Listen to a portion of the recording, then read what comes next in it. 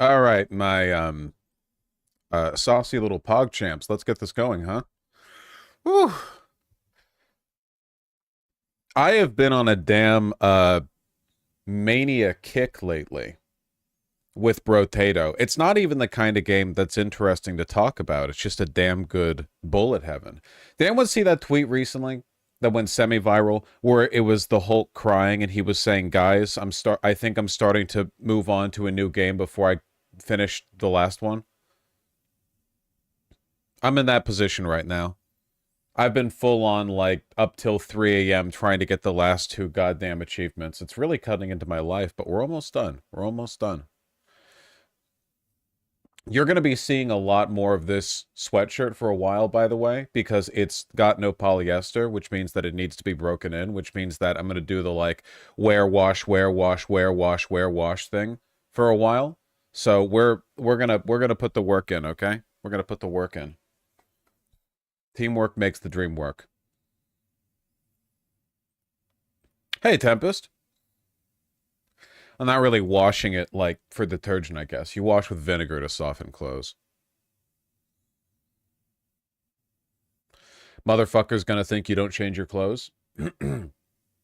I mean, I don't wash my shirts after every time I wear them because I work in an air-conditioned room in the like inside. I don't know why I would need to wash them every time. People wash their clothes too much.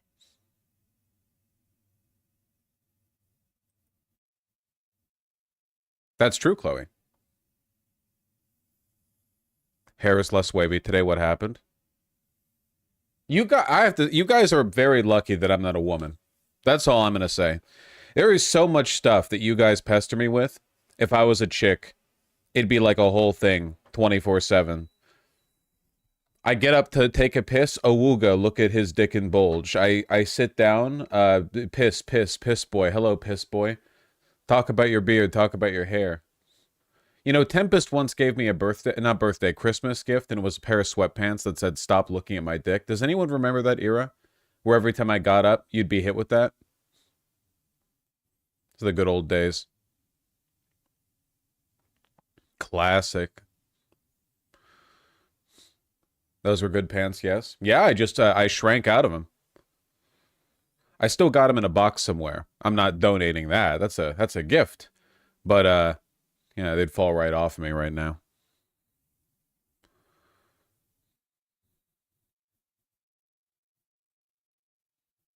You need big boobs, then chat can just stare at those. Did you guys see? Okay, this was more viral. Did you guys see on Twitter the Twitched VTube bunny girl with the absolutely colossal knockers, who was like, "Why did I just get banned? All I did was zoom in accidentally on the center of my chest. I was not breaking terms of service. I was not violating any rules." I'm trying to find that post. It was so fucking funny. You can get rid of them if they don't fit. You don't need to keep gifts that don't work in your life. The best. Look at this guy. The fuck is he talking about? You can toss out your nice gift. No? Over my dead body. Yeah, here we go. 5 seconds. I accidentally zoomed in on my chest for 5 seconds while I was trying to adjust my mascot. No sexual themes, no violations of the dress code, no exposed bits. 5 seconds. Are you kidding me, Twitch?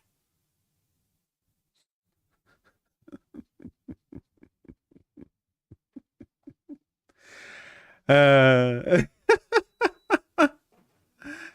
uh,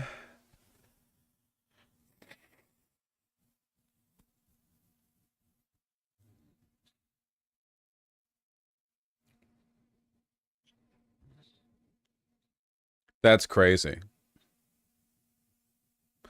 Does anyone else think it's kind of weird how big of a quality difference there is between these two models, where the lady on the right looks like well proportioned and the lady on the left looks like her shoulders are bowing behind the tits? Like, this doesn't look like physically possible, and this looks like a, you know, I mean, at least she looks robust.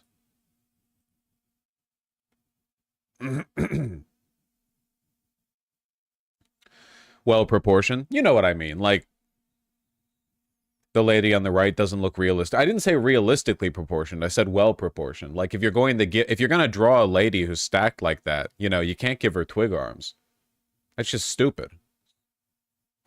That's always something that got me, by the way, about there's like this very specific genre of drawing women with big tits. Or no, not even just drawing. You see this in real life too, I guess. What is the obsession with, like, I'm going to draw a big muscular lady with big tits, but I'm going to make it like the tits look like they're bolted on, but then the fetish isn't that the tits are bolted on. It's just they don't know how to make the tits work with the pecs. I don't know. It's just something I see often. I don't know.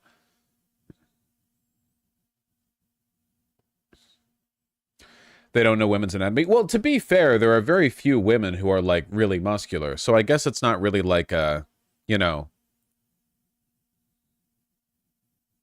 maybe Tempest. I don't know. I feel like if you are drawing a woman, or like maybe not even drawing, or just whatever, like if a woman has abs, you just kind of have to accept that she's gonna have small tits. I don't know. Exactly, Peaceful Bub. I don't know. Name a woman. Fuck. Obama's wife.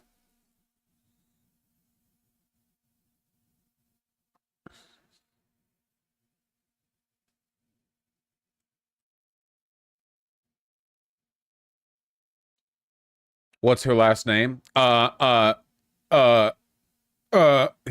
Yeah.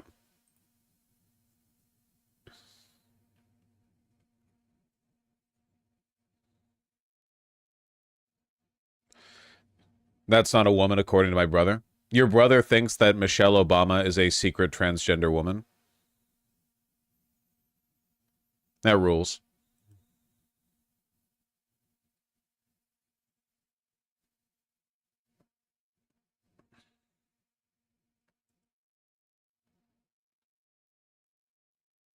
I think unrealistically large dicks are weirder than boobs. I don't. I mean, to me, I guess it's mostly just that, like, there's a proportionality with fat distribution that often gets ignored, whereas a dick is just a dick. It's just a dice roll, right?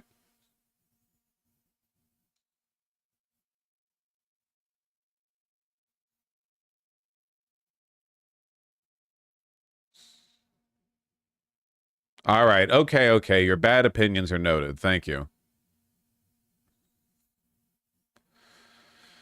How was your game stream last night, Vosh? Sarcastic Banana? That might be you being true to your name. I'm going to check your message history, and if you were present for last night, I am permanently banning you. You were not present for last night. All right, you've been saved. You've been saved. Now, was it a close call? No, not really. Your last message in chat was on the 7th. Might it have been a close call? Yeah, maybe. Did you see this? This shit is just engagement bait, man. Blue checks fucking ruin Twitter because nobody's ever insane for the love of the game anymore. Now people are just insane to get engagement, you know? People used to troll for the joy and delight of trolling, and now it's like, well, I can make $123.52 by pretending that these women are unattractive. Or are these meant to be the attractive ones? I don't understand. Dear women, we don't want you with muscles. We want you slim, delicate, and cute. Take notes. Is this... Are these people not slim, but also with muscles? She's got like a 23-inch waist.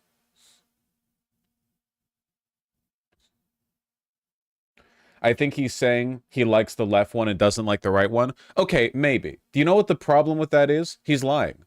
That's the problem with it. It's blue check engagement farming, and you can tell it worked. 25.3 million views, 8.2k likes. The problem is he's lying. Like there's no. It's like a senseless position. I don't feel like I need to engage with it. It's just like believable enough that people take the bait, and all the muscle girls post with quote tweets like they show their legs and ass and stuff, and that's great and that's good, you know. But it's like nobody believes anything anymore. The world is so fucking insincere. There are legitimate crazies out there, but they're being like squashed under this army of like venture capitalist, crypto bro, Twitter right wing, you know, grifter shits who will say insane shit that they half believe, but only because it gets them the attention that helps them pay rent that month.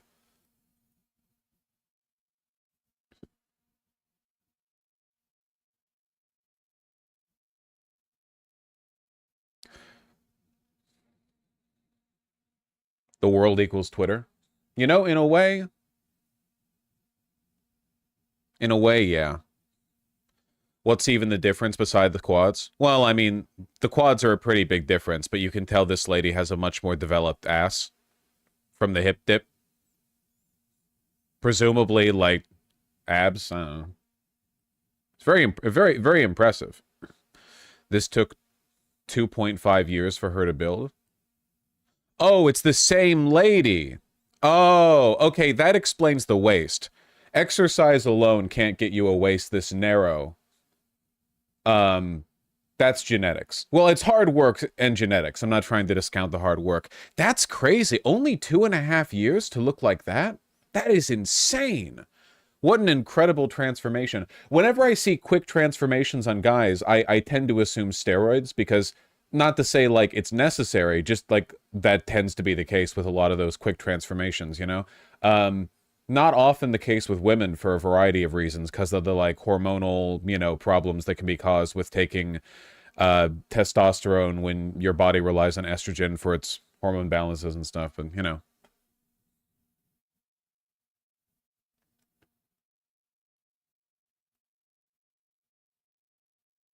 That's because on guys, it's usually like 60 pounds of muscle in 3 months or some shit.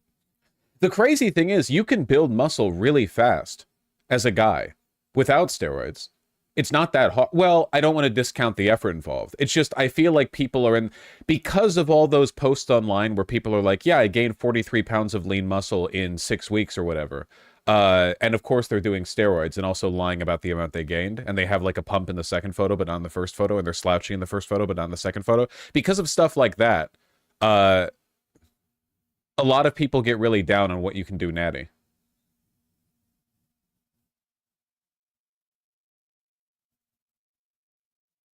Still super impressive.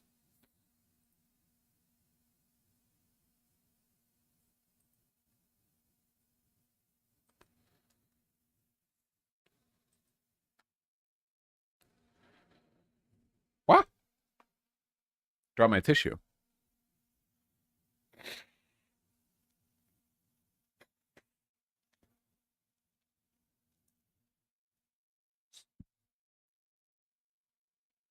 Yeah, that's a really small. That is a very small waist. What do you think that is? Like 24 inches around? That's fucking crazy. Where the fuck are the organs? If you drew this, somebody would quote tweet it and say, "Where are the organs?"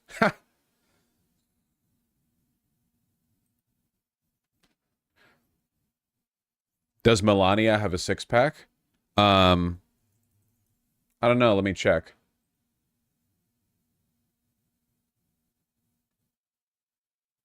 Nah, it looks like the Scarlet Rot consumed that.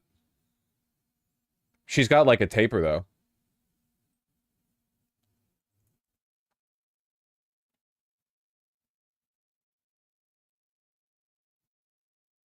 She's kind of got a pack. You can actually see like the waist difference, man. That's crazy. This lady couldn't be fucking Blade of Mikola because you could bisect her with one big like Zweihander, two-handed R2.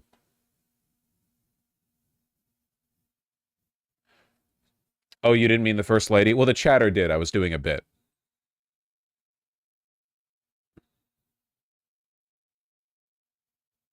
That was the bit. That was the joke.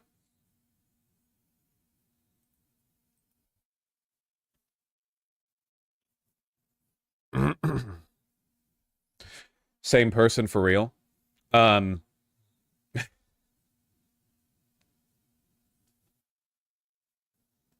Trump's like third assassination attempt hits, makes it all the way to the Oval Office, only to enter and see a giant scarlet bloom in the center of the room.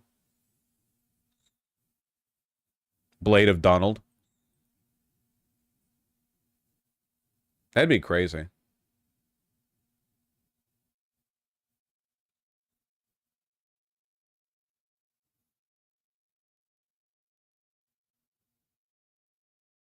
Soldier of Dawn out. Shut the fuck up. Um, is it harder for men to gain muscle or lose weight? Totally depends on the person. You know, wait, hold on, wait. I can 2-in-1 this. You know, I actually recently got an email from someone who was like, "Hey, can you like you've been talking a lot about self-improvement and part of that is getting healthy. Can you share tips for losing weight?" And I said, "Oh, I'll do that tomorrow night, like before I play Elden Ring." And that night, but last night I didn't play Elden Ring, so I didn't talk about it. Wait, let me like knock this out of the park super quick. Okay, like total departure from the normal subject. Then we get to the politics, okay? I am not at all a fitness expert. The main issue with like losing weight or exercising is the same issue that there is out there for dressing well for men, which is that the good advice isn't that complicated, but there's a million bits of bad advice. Like it's insane. Like genuinely, the amount of stupid bullshit you have to wade through to arrive at like a basic understanding of fitness is insane. And it's not even like you're not fighting through good or useful info. It's just like there's a million people out there who make some amount of money lying about it. It's fucking crazy. You know? Same shit with nutrition. It's hell out there. Yeah, yeah, 100%. It's really simple, you know? Like people say calories in, calories out, which is true, but people metabolize at different speeds. And also keep in mind, not all the food you eat gets metabolized, and people get hungry at different rates, right? Like people say calories in, calories out, but how much does that really mean when one guy gets way hungrier than another guy? You know, like that's not his fault. That's not a willpower thing. It's just some people kind of don't notice that much when they're hungry and they can kind of lose weight just by like, oh yeah, I sort of keep track of what I eat. And for some people, it's like a day by day willpower thing. And that's not easy. Protein and fiber. Look, on the workout side of things, and I maintain this, okay? I've said this a million times and I'll say it again. Cancel your gym membership. You don't need it. It's a waste of time and money. You're not benefiting from it. For 99% of people who work out, you can get an enormous amount of work done if you just have very basic home equipment. And by basic home equipment, I mean resistance bands. I mean like a $8.99 pack of rubber bands that you can get off of Amazon that you can like you get them around your wrists and you pull your wrists apart like that or whatever. You can do an exceptional amount of work with that, calisthenic stretching and just basic like body weight exercises. Not even just cycle regularly. I mean, you can do that too. That's not going to get your shoulders like big and beefy, you know? Vosh, you're talking about general fitness, not bodybuilding. Yeah, most people don't bodybuild. If you're into bodybuilding, why the hell are you listening to me? You seen what I look like?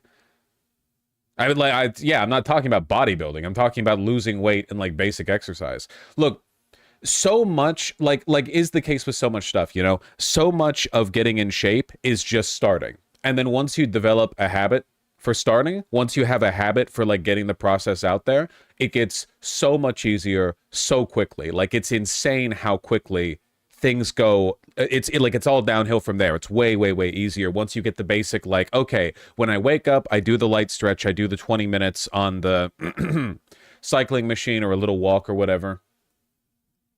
The project begun is half done. True. Burpees are also excellent and almost a hack. Look it up. Yeah, sure, burpee, if you want to feel like you're at boot camp. Good lord, I'm 30. You think I want to do a burpee? Are you kidding me? You put me, listen, okay? I can walk. I hiked Mount Rainier a few months ago. I did great. Get me on 5 burpees. I'm out here like throwing up in the alleyway behind my house, okay? No, thank you. I mean, yeah. No. Staying inside to exercise sounds miserable. Well, you should go on walks, you know? If you get the chance to. Look, most of losing weight is just managing what you eat, and most of managing what you eat is just finding a few basic meals that you like cooking, that can be cooked or meal prepped easily, that are relatively low cal and still pretty filling and have lots of protein and fiber. Like baked potatoes, fantastic. Very filling, very low cal, you know? Fill your yum, yum, yum, yum, yum. Rice and beans, great. Chicken breast, great. Lentils, great. You know they make pasta out of like lentils like red lentil pasta or whole wheat pasta, that shit has so much protein and fiber. It's insane, you know? You make yourself a meal with red lentil pasta, you're out here pooping like a rabbit. You've just got like perfect orbs that you're dropping cleanly into a toilet bowl. You hear the clink as it hits the porcelain on the bottom. It's a healthy life.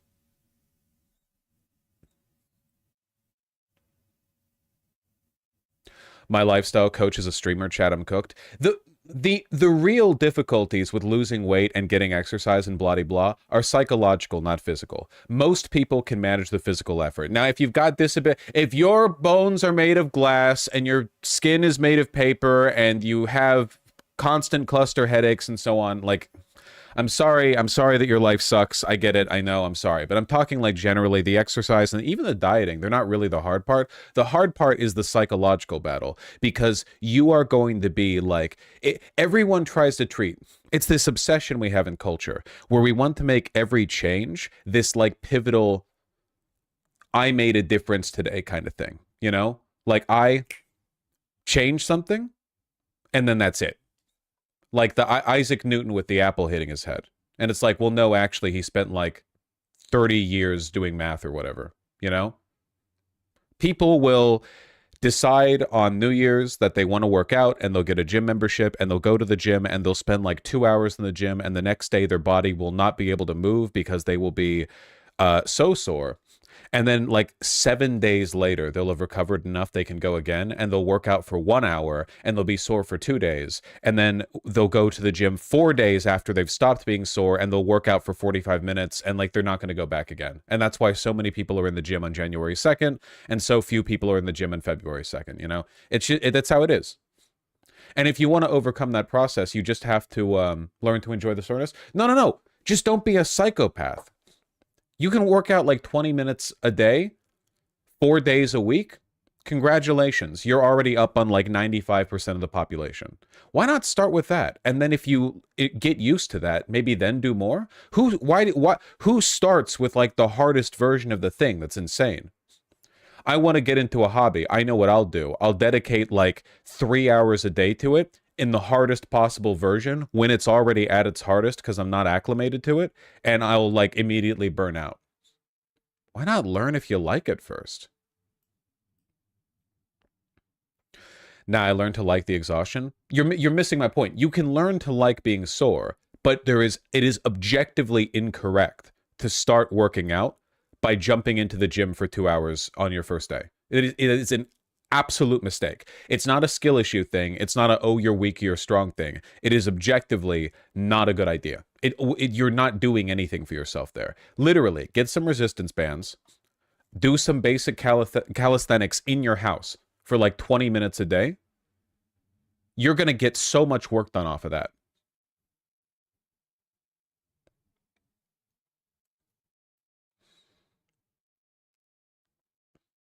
I tried that once, almost vomited, didn't go back for 2 years. Yeah, it just doesn't work. People have an insane attitude towards starting to work out, and gyms prey on that, which is why it's so difficult to cancel a gym membership.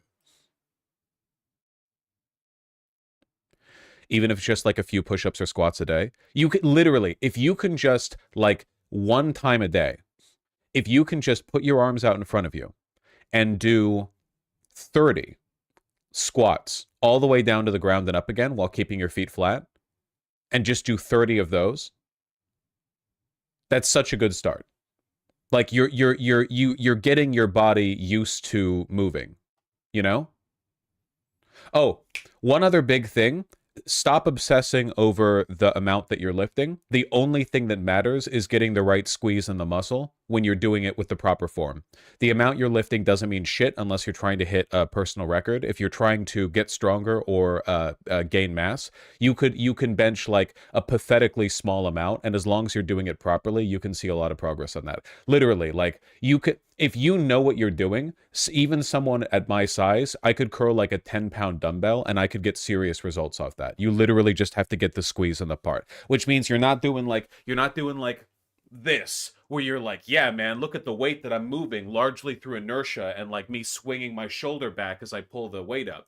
But instead you just do like that You do that with 10 pounds, congratulations, motherfucker. You do that for a few weeks, you're going to be seeing a difference.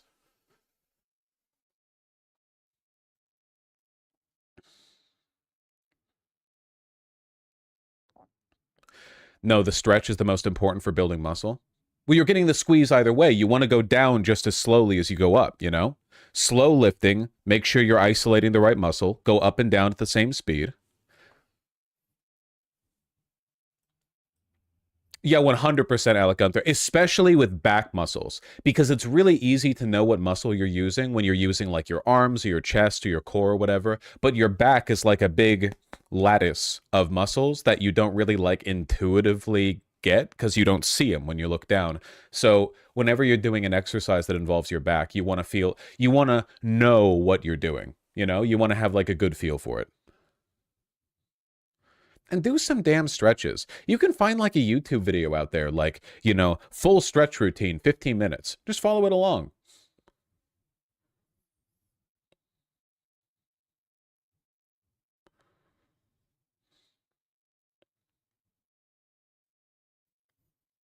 They taught muscle growth wrong in my old weight class. They never told us to go slow at the lifting. There's a huge amount of misinformation on exercise and nutrition out there, like an ungodly amount of misinfo. Keep in mind, there is so much misinfo out there that the FDA food pyramid that you all grew up with learning is objectively wrong and was literally just put there by like the fucking food corpo lobbyists, you know?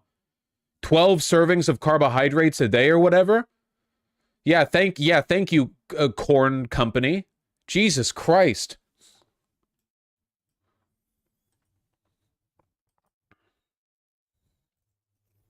Like there's so much misinformation that it exists even in an institutional sense. This is insane, man.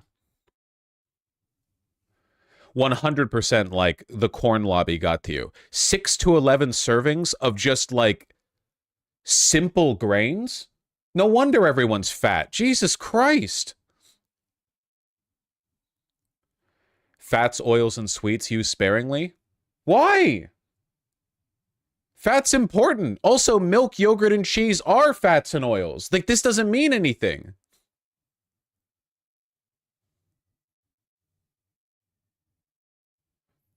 It's insane, but we were like taught it. Fruit are sweets too. Everything is sugar except for fat and protein, basically.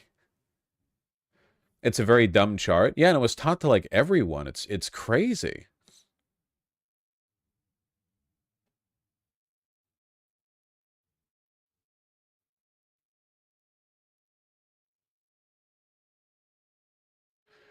Literally all of our calories come from carbs. This is why we're all fat. Yeah, and if you want to lose weight, big recommendation is switch to whole grains. It's good for your blood sugar, and it's good for your fiber, and it's good for your protein, and so on and so forth. And try to like, I mean, yeah, lentils are pretty good. Brown rice and beans, meat. Nasty though? Whole grains are nasty? You're crazy. 12-year-old chat has logged on. Elementary school Discord. I like it when my mom cuts the crust off the bread.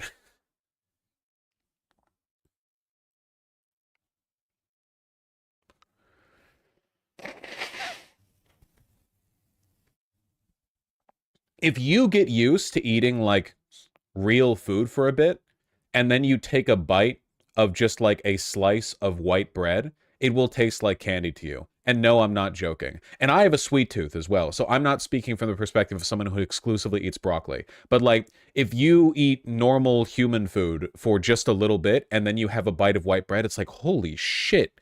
This is like cake. It's cake. It's legally cake in Ireland.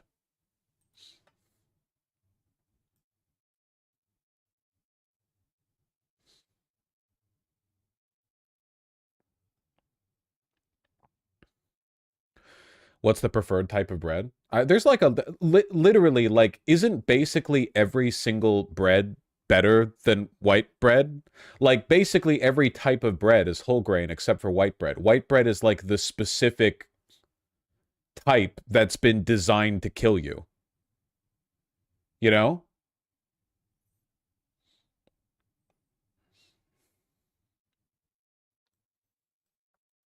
What even is white bread? It's Yakubian.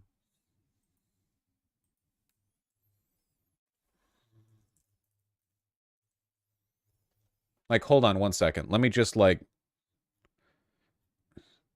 what company do people get their white bread from? Aren't there like some give me a company. Wonder not Wonder Bread, that's punching low. What about like Franz? Let's go with Franz.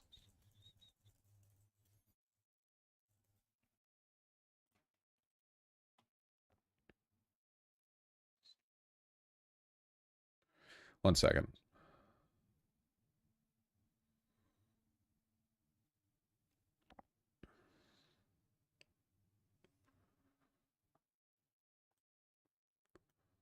Currently experiencing problems with our site. Okay, QFC.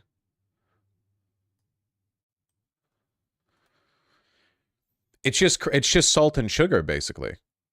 Sugar 2 grams, added sugar 2 grams, sodium 140 milligrams, total fat one. There's no fat basically, and it's like it like in terms of what's in it, it basically is just sugar and salt and carbohydrate. You know, it's not like one slice of bread will kill you. It's just it's kind of crazy how like hold on. What? Okay, wait. What's the brand that has the potato bread? That's what I grew up eating. It's like it says like on the front, like delicious yum yum potato bread or whatever, and it's white bread. Martin's.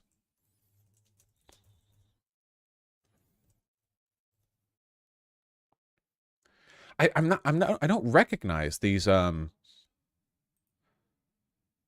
what these look like in the front.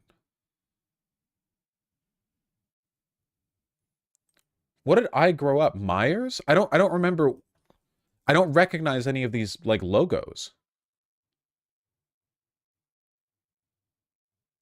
Holy shit. Myers has 230 milligrams of sodium per slice. That's crazy. Less added sugar though.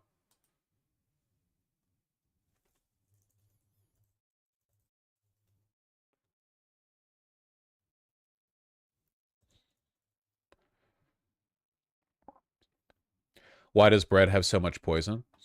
First of all, it's not poison. Second of all, it's not bread. It's white bread specifically. It's just like a kind of, not to get in on the whole like ultra processed thing or whatever. It's just a matter of like what it's made of.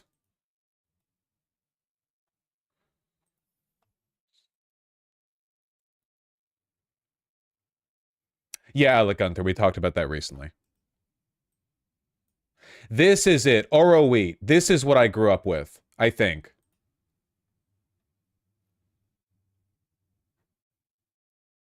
Oh my God. 120 calories for a single slice? Jesus. 150 milligrams sodium, total carbohydrate, total sugars, added sugars.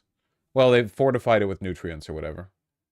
Stop spreading misinfo. The food pyramid is outdated. How is that me spreading misinfo? The government pushed that for decades. That's what I'm talking about. I'm talking about the government, literally the FDA pushed it because of like corn industry lobbyists.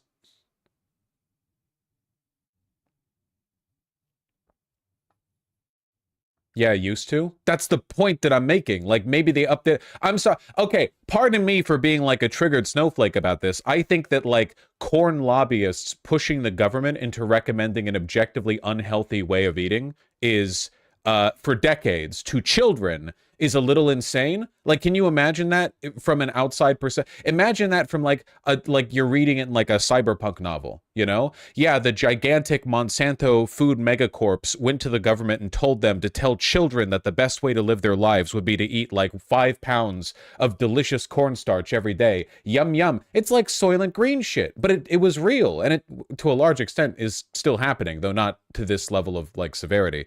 But keep in mind, this wasn't like an unknown question. People have known that carbohydrates get broken down. Like it's all sugar. People know that.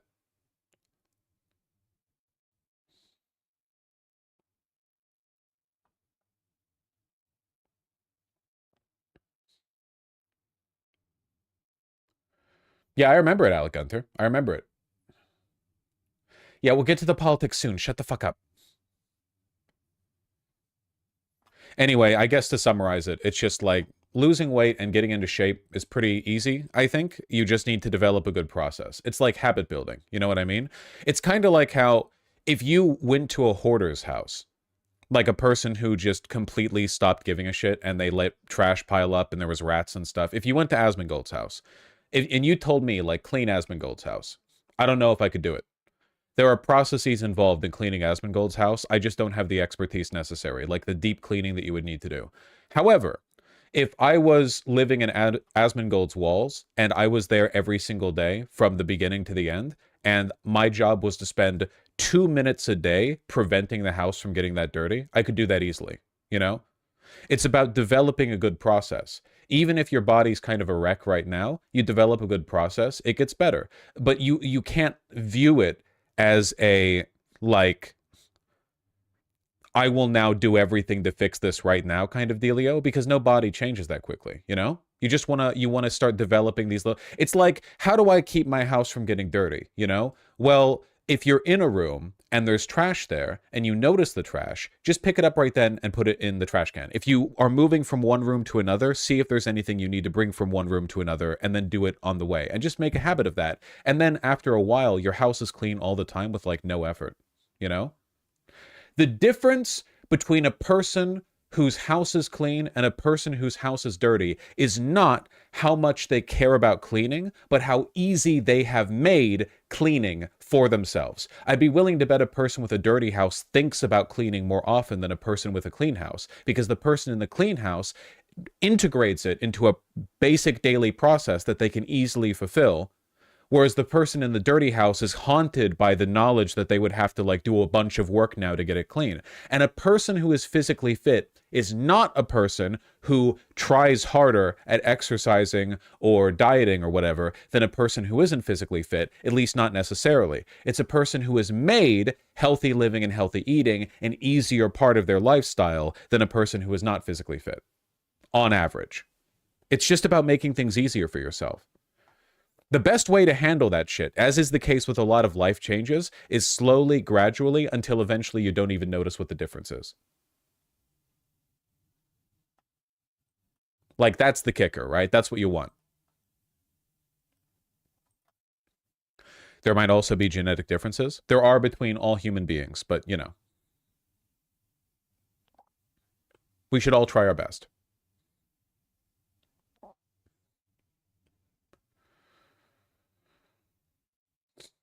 Have you seen the latest exercise psyop?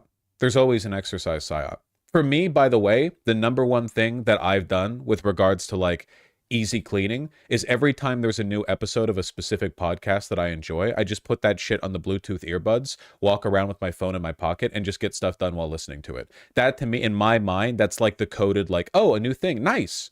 Fantastic. There are some chores that I have to do, and now there's a new episode of the podcast, you know? Like, boop, I'm just on that shit, you know?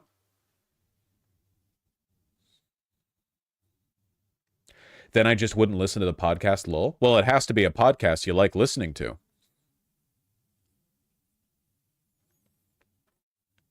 Are you honored to know you're that for me? Yes. What exercising do you do in the cold seasons? I don't really exercise.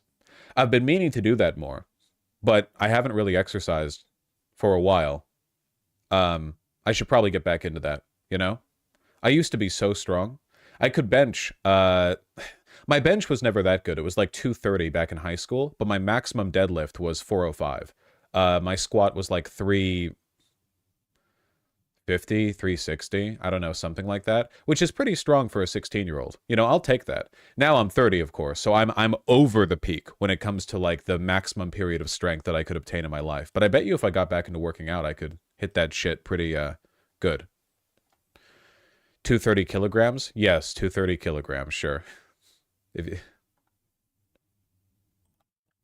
good lord, Alec. Yeah, if you want like fitness inspo, Alec Gunther is fucking yoked. It's again, you don't really appreciate it till you see the man in person, but I did. He's big.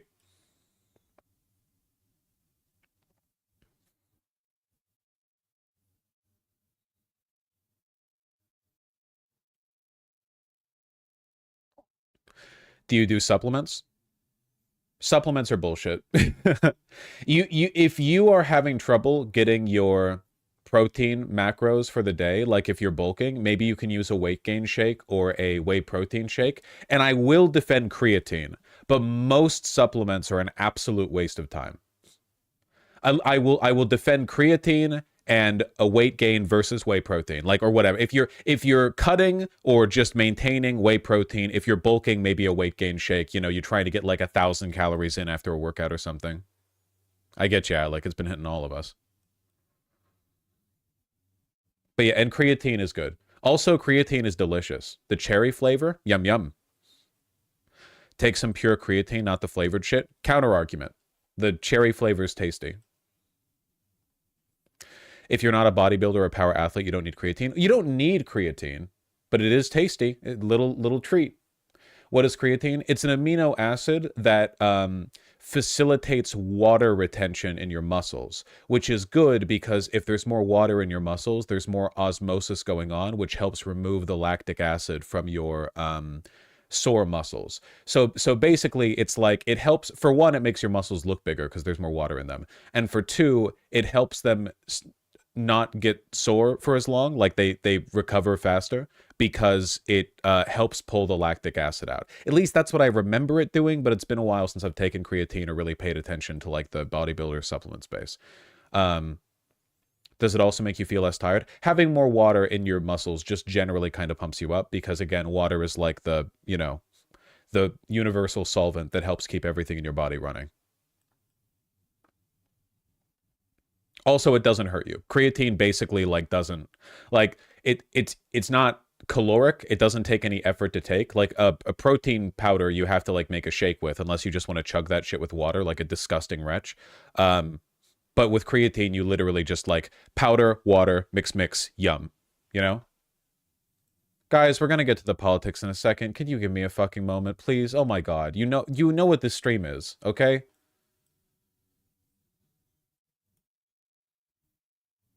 Give me a damn second.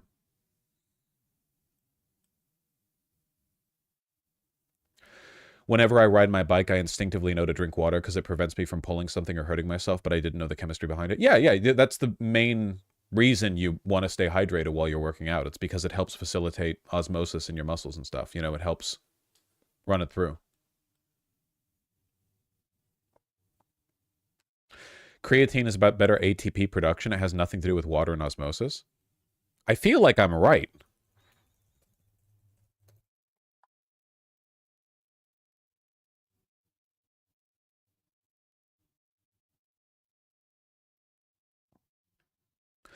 Creatine is found mostly in your body's muscles as well as in the brain.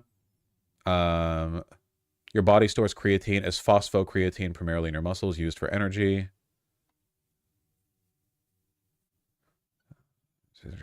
Okay, wait, this is like glazing it. Was I just completely wrong on what this does?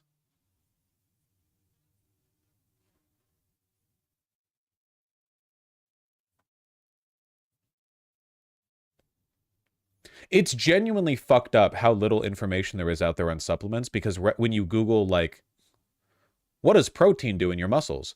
You get like a really straightforward scientific rundown. And then if you Google, what does creatine do? The top results are all like, you know, muscleguru101.com telling you how it'll boost your workouts to the next level or something.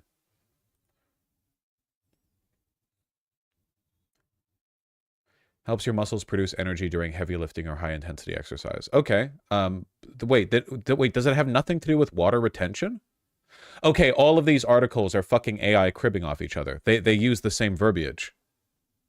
Okay, creatine aids in the production of adenosine triphosphate, or ATP. Okay, I was totally wrong then. Then why did I think it had to do with water retention?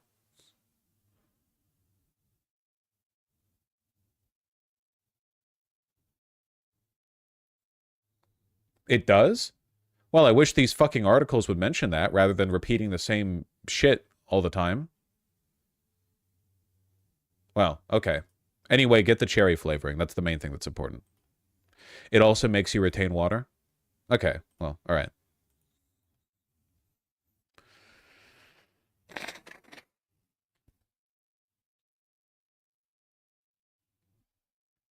I know, Schliemann. I know. The gains in body mass observed are likely due to water retention during supplementation. Creatine is an osmotically active substance. Okay, so I was kind of right. Thus, any increase in the body's creatine content should result in increased water retention. Okay. So okay, then I got it half right then. Like water retention, osmosis, but also ATP production. Whatever. Get the cherry flavoring. Um, what are your thoughts on electrolyte flavor packets? I feel like a lot of that stuff is kind of made up, to be honest with you. Like electrolytes are important, but there's this weird like culture in weightlifting and bodybuilding where people obsess over you need to like activate your body at the exact right nanosecond right before or after a workout, and I think a lot of that is bullshit. People will be like, you know, you need this like super like a $17 cocktail of protein and electrolytes and creatine and blah blah blah, and you have to have it 8 seconds after your workout concludes, otherwise you're losing like, you know, super valuable. Hold on one second.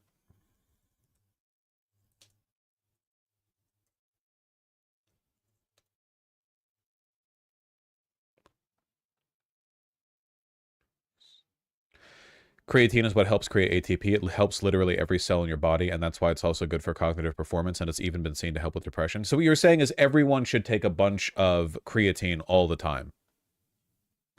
It depends on what level you want to get to. Most people don't need it, but it can work. Yeah, it's not necessarily that I think it doesn't work. I just think that oftentimes, again, it's the problem you have where when you get into any hobby or interest and you look up like, how do I lose weight, or how do I eat better, or how do I get fit, or whatever, instantly you're bombarded with like a million ultra specific bits of advice, some of which might be true but are mostly useful for professionals, or you get hit with like grifters who are selling you some weird made up diet or trying to like carve out their own, like, yeah, the all meat diet or whatever, like Jordan Peterson. It's mostly just about separating the useful info from the useless info. And useless doesn't necessarily mean wrong. Something can be correct, but still useless to you. If it's like not for people at a beginner level. Hey, Vosh, does Adderall help with making those habits? I mean, habit forming can be a lot easier if you're not struggling with executive dysfunction as much. So.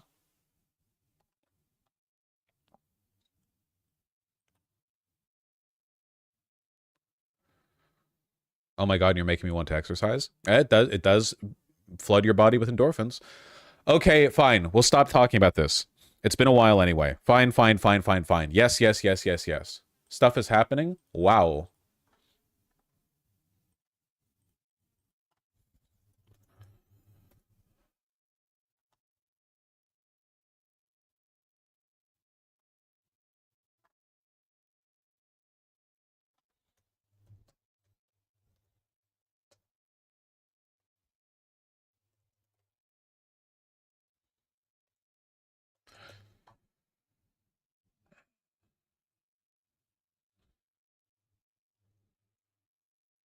We might actually not have a country in like 4 years.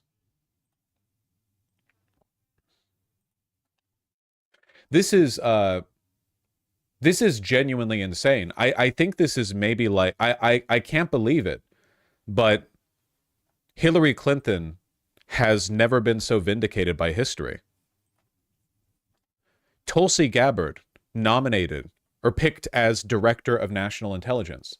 Unbelievable, genuinely. Tulsi Gabbard is one of the most obviously like Russian you know, plant individuals at the head of NSA. It's crazy, like genuinely crazy. Um the Trump owes Russian oligarchs like something most fear. It makes me wonder if the most like exaggerated hyperbolic version of this narrative is correct, which is that it literally is just Russian oligarchs. Like they have had their hand in the development of the far right in the West for decades now, and they financed and assisted Trump in his election victory. They helped Elon Musk buy Twitter. And now, as head of the NSA, we have like an anti-American. Not even in a based way, but in like a will make the world worse for everyone way. It's crazy. Check the news, Matt Gaetz. Hyperpoggers. Well, you're going to be the one person who gets banned for this. I can only talk about one thing at a time. See this face? I have one mouth, just like you. So when I'm talking about one thing, I can't talk about another thing at the same time. You have to wait in the sequential order. We have to get to the different things in order, okay? One thing at a time. Jesus Christ. You're all like so excited about the fucking end of the American empire. I get it. We're all good leftists here, okay?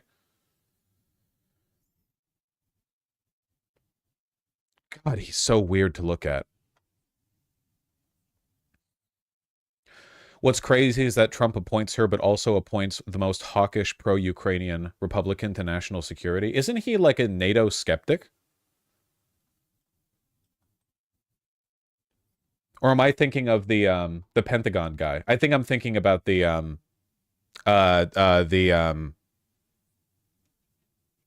Secretary of Defense. Head of the NSA.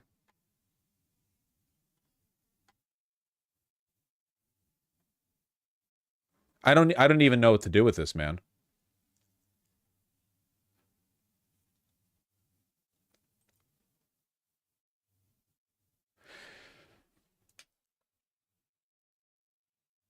We are no longer a real country.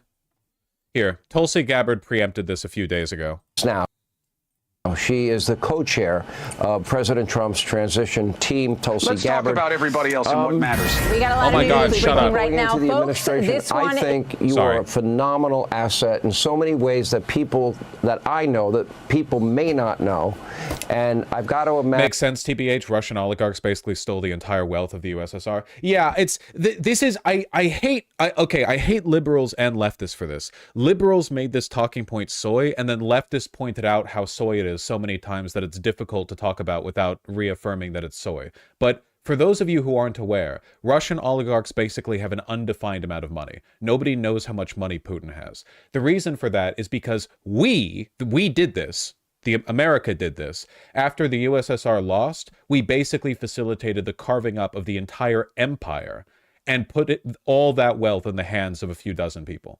Like, the carving up of the USSR created some of the most wealthy and powerful people in the world, but they were wealthy. They were like barons of ruin, you know? They were wealthy and powerful, and they presided over, well, Russia and former Soviet territories, which weren't doing that well. But you have a lot of oil, you have a lot of natural gas, the wealth rebuilds, there's still a lot of influence there. We don't really know how much wealth or influence they have. The idea that they could, like... Kremlin media referred to Tulsi as a friend of Moscow. Russian state TV calls Gabbard our friend Tulsi as Tucker Carlson interview aired. Jesus. It's so straightforward. They probably have more dark money than anyone else in the world. Probably, yeah.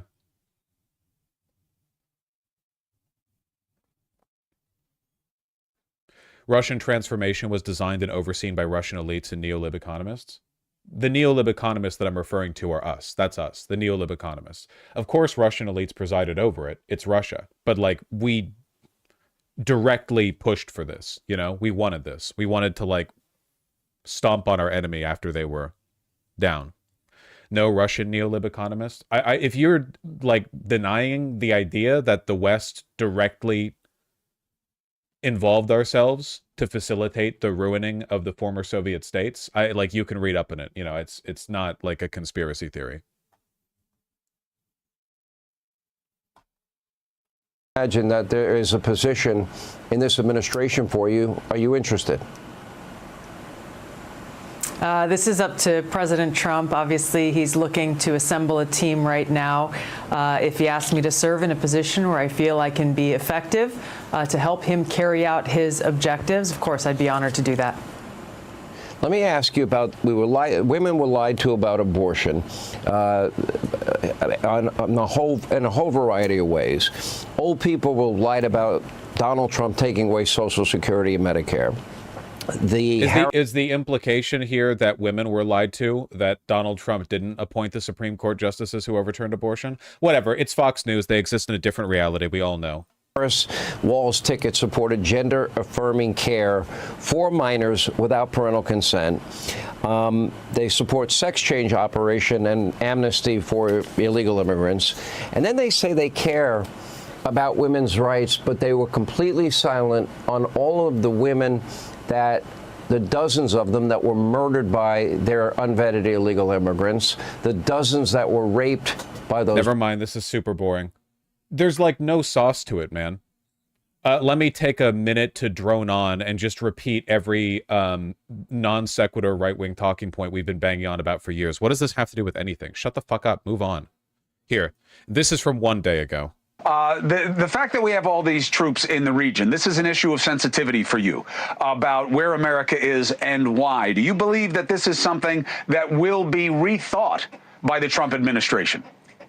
Well, thank you, Chris. It's good to be with you on your show, and I appreciate you recognizing our veterans, my brothers and sisters in uniform, and the many challenges that our veterans in this country still face alongside their families. And to me, the most important commitment that veterans and servicemen and women should have from our leaders in this country, the best way to recognize that service and sacrifice and to say thank you is to make sure that our men and women in uniform are only sent into harm's way, are only sent to war as a last resort, after all measures of diplomacy have been exhausted. Now, this is one of the many reasons why I think So do you support, like, removing the troops that the United States has stationed in Israel to man our super expensive proprietary missile defense system? Out of curiosity? Many Americans turned out to vote for President Trump is because he understands this. And we've seen how through his last... Tulsi's biggest PAC contributor was a Putin apologist and suspected operative in 2021. That's cool. Do you think we might be, like, actually cooked, like, completely? I can't imagine a greater symbolic victory Russia might have over America than for them to put such an obvious op at the head of national security. It's like the most, like, they have a millionth of our GDP and we're still losing because they know how to consolidate their class interest better than we do. Administration, he didn't just talk about ending wars. He actually went out and did that work of direct diplomacy. He went out and met with dictators and adversaries in that pursuit of... I don't see Tulsi getting through Senate confirmation, to be fair. What Republican would dare betray Donald Trump on his picks for his glorious return to the White House? Peace for the American people. So in his next administration, and he was very vocal about this throughout this presidential campaign, that his goal is to end wars, not start them. His goal is to prevent World War III and nuclear war, and spoke many times about things that Kamala Harris never brought up. Russian-American national Elena Branson was indicted this week for lobbying for pro-Kremlin policies while not registered as a foreign agent. She gave to one U.S. politician. Guess which politician? Her campaign about how he understands the seriousness of the stakes and the threats that we face as the American people, specifically because of the foreign policy decisions made under the current administration. And so I can tell you, as someone who still wears the uniform, I'm a lieutenant colonel in the Army Reserve, as someone who's deployed to multiple war zones in different parts of the world, the most important responsibility that any president has is to serve as commander-in-chief. And it's important on this day as Veterans Day, as well as you said, as every day, to recognize the best way to... Yeah, I had forgotten how crazy some of the shit she said about Ukraine was. Tulsi Gabbard has been condemned as a traitor and accused of being a Russian asset for comments her detractors said lent credibility to Kremlin propaganda that U.S.-funded laboratories were working on bioweapons in Ukraine. Yeah, Tulsi Gabbard was pushing the Kremlin conspiracy theory that in Ukraine there were a bunch of secret chem labs working on an anti-Russian biological weapon or something. In a video, Gabbard said the undeniable facts are that 25 to 30 U.S.-funded biolabs in Ukraine are conducting research into dangerous pathogens.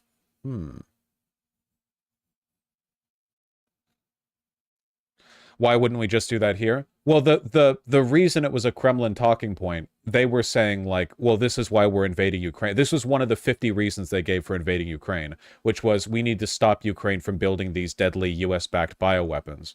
It didn't make any sense. Now Russia's position on invading Ukraine is pretty much just like, God Emperor Putin decrees that our blood, we must, you know, get Lebensraum and spread our blood to the soil that was once ours, you know. Deus Volt. The current, like, Russian talking points for invading Ukraine are basically screaming Deus Volt over and over again. Ensure our gratitude is shown to those who serve and their families is to make sure war is a last resort, and if it is required, that we take care of our men and women in uniform if and when they come home. LTC, Gabbard, I thank you for your service, of course, and your family, because the whole family serves, no matter which member it is. The sacrifice is real. And you may serve again. Did Trump just hand our entire country to Russia? I mean, maybe a version of that statement is true. Did anyone else see that post? I only saw one news source reporting on it, so I don't know if it's credible, but that a former aide to Vladimir Putin said that Trump had a quid pro quo with the Kremlin or something like that. I don't know if that's true, because I only saw one source reporting on it. But did anyone else see that? It was one of his, you know, one of his right-hand men saying, like, you know, Donald Trump has won, which we like, and now he will have to pay his due. That's Steele's document. It's fake. That's the portion of the document. Okay, yeah. I only saw like a few places mentioning it, so I didn't think that it was necessarily credible. Okay. What is your attitude towards being a member of the Trump administration? President Trump is going through, and I know this is how he's spending a lot of his time right now, is looking at making these decisions about who he wants to serve on his team and in his cabinet. If there is any way that I can help achieve that goal and objective of preventing World War III and nuclear war, of course, I'd be honored to serve. That means allow Russia to take as much of Ukraine as they can, by the way. The, like, stop World War III rhetoric has... nobody who says that then goes on to say, and I condemn Russia for their invasion of Ukraine and constant brinksmanship, you know? Where do you think you would be of most help to President Trump in this administration? In a place where I can do that. There are a few different roles, I think, within this administration. But again, President Trump will make his decision, and it looks like he's already making some announcements this week. That was yesterday. We got a lot of news breaking right now, folks. This one is the latest. President-elect Trump has nominated former Hawaii Congresswoman Tulsi Gabbard to be the next Director of National Intelligence. DNI is the shorthand for that role. She is a former Democrat. She supported President Trump and became a Republican over the course of this election. She's a lieutenant colonel in the military, and she was very omnipresent along the election campaign. You see images of her here with President-elect Trump. Hey, Sean Hannity here. Hey, click. Incredible stuff, really. Though, if nothing else, this probably does explain the reason why Tulsi Gabbard has been so close to Donald Trump throughout the election process, even though they never talked about her. They talked about RFK Jr. a lot, but Tulsi Gabbard shifted over to the right years ago. Like, she's been appearing on Fox News for a while. So I was kind of curious why Tulsi Gabbard was so close to Donald Trump for the entire campaign process, at least the past, like, year of it, when they didn't talk about her. They didn't use her. They didn't really, like, broadcast much with her. So now we know, I guess. She's probably, like, a liaison of some kind.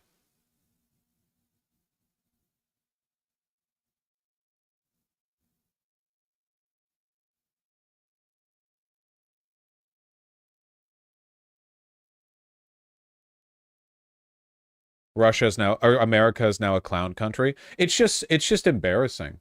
Like, we have so much more money than Russia, but they bought us. How? Maybe we should have been more hawkish.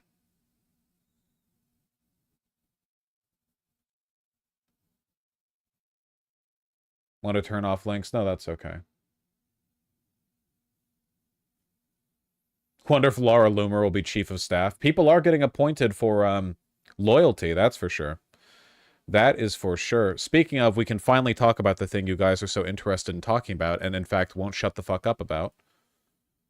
Oh, man. Unbelievable.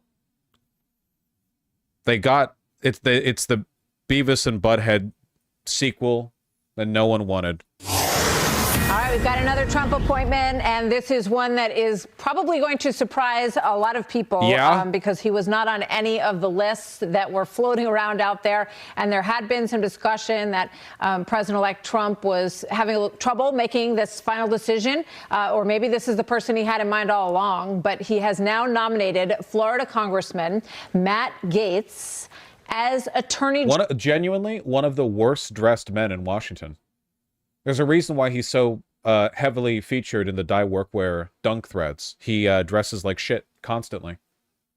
General of the United States. He just wrote this on Truth Social. Quote, Matt is a deeply gifted and tenacious attorney, trained at William and Mary College of Law, distinguished himself in Congress through his focus on achieving desperately needed reform at the Department of Justice. Few issues in America are more important than ending the partisan weaponization of our justice system.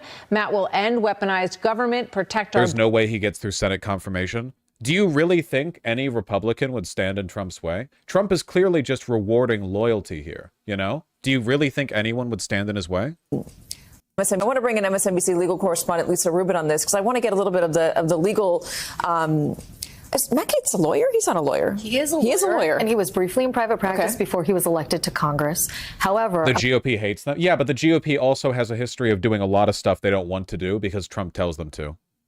I'm sorry, before he was elected to the Florida House, where he served some time before he joined Do you need to be a lawyer Congress. to be AG? I believe that you should be a lawyer to be the Attorney General. But, Katie, this is a really stunning announcement because when I think about various people in Trump world who are floated as possible Attorney Generals, all of them are people who had serious legal credentials as well as fidelity to Donald Trump. And I want to be clear about that because when we talk about the Mark Paolettas of the world or Mike Davises or even someone like Todd Blanche, who has recently served as Donald Trump's personal attorney, all of them had experience, if not in the executive branch itself. This is shockingly auraless. Like, remarkably without aura, you know? If I was in a crowd of people and I was attacked by something that it seemed to be some kind of stand power, I would look around and I would never assume him. Never. In or around the Department of Justice, the Supreme Court. Did they freeze dry him? And in Congress that would have allowed them to serve that role. Matt Gaetz, on the other hand, has never served as a prosecutor. He was only briefly in private practice, but what he has been is one of the fiercest defenders that Donald Trump has had throughout his... Republican senators already have an easy excuse to deny him because his law license is suspended. Yeah, he is definitely the most controversial pick thus far, though that being said, like, it's pretty obvious why he's being picked. I don't think the Attorney General under Trump's administration is going to be acting with an abundance of legal caution. He's just going to go after every enemy of the state, or I should say every enemy of Donald Trump, of the administration, like as aggressively and dogmatically as possible. That's the reason why Donald Trump is picking somebody like Matt Gaetz. He wants absolute loyalty, not just a loyal person with legal chops. He wants someone who is like a hound, like frothing at the mouth, insanely loyal, literally no chance that they won't do what he says. Like, Donald Trump wants an attorney general who he could talk to and say, hey, kill that guy, and the AG would say sure. Original presidency and on through the future, notwithstanding the fact that he himself has been under investigation by the Department of Justice as well as the House Ethics Committee, as you noted. That's a probe that he is no longer cooperating in. And earlier this year, Matt Gaetz' own deposition was sought in a defamation case arising from that same nucleus of facts that Simone was referring to, the alleged involvement. And like the pictures they keep cycling over and over. People are having a meltdown over this one. All right, President-elect Donald Trump wasting no time in making another key appointment to his administration. We are being told now Matt Gaetz has been tapped as Attorney General, along with Senator Marco Rubio as Secretary of State. In addition to that, former Congresswoman and former Democratic presidential nominee Tulsi Gabbard as the Director of National Intelligence. Phenomenal. And so, absolutely phenomenal. It is true, though, people really do dislike Matt Gaetz, even within the GOP. And I'll give you the truth why I'm not Speaker. It's because one person, a member of Congress, wanted me to stop an ethics complaint because he slept with a 17-year-old. An ethics complaint that started before I ever became Speaker, and that's illegal, and I'm not going to get in the... Can you imagine being so unlikable that you make Republican politicians dislike pedophilia? You got to think about this guy. This is a guy that the media didn't give a time of day to after he was accused of sleeping with an underage girl. And there's a reason why no one in the conference came and defended him, because we had all seen the videos he was showing on the House floor that all of us had walked away of the girls that he had slept with. He'd brag about how he would crush ED medicine and chase it with an energy drink so he could go all night. This is none of the media are mentioning the child molestation accusations, just his credentials.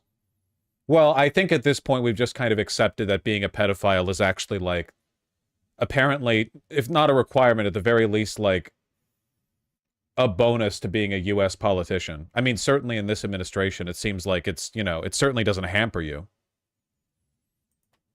Trump has also announced his White House senior staff, and it includes loyalists from his first administration, Dan Scavino and Stephen Miller. No surprise there, but I think some surprises in this lineup now.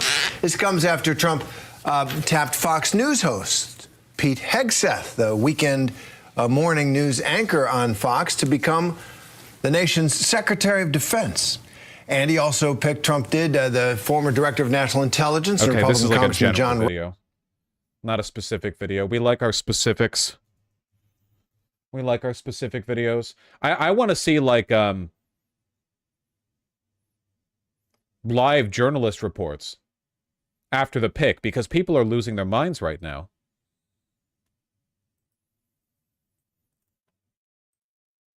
I want to see this getting discussed. All right, we've got another Trump appointment, and this is one that is probably going to surprise a lot of people. Is 2016 all over again? It's not. This is nothing like 2016. Because he was not on any of the lists that were floating around out there. And there had been some discussion that President-elect Trump was having a little trouble making this final decision, or maybe this is the person he had in mind all along, but he has now nominated. We saw this one already. Not the full thing. I think they only post the first minute, so we get a minute in. Looking at different people that we had heard were in the mix for this position, and no doubt this is a surprise to a number of them who thought they were in the running. Your thoughts? Well, the first reaction was, wow, President-elect Trump is really going for it. I mean, this is a very, very strong appointment. And exactly as he said in his statement, all those things he said about Matt are absolutely true. I'd like to add something that our audience may not know about Matt Gaetz, because, of course, he's so familiar as a firebrand. I think it was his book even called Firebrand. I think he called himself that. God, that and a suit bomb looks thrower terrible. Politically. But actually, he's very, very smart on policy. I got to know that when I'd have him as a guest on my show over the years. I remember the very first time he came on my show, and we had him on for a particular topic, and during the break, I asked him about the next thing that we were going to discuss. It was a completely unrelated topic. And he immediately came out with some incredibly smart policy-based observations that were so impressive. And I said, great. Breaking: Susan Collins says that she will oppose the Gaetz nomination. Can I get a real media source and not Newswire, which I blocked for being annoying and wrong? That being said, it makes sense that Susan Collins would push against Matt Gaetz, because I'm pretty sure they do not like each other at all. It's on Fox News. Okay, then provide it to me, please. It's difficult to commentate and link farm at the same time. It's very difficult to do that. Join for that discussion as well. And I've stayed in touch with him over the years. He's very smart. He knows policy. He's a serious guy. He doesn't always necessarily show that, because he goes for the jugular politically. But it's wrong to dismiss him as just a political firebrand. He's much, much more than that. There's a depth to him that doesn't always come across. You know, I think that what can be said about... Are we being gaslit here? No, gaslighting does not mean lying. Gaslighting has a specific definition. We are being lied to. A lot of these picks, Steve, is that they will definitely cause all of the people, whether it's at the Pentagon or the Department of Justice, yes, they are sitting up straight in their chairs right now wondering what this is going to be like. I'm just picturing Matt Gaetz, if he is confirmed. What the fuck was that tie? The West has fallen. Mom, we have Western tradcath traditionalists at home. At home? The Jonkler.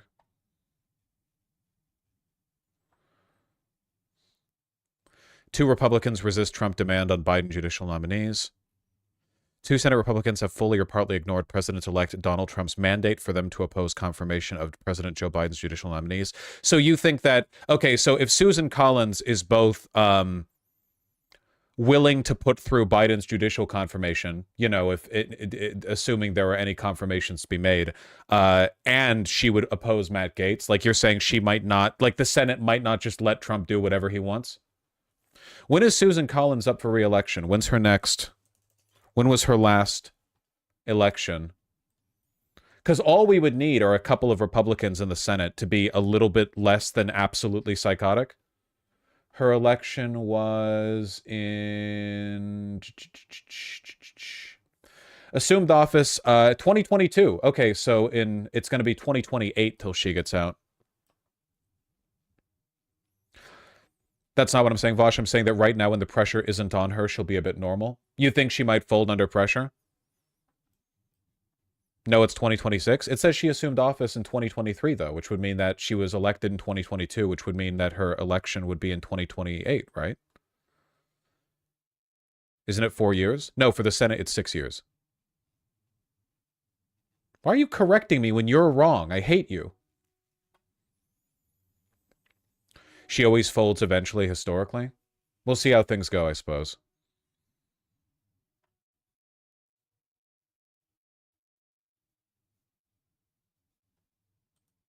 He is confirmed walking into the Department of Justice for those big get-togethers. Why is chat pretending if the House presented a kill all queer people bill that Dems would vote all yes? What's the narrative right now? Okay, not to say they would necessarily, but 52 Democrats voted yay on the end tax-exempt status for terrorist supporting groups bill. Basically, all of these are like AIPAC-backed Democrats.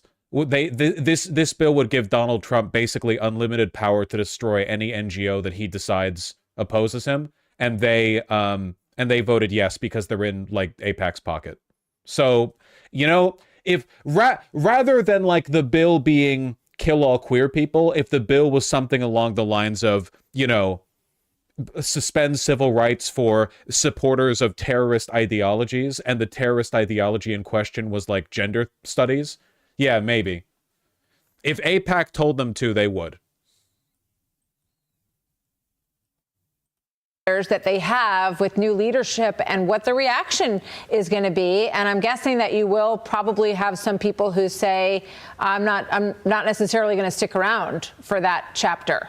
Yes, and he would probably say, good. But gender studies is not terrorism. Neither is supporting Palestine. Exactly as we were discussing. Wait, you're wrong. Susan Collins is up for re-election in 2026. Then why does it say that she assumed office in 2022?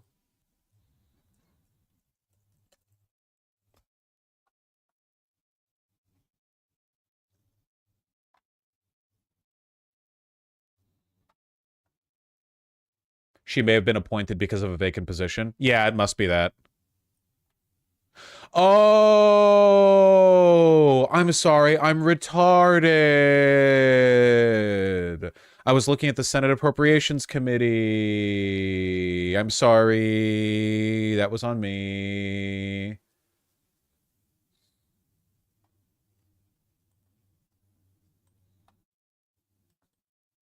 Discussing earlier, this is what the country voted for. It was a clear victory, a decisive victory, and this is what Donald Trump was saying all the time in all the rallies. He was specifically in this particular area where Matt Gaetz will now play a leading role about the weaponization of our justice system. And again, let's go back to the point. The insiders and the establishment will say, this is how could you do this? This is completely appalling. Well, how well have they been doing running things? It's been a complete disaster. Merrick Garland's been a disaster as Attorney General. Yes, he's very qualified. I agree with that. Do you think Marjorie Taylor Greene's going to get an appointment? Unironically, if we're rewarding loyalty to this extent, sure, why not?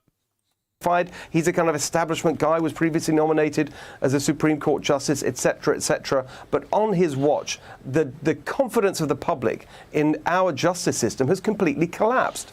And so even on the base level, you could say, well, how much worse could it be? You think she's going to get speaker? God help me. God help me. God almighty, God help me. But I think it's going to be much better than that, because the phrase you used earlier, I think, is such an important one. It's a brilliant phrase that captures the energy here, a reform jolt. That is what's needed. That's what is needed right across the government, a real shake-up. And you're only going to get that from people who are incredibly clear in what they think and will lead in a very clear direction. Yeah. Some may not like it, but it's what people voted for last week. Yeah, and I think Mary Catherine Ham just brought up the exit poll, our Fox News voter analysis, significant upheaval. People who said they wanted significant... The fuck is this guy yapping about? I mean, like, they're basically contractually obligated to agree with anything that Donald Trump does. It is absolutely like a fucking psychotic pick, so you just kind of have to waffle, you know? It's like the journalistic equivalent of when you didn't do your work for the class presentation, but you're kind of a yapper, so you just go up there and say, like, you know, To Kill a Mockingbird is a story that has held meaning for many people. It was written, perhaps not with that meaning intended, but the meaning has grown as people have read it. In the story, things happen. But is the story about the things that happen, or is it about the way we interact with and respond to the things that have happened? I'd like to talk to you about how I felt as I read To Kill a Mockingbird. First, I looked at the cover. Sorry.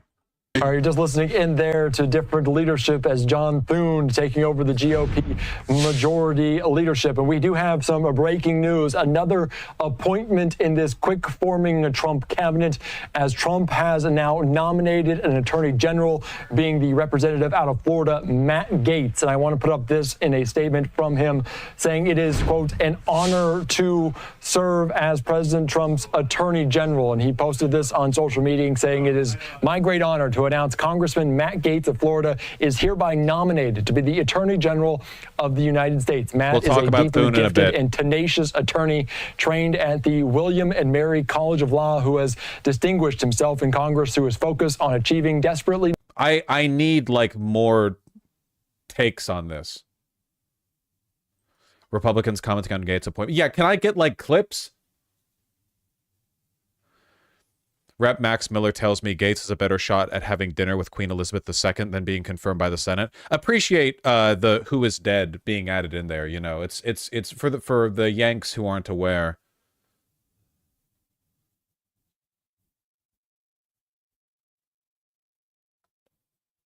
I love how Trump is cannibalizing his own House majority. I can't tell how much of this is good news and how much of this is bad news.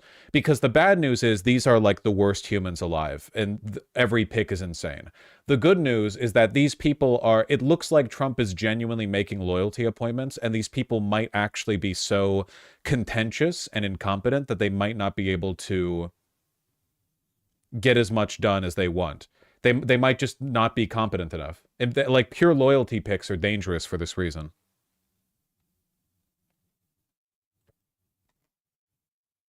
As per his wiki page, he has like 3 years of experience practicing law. Oh, who cares?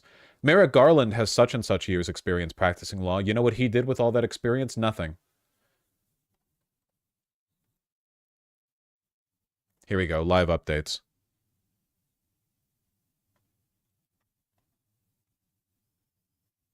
We'll talk about Thune in a second. Polymarket founder raided by FBI. Too much stuff is happening! Oh my god, hold on. Do you really think Trump doesn't have the power to appoint whoever he wants? It's not a matter of whether or not he has the power to appoint these people. He does. And I think that eventually the Senate will confirm at least like 99% of what he wants with regards to appointments.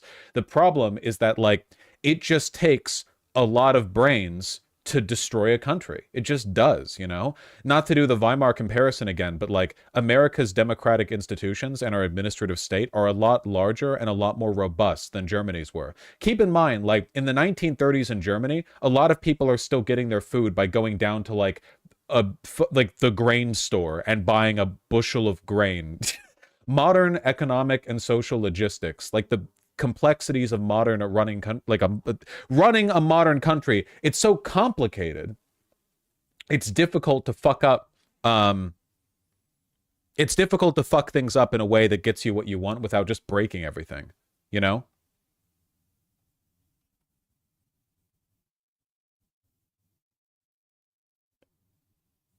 In Weimar Germany, the entire administrative state and the military were monarchists and nationalists who hated democracy also. Yeah, that definitely didn't help. Whereas here in America, only half of the military and administrative state were nationalists and fascists who hate democracy. So it's an improvement.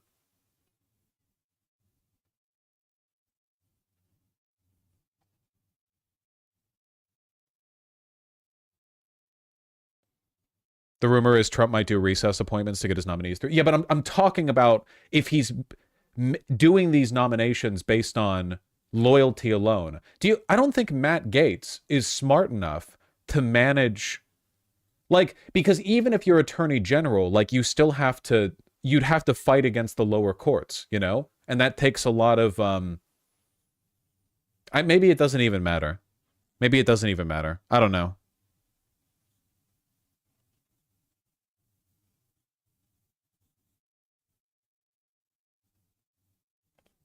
Vosh is a Japanese chatter. I want to remind chat that it took over 10 years starting in mid-1920s for militarists to tear down Japan's democratic governmental authority, and it involved literally murdering any liberal politician who stood in their way. They killed like 3 prime ministers. Did they cut them down with a single slash of their katana?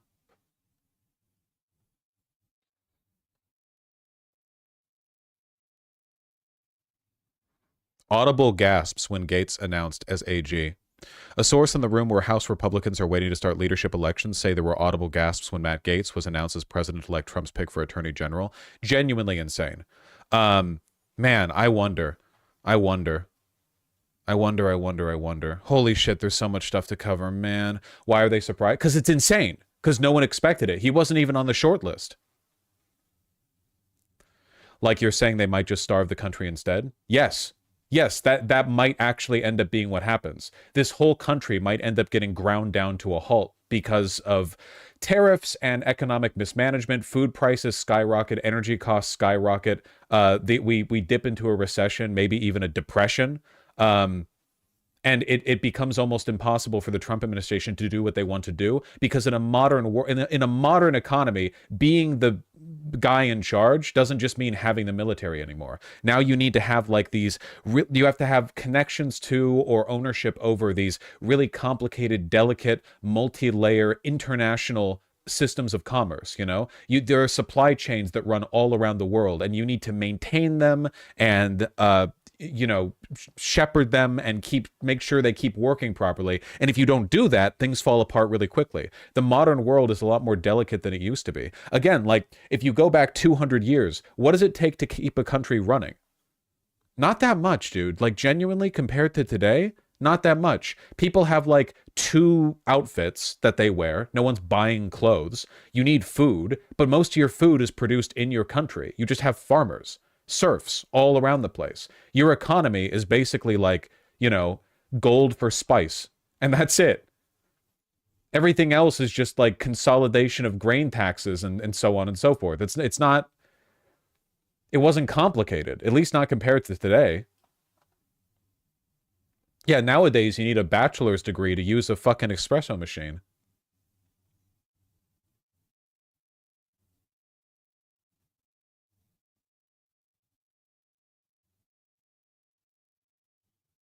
And at the time, they were right, Siriwin. You've convinced me to go buy another bag of rice later. Yikes. We are headed for economic collapse, okay? I'm not telling you to buy gold or nothing. Buy beans. Worth their weight in gold.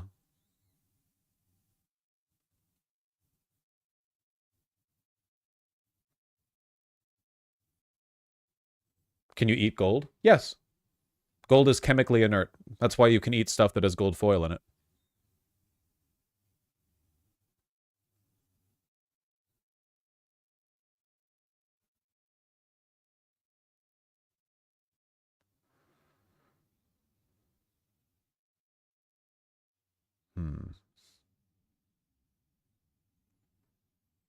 Man.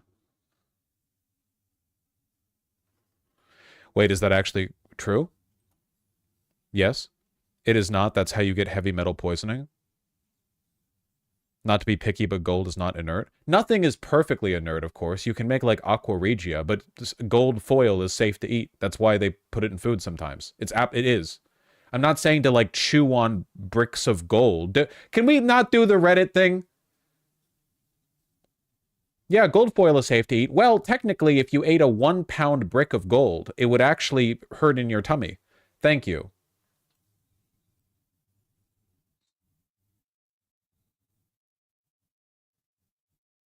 I thought gold was a more medium weight metal. Gold's pretty heavy. But gold doesn't bond. It's not like lead.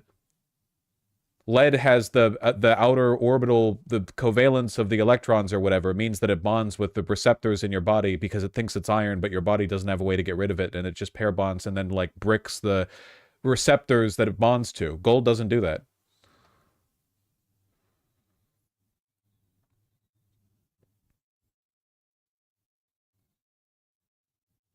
Correct, which is why it can be in teeth. Yes, I said something kind of right. Chemists in chat are grinding their teeth at the way I said covalence there.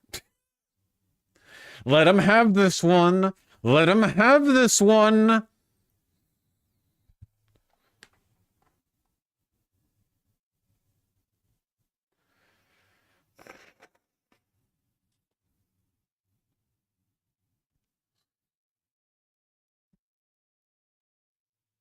Yeah, I agree with the gamer. We'll talk about that.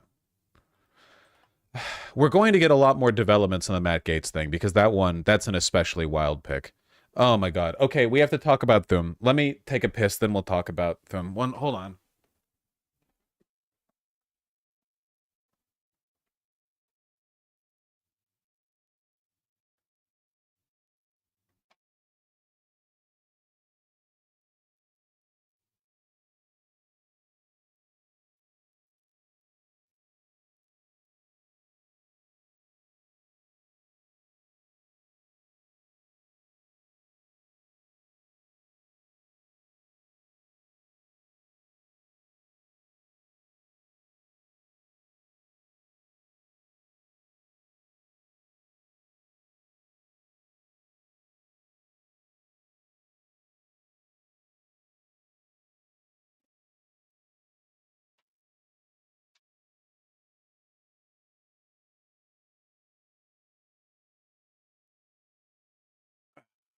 Okay. Good lord.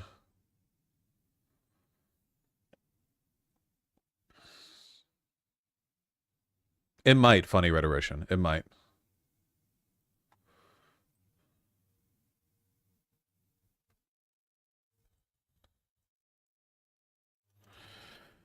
So here's another baffling pick from Donald Trump as he chooses all of the people who will be ruining our lives for the next 4 question mark years. John Thune, which is the name that I would give an NPC in a D&D game if you asked me, and I didn't have a lot of time to think about it. I'll give him one thing. He's got a sturdy appearance to him. It's a new day in the United States Senate, and it's a new day in America. The American people have loudly rejected the failed policies of the Biden, Harris, Schumer agenda. And this Republican team is united. We are on one team. We are excited to reclaim the majority and to get to work with our colleagues in the House to enact President Trump's agenda.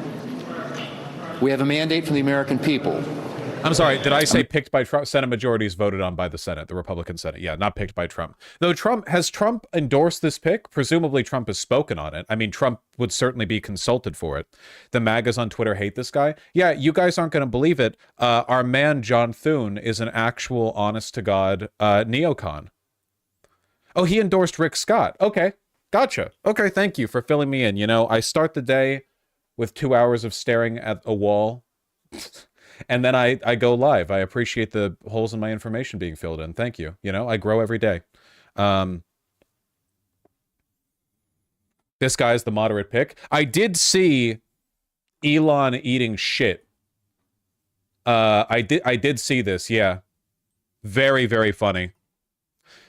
Senator Thune is the top choice of Democrats. Laughing, crying emoji, laughing, crying emoji. Rick Scott for Senate Majority Leader. Well, quote tweeting Rick Scott. Senator John Thune, honored to serve as the next U.S. Senate Majority Leader. Congratulations. Thune is a neocon. Like, he's an actual, like, turn back the clocks, you know, 15 years neocon. He's like a restart the Cold War level of anti-Russia. Can I be real with you? Good. Do you see Tulsi? We're getting like the fucking rapid swing back and forth here. Who's head of national security? A Russian agent. Who's head of the Senate? A guy who thinks that, you know, who agrees with Churchill with Operation Unthinkable. If this guy could go back in time to 1945, they would have immediately crossed east along the partition in Germany and would have... We can't lose this opportunity. We have nukes and they don't. This is our last chance.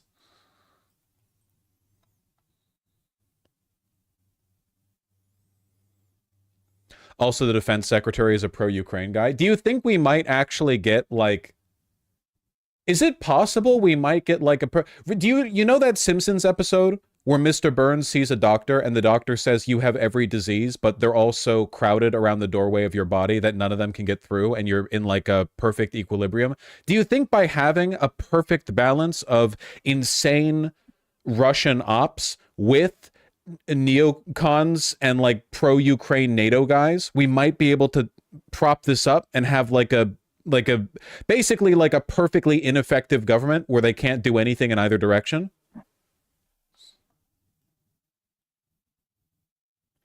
Ancient China, 3 states period moment. You see, we're going to, like, fragment into, like, that's what the Civil War is going to be. It's going to be between, like, the neocon and the MAGA partitions of the National Guard.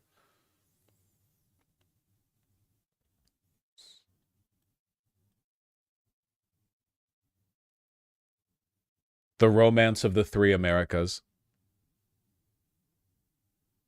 Rubio was Secretary of State, and he's been pretty pro-Ukraine. So, yeah, we haven't even talked about that. One thing at a time, please. Please. I know I have to go through all the appointments, and I'm trying my best, but they're coming at me pretty hard and fast here, okay? We learn as we go. We learn as we go. We've been outflanked by the right yet again. Darn it! Ugh. Remember how many guys fired last time? True, but Trump can't fire this guy. He's Senate Majority Leader. He's not one of the cabinet picks. The fact that I feel like the fact that the Senate picked him, I feel like this is, in a way, it's almost a rejection of Trump. Like, the fact that the Republican Senate is going in this direction. I know copium, but let me propose a case. Can I propose a case to you guys? Can I propose a case? May I propose a case? Just a little bit of a case. And copium me after. Just, like, wait after. Okay? Okay.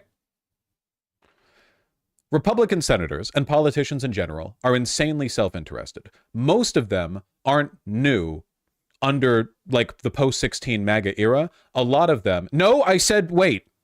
Most of them were neocons before and then just became modern-day MAGA fascists when it became clear the party was shifting in that direction, right? If you take a look at the majority of these people, the majority of these Republican politicians, they're not, like, authentically ideologically fascist in the sense that they advocate for it on first principles. They are because it's just what gets them elected. It's easiest for them to be. Trump it's the new wing of the party. and they just shifted along with it. None of this is a defense of them, by the way. None of this is intended like as a, oh, they're not as bad as you think. They're horrible. They're wretched. However, I think, and I believe this strongly, and I think there's plenty of evidence to support this, they don't like Trump. They've never liked Trump. Why would any of them like Trump? You really think that all these people who were like self-serious politicians enjoy this like massive upheaval where now they have to bend the knee to Trump all the time in order to continue to get elected? They used to have their own lives, their own political worlds. They used to have their own messaging, their own rhetoric, their own environment, and all of that got upended by a retard narcissist. You know? So I think it's possible, not that these Republicans are opposed to all the worst shit that Trump wants to do, but that they might be weary of his narcissism and his destructive, you know, egotism. And they might, in response to that, be thinking themselves, we need like a little bit of stability. We need like a little bit of this country to not be directly under his foot. You know, we need an element that it is more like the old times. Just a little bit, just as a little taste. I'm not saying they're rebelling against him or they're going to vote against anything that he says he, you know, wants put through the Senate. I'm only saying I think there's a reasonable possibility that these people who were kind of bent and broken and cucked by Trump back in 2016 as he won the Republican primary, that they might be looking for a sort of like a especially in light of these cabinet picks, you know? The Telegraph says it's a rebuke of Trump. I think it's a fair assessment. Easily beat Rick Scott, who had emerged as the MAGA candidate. Easily beat. Isn't that odd? Trump comes back in, wins in a second term.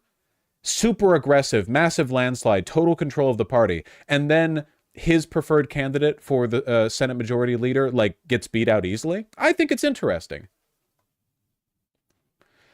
As evil as they are, they still believe in the Constitution, and Trump does not. I don't even think it's that. I don't think they give a fuck about the Constitution. I think they're just personally bitter that their entire lives, some of the most powerful people in the world, they're U.S. senators. U.S. senators are insanely powerful people. And all of their power now, they're just like a little pawn of Trump. Trump's rhetoric, on that they live or die, you know?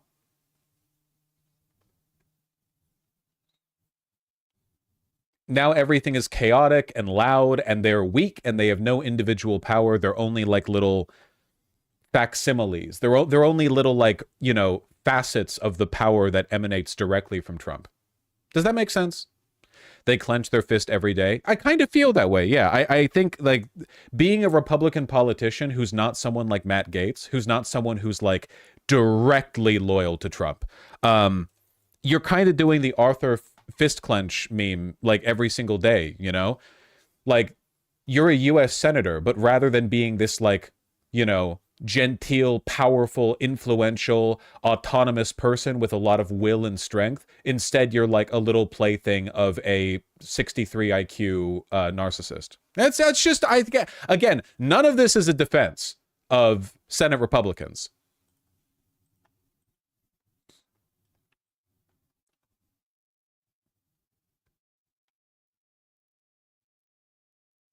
So you think the egos of those in power is basically our best shot at not having the end of America? Probably true. To an extent, yeah. Didn't this happen all the time with feudal nobility?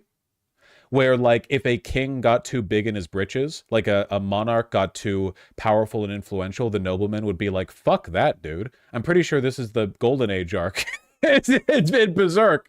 Yeah, it's like the tallest, you know, the tallest stalks of grass get cut first, right? Julius Caesar. Yeah, it happens all the time. People in power resent a guy who makes them less powerful by way of being the most powerful. That's how the Magna Carta happened. Fascinating.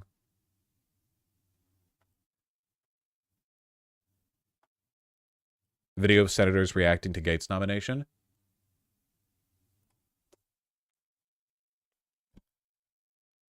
Oh, yeah, I think.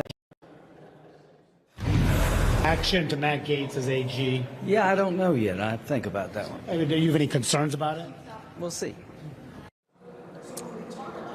And others spoke a little bit more at length, Jake, including Senator John Cornyn, who's also a senior member of the Senate Judiciary Committee, someone who ran for majority leader, fell short in that bid, said we'll have to do our... Does anyone else get the feeling that if votes for Senate confirmation were anonymous, a bunch of these Trump cabinet picks would be like 3 in favor, 97 against or whatever? Job as a Senate do our advise and consent function. Very noncommittal when I asked him if he would support him. And I also asked Senator Tom Tillis, another senior member of the Senate Judiciary Committee, and he said, Mr. Gaetz and I have jousted on certain issues between the House and the Senate. He said at the end of the day, it only comes down to whether you have the credentials and also the relationships. And of course, what Matz Tillis has was referring neither. to was Gates. Gaetz' central role in pushing for the ouster of Kevin McCarthy back last year. That led to a whole back and forth. It made him very unpopular among the House Republican Conference and faced a barrage of criticism from Republicans in the Senate as well, who viewed the whole episode as showcasing how the House was dysfunctional and that how they could not... So who are the Trump loyalists? Anyone who was pushing for Rick Scott in the Senate would be a Trump loyalist.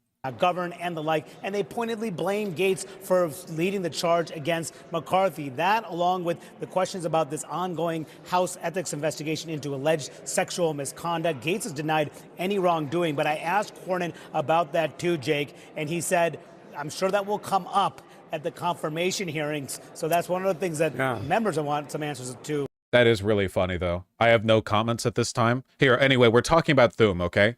Or Thune. I keep saying Thum. Is there a fantasy character called Thum? Is that the reason why I keep saying Thum instead of Thune? Am I hearkening back to some memory? Skyrim? That might be it. Mandate not only to clean up the mess left by the Biden-Harris-Schumer agenda, but also to deliver on President Trump's priorities.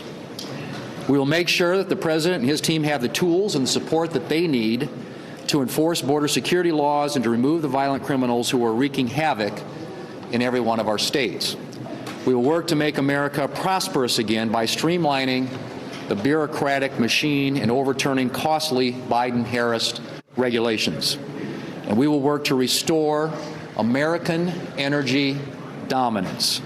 Not just our energy security, but energy dominance, which will lower costs and bolster our national security.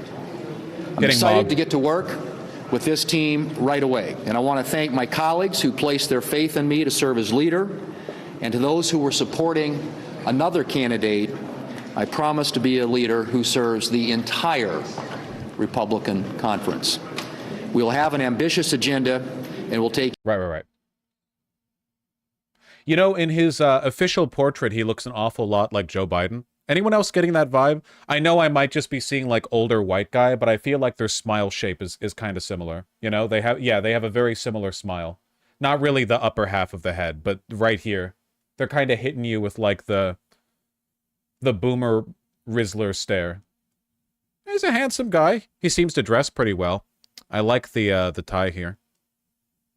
Welcome back, Mr. President. Oh, that's his signature. I don't really care about that. Anyway, let's take a look at this guy.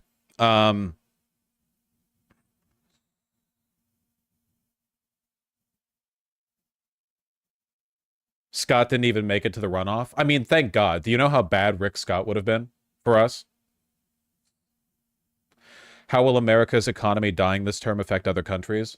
It's going to be a global... Listen, if we get through this with just a global recession, we will be lucky. That will be like a luck... That's like a nat 20, okay?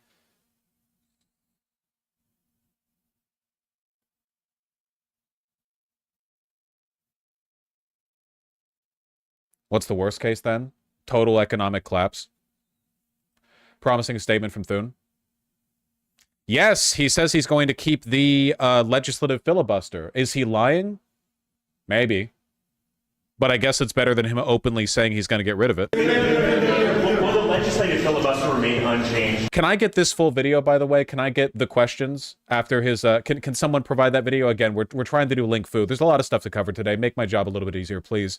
I have to be out of here at 4 p.m. PT sharp, so we need to work well, okay? Give me this, or he's being asked questions.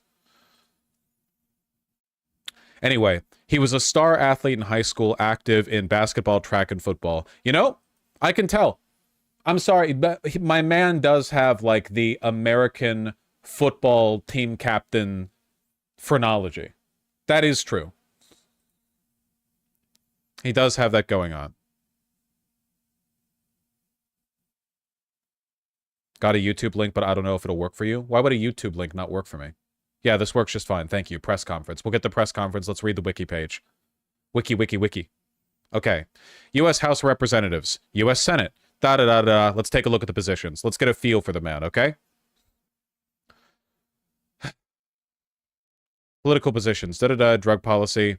6 senators to sign a letter to State Majority Leader Mitch McConnell requesting their help in ensuring the long-term sustainability of the 340B program, a rule mandating that drug companies give discounts to healthcare organizations presently serving large numbers of low-income patients. Hey, that's kind of nice. One of 6 senators to say, can we keep this program that helps poor people afford drugs alive? That's pretty good. He introduced legislation to repeal the estate tax, right? That makes sense. Neocon. So he's sort of cool. He's a neocon. He's a neoconservative. His politics are most reminiscent of what you would expect from, like, the 2000 to, like, 2012 era. Which, by the standards of the modern-day Republican Party, that's a big improvement. Yeah. So he's a Democrat. Yeah, basically.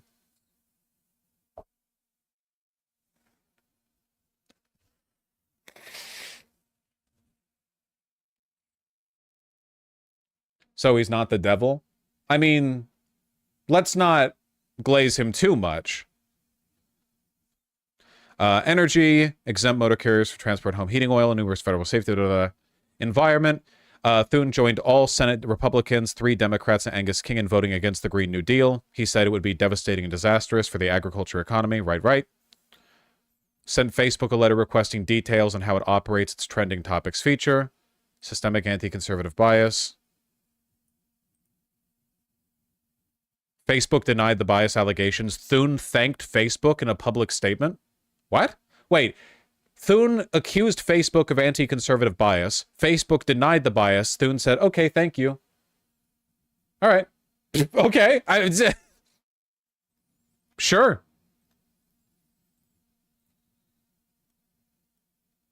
Understandable. Have a nice day. Foreign policy. He said that he believed the U.S. could win the Iraq war through stability. Right. Pro-Iraq war, of course. Yeah. Neocon. He voted against the ratification of New START, a nuclear arms reduction treaty between the United States and Russian Federation. Let's see. Transactions, tax for staffing the Bloomberg, Chinese government. Anti-Russia, anti-China, Warhawk, Warhawk Tua. One of 34 senators to sign a letter to Secretary of State John Kerry advocating that the U.S. use all available tools to dissuade Russia from continuing its airstrikes in Syria. Yeah, this guy is, like, very anti-Russia. This guy is not bought in on the Putin glazing, 100%. Now, here's the fun part. He co-sponsored the Anti-Israel Boycott Act, which made it a federal crime punishable by a maximum sentence of 20 years imprisonment to encourage or participate in boycotts against the Israeli government and settlements in the occupied Palestinian territories.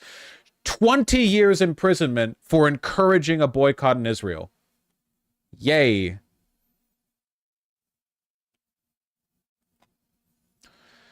Thune voted to table a resolution, so he's just pro-American empire. Neocon! Thune voted to table a resolution spearheaded by Bernie Sanders, Chris Murphy, and Mike Lee that would have required President Trump to withdraw American troops either in or influencing Yemen within the next 30 days. Literally, that's the only thing this guy cares about. He's like, no, do not make us build less nuclear weapons. Yes, I'm anti-Russia. Yes, I'm anti-China. Yes, we should stop Russia from influencing Syria. No, we should not pull troops out of Yemen.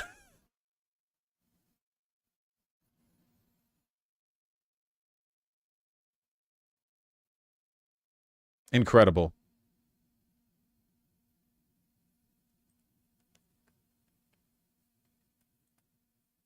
Planned on introducing a privacy bill that would regulate the data COVID-19 contact tracing apps collect. Huh, that's kind of like a specific thing. After the invasion of Ukraine, Thune said the Ukrainian people could not sustain the war without military support from the U.S. and other countries. He called on European partners to help make robust contributions to help Ukraine. He wants to repeal Obamacare, whether or not they have another policy to follow it up with. Advocates for gun rights, of course. Supported blocking President Obama's Supreme Court nomination at the end of his term.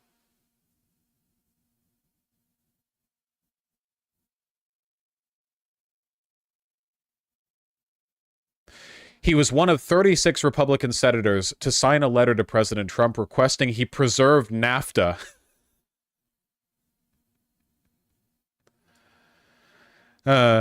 In December 2020, he said he opposed any further efforts to challenge the 2020 presidential election results. He argued that such efforts would go down like a shot dog in the Senate. Then President Trump, who contended the election results were illegitimate and that he had defeated Democratic nominee Joe Biden, responded by attacking Thune on Twitter. Wait, that's just a link to Thune's Wikipedia page. And publicly called on South Dakota Governor Kristi Noem to challenge him in a 2022 U.S. Senate primary. Dude, that's so funny. We're back at it again, man. Trump is not happy. Oh, right, yeah, it links to the bottom of the thing. Yeah. Wait, was it 102? 102.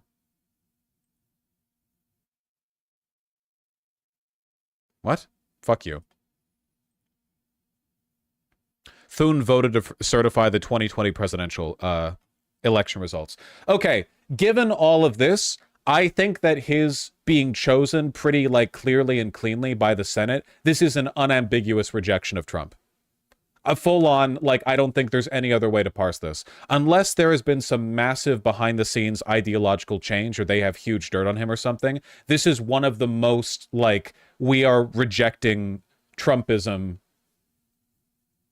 people they could have possibly chosen for the Republican Senate Majority Leader. Does that mean they're all going to vote no on everything Trump pushes? No.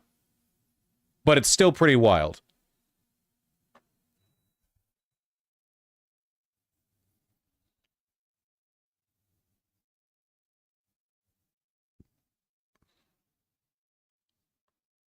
He's an evangelical Christian, physically active, and has frequently competed in running events. A 2012 Runner's World magazine feature called Thune the fastest man in Congress since 2009. That's great. People on Twitter are calling him a Rhino Lamau. Republican, MAGAs are furious with this appointment. I've seen that, yeah. I mean, we saw Elon Musk was crowing about it on Twitter, but yeah. No, people are really not happy about this. The Trumpers. Also, I think this is the first time we've looked at a Republican or a Donald Trump cabinet pick and went through the Wikipedia page, and at the bottom there wasn't a controversy section. Genuinely, that's not even a joke. I think it actually is the first time that hasn't happened. No, pedophilia that we know of. No, here's a story of him embezzling $1.2 million from a soup kitchen or something.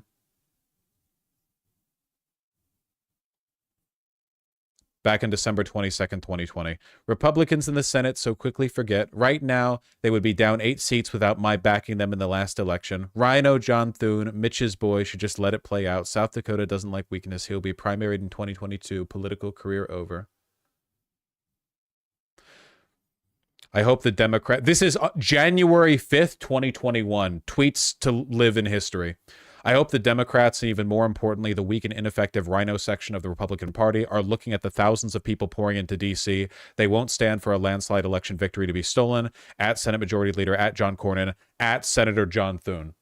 So John Thune was not only against Donald Trump's election denial, but prominent enough as a voice against the election denial that he was being added directly, when he was certainly not the only senator doing so. I hate to say it. I genuinely hate to because this man is still evil. Don't get me wrong. I hate to attach any positivity to this, but we're living in dark times. So I'll just say this is the closest thing we've had to genuinely good news in a while. It is a bitter pill that this is good news, but still.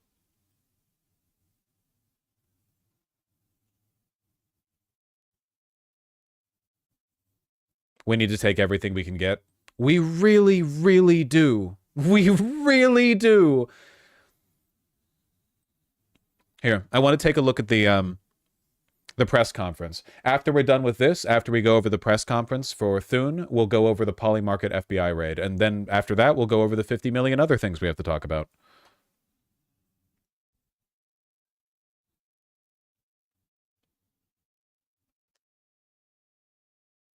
Are on one team. We are excited to reclaim the majority and to get to work with our colleagues in the House to enact President Trump's agenda. What is a neocon?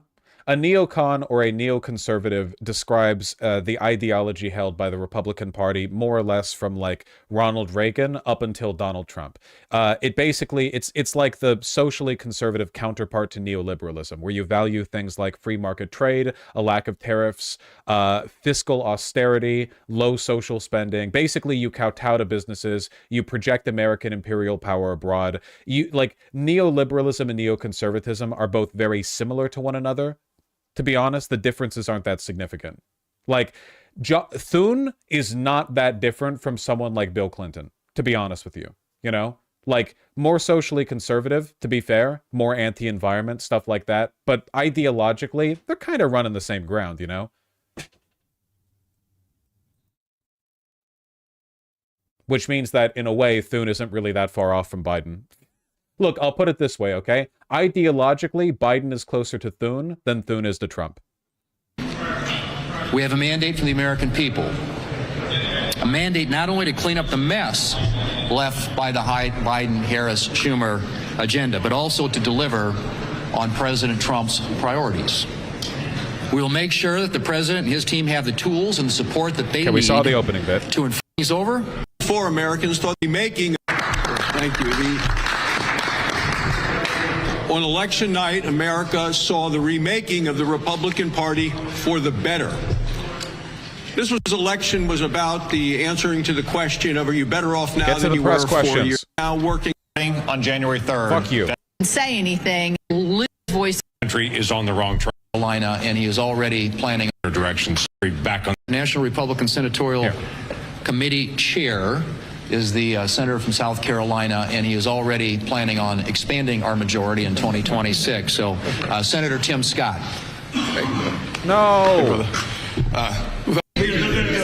And consent role in the Constitution. So we will do everything we can to process his noms quickly, get them installed in their position so they can begin to implement his agenda. Leader Thune, you said that recess appointments are on the table. That's a key demand from President-elect Donald Trump. Will you move forward with that? Well, what we're going to do is make sure that we are processing his nominees in a way that gets them into those positions so they can implement his agenda. How that happens remains to be seen. You know, obviously, we want to make sure our committees have confirmation hearings like they typically do, and that these nominees reported out to the floor. But I've said this, and I mean it, that, you know, we expect a level of cooperation from the Democrats to work with us to get these folks installed. And obviously, we're going to look at explore all options to make sure that they get moved and that they get moved quickly. Will the legislative filibuster remain unchanged under your tenure? Yes. How do you intend to balance maintaining the independence of the Senate with passing the president-elect's agenda? Well, I mean, the Senate, as you know, is by the founders' design, a place where the minority has a voice in our process, and we will do the job that the founders intended us to do, the United States Senate, and that the American people intend us to do, and that right now, after this mandate election coming out of the American people, is to work with this president on an agenda that unwinds a lot of the damage of the Biden-Harris-Schumer agenda. Okay, not a super interesting round of questions. Still, you know, I'll take what I can get, okay? What are you all arguing about? Irish commie, shut up. Stop with the texts. We know you're a commie. We see it. It's in your name. It's a damn live stream chat. If you want to argue like that, go to the Discord. Maybe at some point I need to like reassert my control over the Discord, do a purge there, the likes of which, well, I'll tell you this much, okay? History's greatest monsters have nothing on what I would do to the Discord if I took power back there. I do own it. And then throw all the most annoying people in chat over there.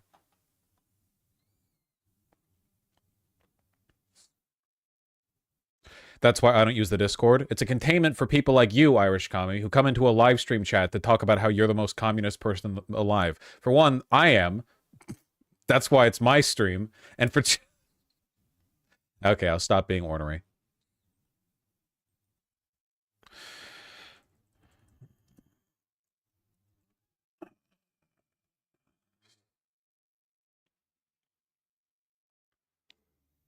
I like the New York Post spin on this.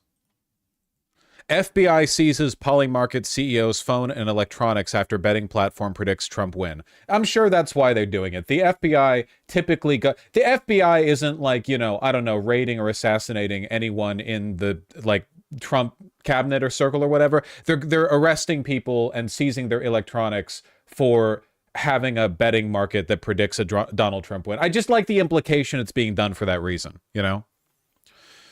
Raided Polymarket CEO Shane Copeland, his apartment early Wednesday morning.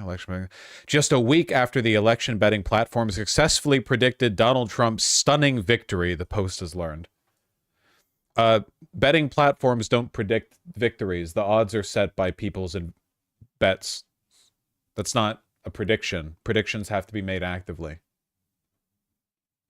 He looks pretty much how I expected he would, I guess.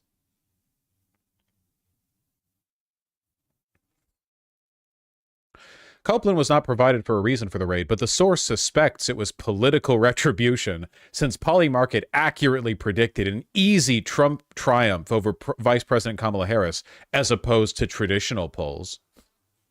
That's true. The source also speculated that the government is likely piggybacking. I'll just say it once so I don't have to keep repeating it. This should be illegal. The FBI should raid the New York Post. We will never heal this country as long as there are people waking up and consuming news like this, you know? Bird shits on, you know, Donald Trump's jacket while he's out. It must have been an FBI Democrat bird sent there spitefully after his victory in the election. It's insane. These people are insane. The source also speculated that the government is likely piggybacking off of liberal media reports that accuse Polymarket of market manipulation. Yep, I'm sure. The FBI woke up one day and they saw MSNBC accuse Polymarket of media manipulation. They were like, oh, whoa. And then they went and raided his apartment and stole his electronics. Yeah. Okay. The FBI did not immediately respond to a request for comment. Copeland posted on Twitter after his run-in with the feds. New phone, who dis? Wow, nice, like, decade-year-old meme. You look younger than me. What is it with Silicon Valley tech fascists and being the most lame motherfuckers in the world? Why are they all so cringe? Can't any of them be, like, cool by accident? Just, like... Just by the odds?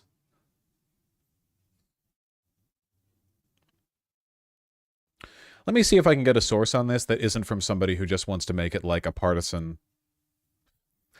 We can go an article from Crypto Briefing. Oh, wow, what narrative we're getting here. Polymarket CEO's devices seized in early raid with sources alleging political motives following Trump prediction. Oh, yeah. The seizure might be politically motivated, despite no official reason being provided for the raid. After they predicted Trump's election win. Grand political theater at its worst. It's no surprise, like, so many people in the... Like, how can anyone be surprised that there is no relationship between reality and the interests or, I guess, beliefs of the voting populace when shit like this is allowed? Like, you can just say whatever.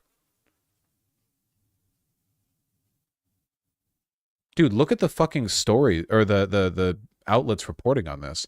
Axios, Crypto News Z, CoinGape, Crypto Briefing, New York Post.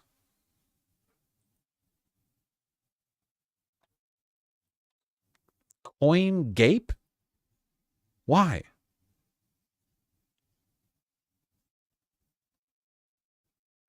We've got Brave New Coin, which, oh wow, has also predicted that the reason this happened is because the Poly market accurately forecasted Donald Trump's victory in the 2024 U.S. presidential election. Sources close to the situation have described the raid as grand political theater. So this is 4 articles now that have referred to a unnamed source close to the situation that have described the raid as grand political theater. Remarkable. It's all like AI article generation, scraping information off one another. It's crazy. Yeah, I know Axios is going to have more information. I'm looking at this. Polymarket has gained significant attention for its ability to predict political outcomes. It should all be illegal, man. It just needs to be illegal. Like, there's no, I don't care. I don't want to argue against this. It's insane. It's just a betting market. It's just bets. It is illegal in the U.S.? No, they made it legal. Political betting is legal in the United States now.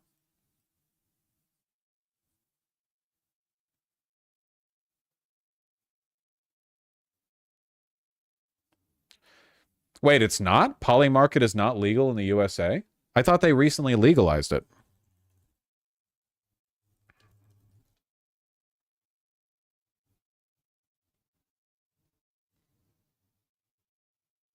It is legal? Did they not legalize this very recently?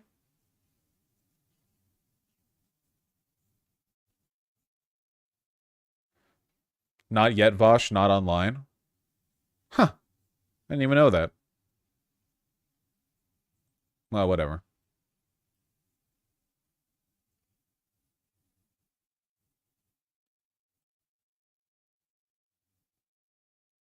The Trump whale phenomenon. Okay. That's why US people can't buy without getting crypto? Fascinating. All right, let's try to actually learn something here. I do hate how Axios formats their stuff, though. Not clear why the FBI, what the FBI was seeking when numerous agents entered Copeland's apartment at around 6 a.m. Copeland, Americans aren't allowed to use Polymark. Okay, all right, news to me. News to me. What they're saying, this is obvious political retribution by the outgoing administration against Polymarket for providing a market that correctly called the 2024 presidential election. Is it like, do people believe this?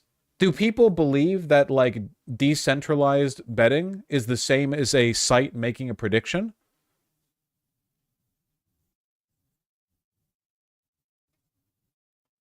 I bet you that the unnamed source that all the other articles are referring to is this one, a Polymarket spokesman, but they didn't say Polymarket spokesman because that would make it obvious that it's just a biased dipshit. Dogecoin prices shot up after Trump's announcement. That's not surprising. Oh, that's a good article right there. Bull Doge. Dogecoin soars as Trump announces a government efficiency group nicknamed Doge. Wow, much bull market. We used to be a real country, man. We used to have a New Deal. We used to build houses.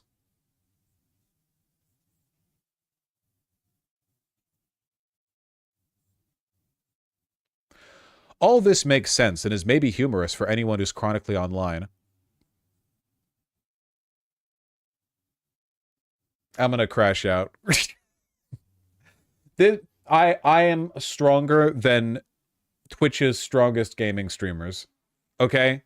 There is no, like, amount of running it back you have to do to make it for your 147th death to Radon or whatever that matches what I'm feeling right now covering American politics.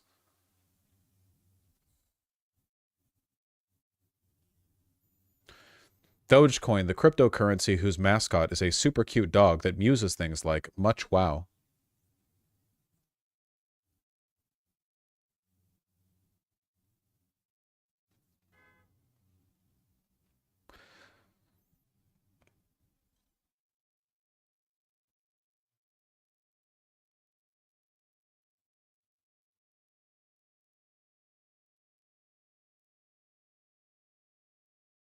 Is the Shiba Inu whose picture is in the meme getting special treats because of all this?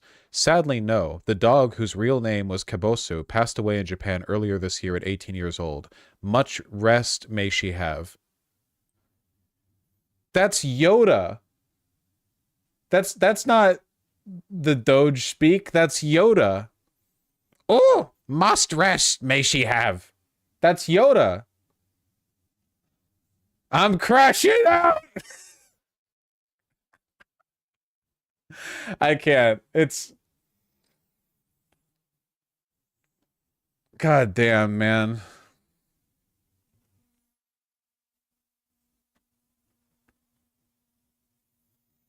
At least the dog has escaped the clown world. Yeah, Kabosu is objectively in a better place now.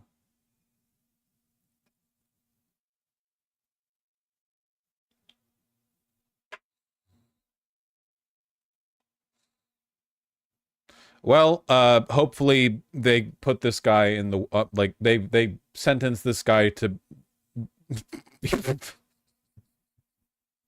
hopefully this guy gets a fair trial for crimes that he's committed that are very bad and align with my biases against him and everyone like him.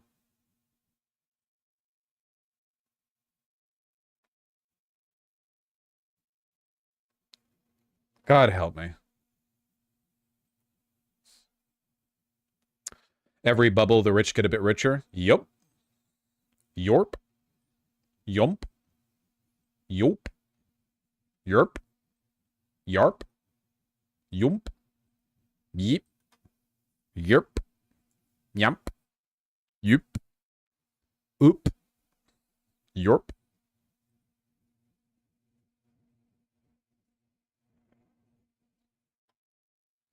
You want to crash out again?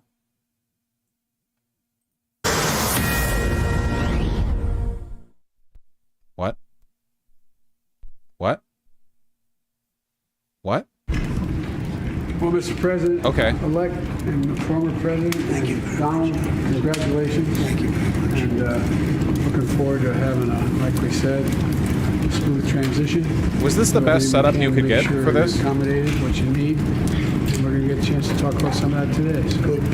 Welcome. Thank you very much. And thank you very much. And politics is tough, and it's in many cases not a very nice world, but it is a nice world today, and I appreciate it very much. A transition that's so smooth, it'll be as smooth. We're never gonna be free of the cycle, man. Donald Trump loses in 2020, stages an insurrection, fails, Biden wins, Biden does nothing with 4 years, and now here he is, like, graciously thanking Donald Trump for winning, and Trump is like, oh, I'm glad your transition's going to be smooth. As it can get, and I very much appreciate that, Jim. You're welcome. Thank you all.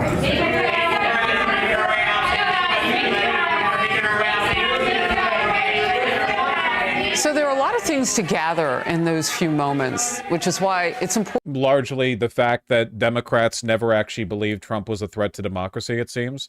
Like, they only said that when they thought it was good for their polling, but they're certainly not acting like it. You're not acting like you believe it. I'll say that much, you know? Yeah, what is it? Like, Democrats are in a political and economic class where they are, you know, basically aligned with Republicans, but socially they're expected to disagree.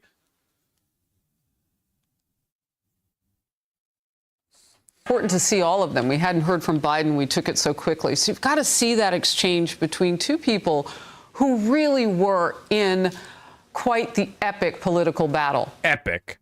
They don't believe anything can threaten the institutions. Dude, I don't even think they care that much. Did you see recently? Remember when 30 days ago or so, Biden said that he was implementing a 30-day time window for Israel to improve the acceptance of aid into Gaza?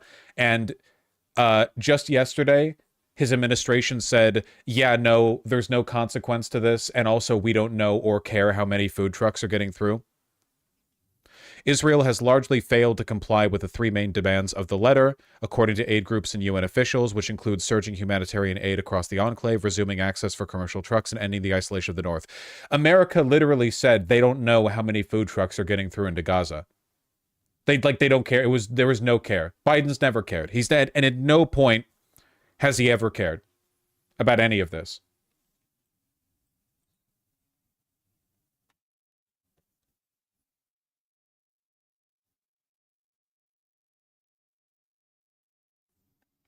Biden demanded 350 trucks daily, even though 500 is the bare minimum to avoid starvation. Oh, don't worry. A lot of them are probably dead by now, so it's probably less than 500 at this point. The more of them die, the fewer trucks you need. But also, like, not even 350 are getting in. Not even close. America, the State Department has literally said they don't even know how many are getting in. They're not even tracking Israel. There was never any intention of holding Israel to account for this on any level. They never even, like, tracked how many were getting through.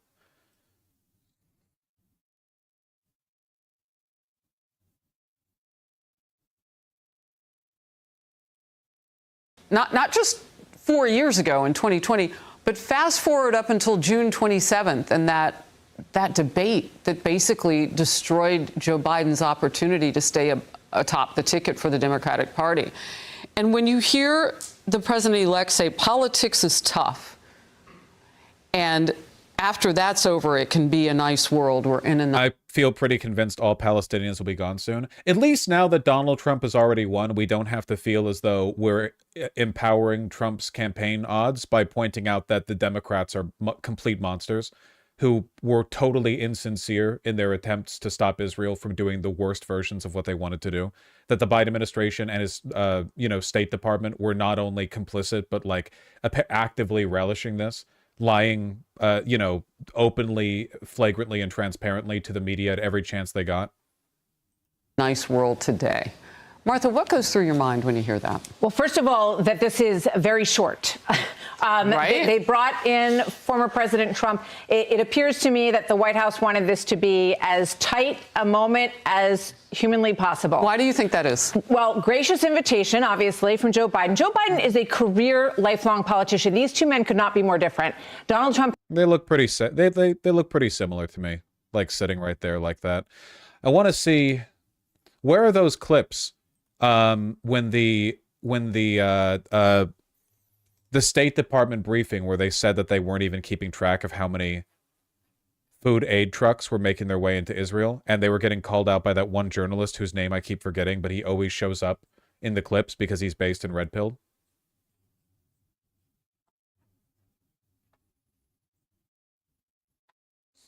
I would have to look to find it, though. Mehdi Hassan, you have no idea what I'm talking about. Has spent his entire life in business, and then he became president and learned the ropes. Joe Biden has been in Washington since he was 28 years old. So these two men, while they are in the same ballpark of age, they are light years apart in so many ways. But I think they wanted this to be tight, Harris. I don't think they wanted to give the incoming president the opportunity to sort of take this moment over. But it was a cordial moment between these two men, and this is what I think America wants to see.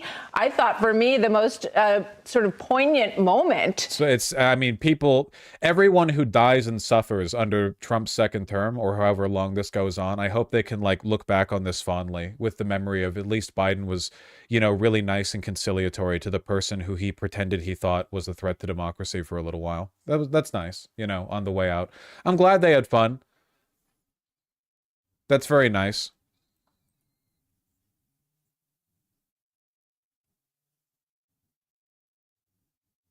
Can anyone find those clips from the most recent Secretary of, or the State Department briefing with the press?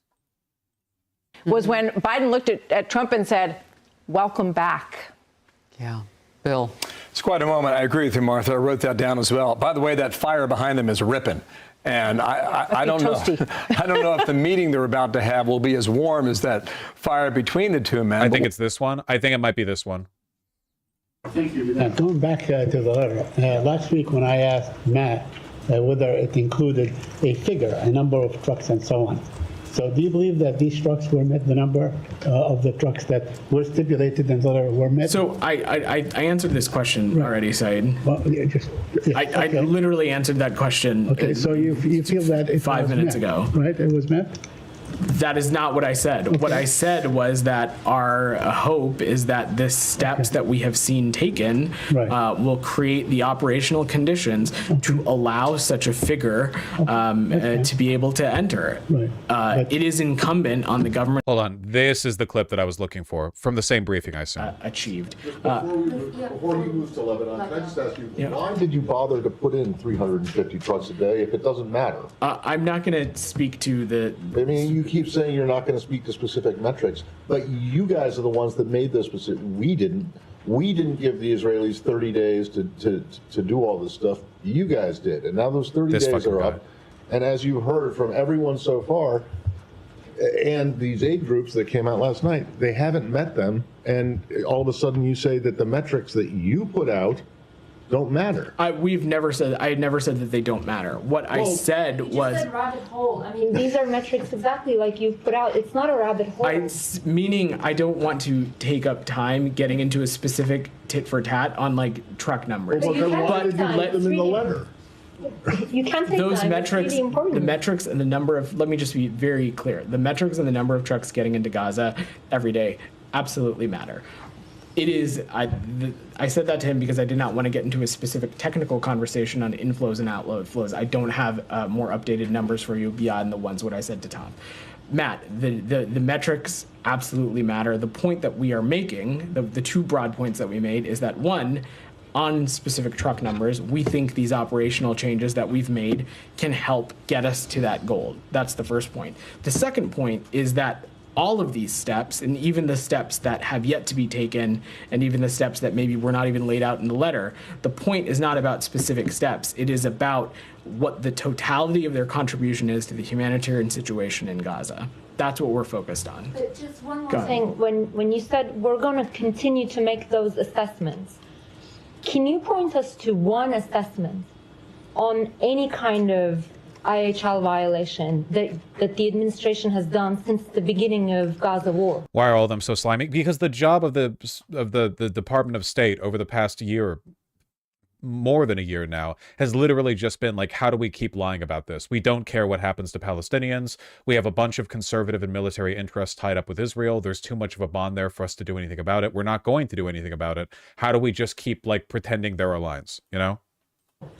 Humaira, since October 7th, when we have seen certain things take place that are inconsistent with perhaps maybe how we would have gone about such a endeavor, or they are inconsistent with international law, we have raised those and addressed those specifically. Oh, you have seen things that were inconsistent with IHL? What I'm talking about specifically is incidents that could potentially have had components of that. An example I would give is the incident involving World Central Kitchen workers. When that incident happened, we were very quick to stress the importance of the need for further deconfliction mechanisms, for greater communication. So when we have seen things, Humaira, we have raised them directly with our partners in Israel. Yes, you raised them, Vedant, but you're saying we're going to continue to make those assessments. And I'm asking you whether, like, I have not seen any of those assessments. Where are those assessments? Those processes, Humaira, are ongoing, and they have been ongoing. We've spent a great deal talking about the many lines of efforts that the United States has to assess those kinds of processes,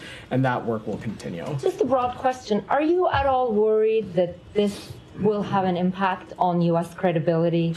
You have clearly put out a letter, laid out specific criteria, and gave a specific deadline. And right now, you are basically not making an assessment line by line, or you're effectively saying, oh, that deadline was just to encourage them to take some steps. Are you worried at all? Yeah, we created a specific 30-day deadline with specific requirements and instructions, and actually, now that the deadline is passed and nothing happened, everything's actually gotten worse. It was just a suggestion. We don't actually care.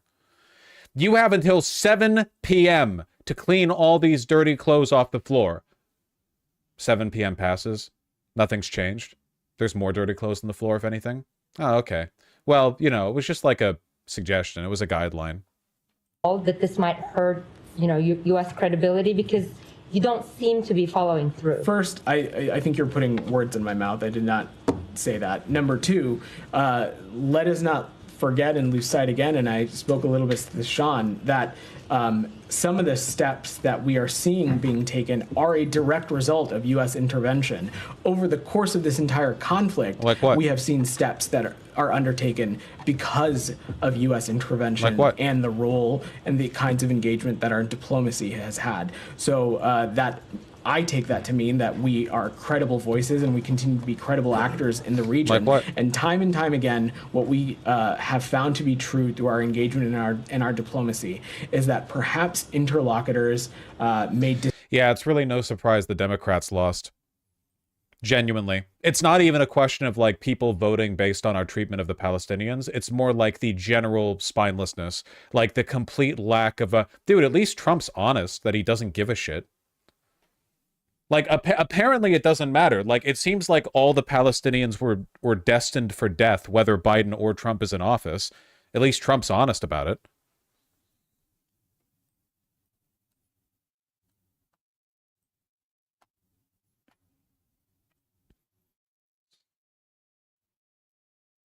Speaking of Israel, Israel prepares Lebanon ceasefire plan as gift to Trump, officials say. This is going to make the most insufferable people alive even more insufferable. An Israeli government minister discussed the proposal with Trump and Jared Kushner at Mar-a-Lago on Sunday before traveling to the White House for talks. Rushing to advance a ceasefire deal in Lebanon, according to the three current former Israeli officials briefed in the meeting. Aim at delivering an early foreign policy win to the president-elect. Yorp.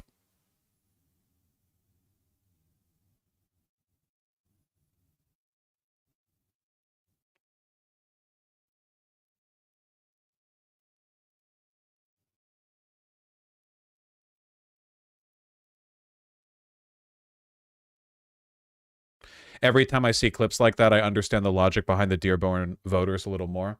I mean, it again, like this, it's why, like, if you're wasting your time complaining about Arab voters in Dearborn as a Democrat, you're cooked and you're not going to heaven. Are you kidding me? The Biden administration, like, literally, unironically, completely for a year dishonestly fronted and laundered the propaganda of the regime killing all your people. Like, it's insane, you know? You know, if you would simply logically analyze the policies and positions of both candidates, you would realize that the candidate currently killing all your people is still better than the other one, you know, not on the killing all your people front, admittedly, but like on other stuff. Come on. Strong narrative there. Really going to win over the voters.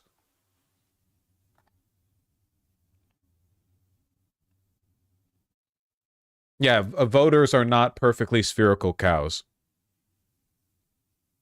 Hey, Momoka.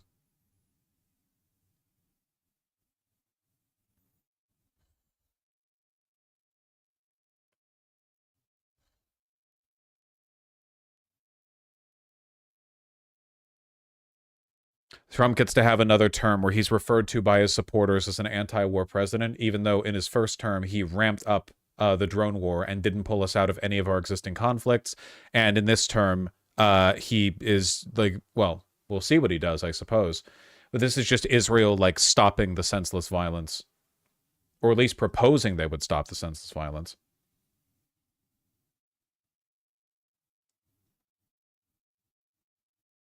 Just to give him a win.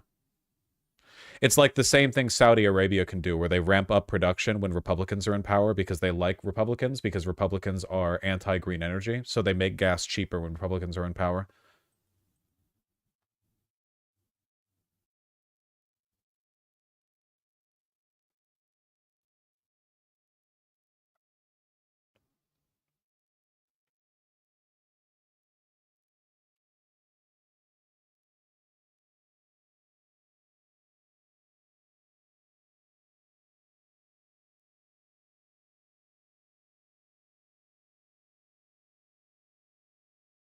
I remember Funny Rhetorician.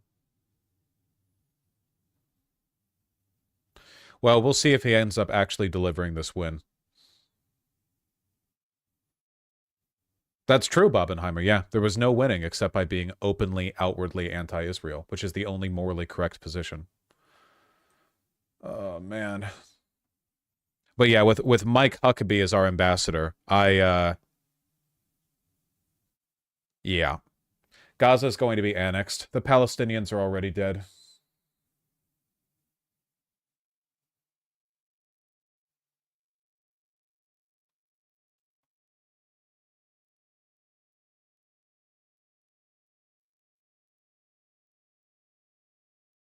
And the West Bank. Yeah, they're probably going to annex the West Bank as well.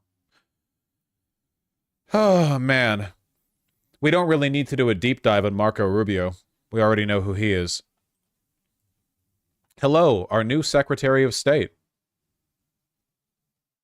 Another pick, by the way, that the MAGA people are not that happy with. Little Marco. Yeah, Little Marco.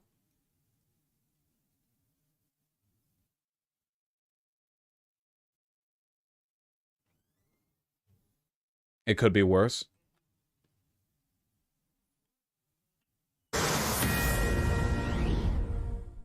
Wait, this is the video we just watched. Join Fox News for... They're doing it too?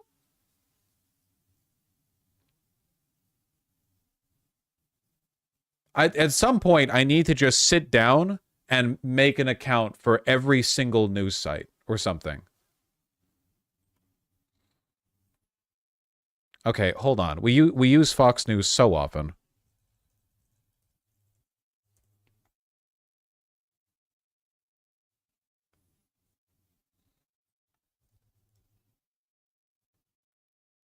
Hilarious TBH. Yeah, I love it.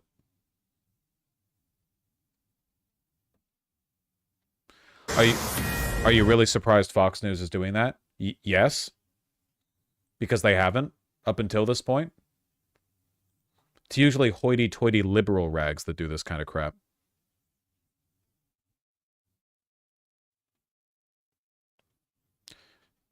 You don't have to give money. You just give them your email address, Nikki Bugs.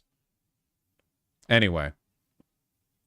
A lot of the MAGA types are not happy with Little Marco being picked here because he's not a neocon, but he's also not like a hardliner, you know, isolationist type fascist.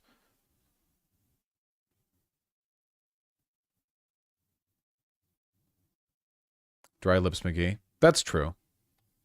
Here, let's read him over. Let's remind ourselves. Hold on one second. This has been a long time coming. Joe Emily, what the fuck are you talking about? You're the tall stalk of grass, okay? I'm seeing your name way too much. It's dangerous for you. All right? And half the time I don't even know what you're saying. You're in a live stream chat. Act like it. Sorry, yes? Yeah, that's what I thought. Keep it down.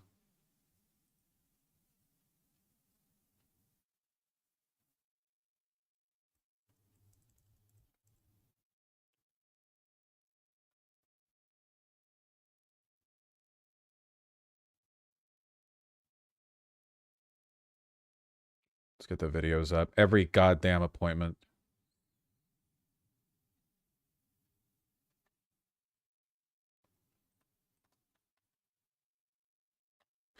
Rubio and John McCain had an amnesty bill back in 2014 that fascists hated. I wonder how much Rubio still believes in that. Probably not that much. Would be my guess. The president-elect has officially announced Florida Senator Marco Rubio as his pick for Secretary of State, and it comes after the surprising choice of a Fox News host for Defense Secretary. So let's bring in NBC News correspondent Dasha Burns for the latest for us. Dasha, first off, talk to us about the Rubio selection now confirmed. How significant is that? So this is something we reported on earlier, Zinkley. And look, the Rubio selection is part of a universe with folks like Susie Wiles, who has been his co-campaign manager and will be his chief of staff. That universe of people is giving some relief to career civil servants, to sort of government traditionalists who want people with more typical resumes for these jobs installed in those positions. Rubio is not a staunch isolationist in the way that President-elect Trump is. He's been more of a hawk on China, for example, and more aligned with sort of old school Republican views when it comes to foreign policy. So people see that as sort of a nice balance to President-elect Trump and his slightly different views from old school Republican policy. Now, we'll talk about the other picks, but there's then another. Yeah, I remember Marco Rubio's been around for a while, and back when he was here, listen, Rubio initially won his U.S. Senate seat with strong Tea Party backing. Tea Party was like the precursor to the MAGA movement, basically, for those of you who were born after 9/11. But his 2013 support for comprehensive immigration reform legislation led to a decline in their support for him. Rubio's stance on military, foreign policy, and national security issues, such as his support for arming the Syrian rebels and for the NSA, alienated some libertarian Tea Party activists. Pro-defense spending, doesn't believe in climate change, anti-Obamacare, anti-net neutrality.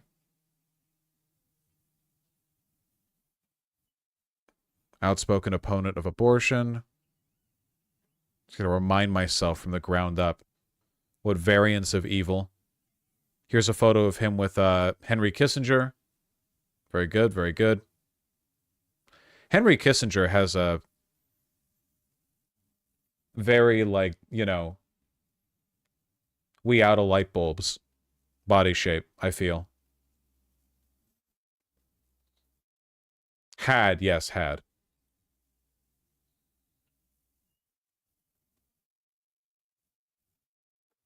What does that even mean? Don't worry about it.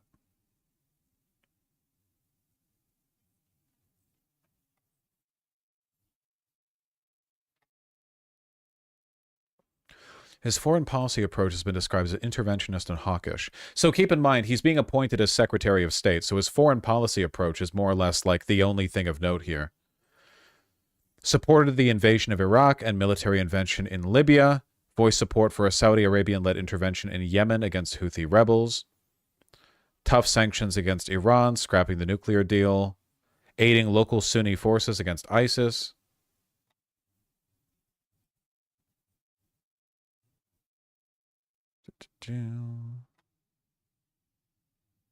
Says the U.S. should not accept any more Syrian refugees. No-fly zones in Syria. Gun control laws fail to achieve their purpose. He is supportive of the Trans-Pacific Partnership. There you go, folks. An ally. Wary of China regarding national security and human rights. Wants to boost the U.S. military presence in the region. Greater economic growth. Hong Kong. Condemned the genocide of the Rohingya Muslim minority in Myanmar. Staunch supporter of Israel, of course. Condemned Turkey for the crackdown on dissent following the failed coup. Yeah, sounds like pretty standard, hawkish stuff, but I know a lot of MAGA types are upset about this because they've been promised that Donald Trump would be epic-based, red-pilled, and isolationist. You know, America first, no more foreign wars.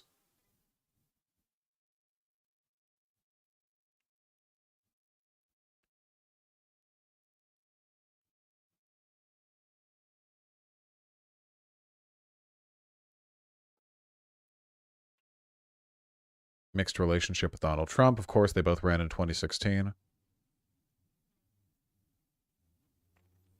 Rubio condemned Hamas's October 2023 attack on Israel, expressed his support for Israel and its right to self-defense. When asked specifically about avoiding civilian casualties in Gaza, Rubio said Israel cannot coexist, quote, with these savages, they have to be eradicated. Well, on the plus side, guys, here's the good news, okay? The Palestinians are probably already guaranteed to die. So past a certain point, they can't get any more dead, you know? We're getting like stacking debuffs on the likelihood of Palestinians making it through the end of the decade, and I feel like that's already basically 0%. So it can't go any lower.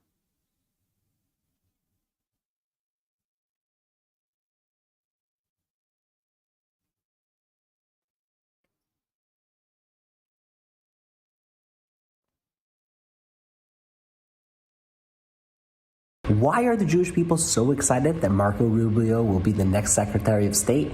This is why. Senator Rubio, will you call for ceasefire? No, I will not. Gaza? On the contrary. Senator Rubio, are you filming it? wait, I want you guys to get this. I want them to destroy every element of Hamas they can get their hands on. These people are vicious animals who did horrifying crimes, and I hope you guys post that. And what about the civilians that are being killed every day? Hamas should stop hiding behind civilians, putting civilians in the way. Hamas knew that this was going to lead to this. So Hamas has stopped building their military installations underneath hospitals. So you don't care that 15,000 have died? You don't care about the babies that are being killed every day? Horrifying. I think it's terrible, and I think Hamas is 100% to blame. That's what I think. Make sure you post that, please. Well, at least he didn't say that he's glad all the babies are dead, you know?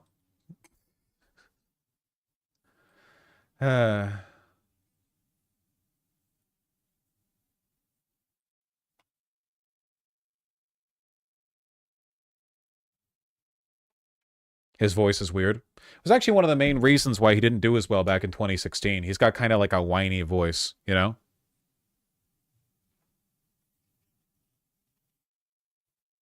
Little Marco.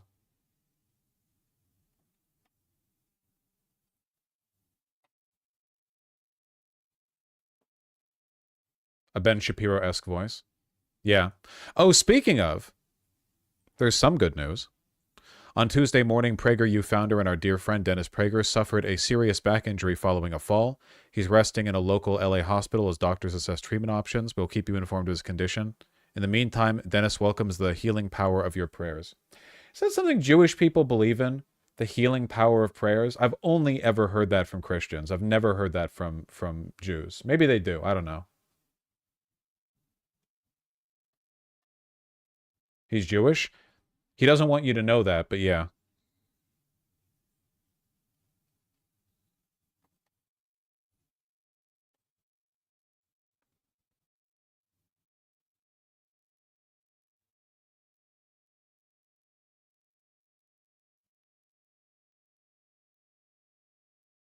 I mean, religious Jews do, I guess. I grew up around Jews. I've never seen them say that, like thoughts and prayers. Just Christians. Okay, we have so many links here. Why do we have so many damn links?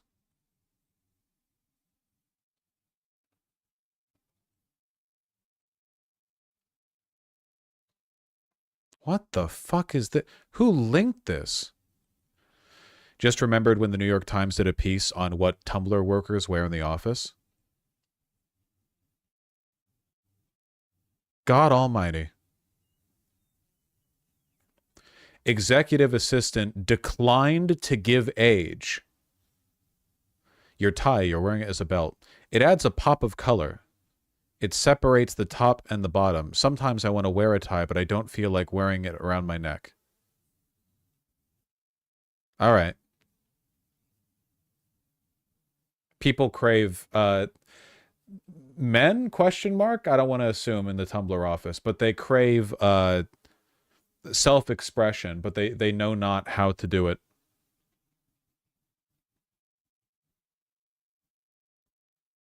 Yeah, it's a Harry Dubois fit, for sure. I will say, though, I actually do like the boot cut on the chinos. I do actually like that. That's kind of funny. Like lime green. I don't know what type of pants these are. With a boot cut, but then not even wearing boots, wearing like loafers. Very powerful.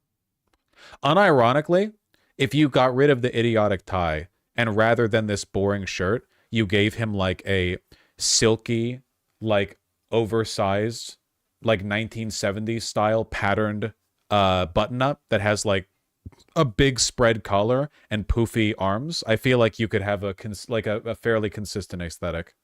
Yeah, wide lapels. Well, not lapels, I guess, but the collar, yeah. Thought in the pants color? Live your truth.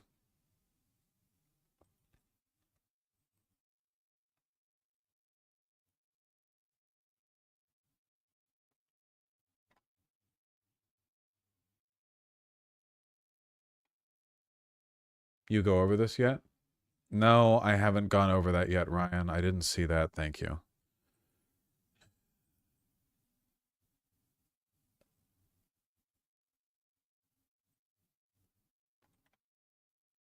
Breaking, the NLRB has just ruled that captive audience meetings are illegal nationwide. These are mandatory meetings where bosses try to persuade workers to not unionize, often using coercive tactics. Nice. This will stay for like, you know, a month, so that'll be cool. That is a good decision. We have a whole, like, yeah, 2 months to enjoy that. Planning on purging all the brass over in the military. Very good, very good. Got that, got that.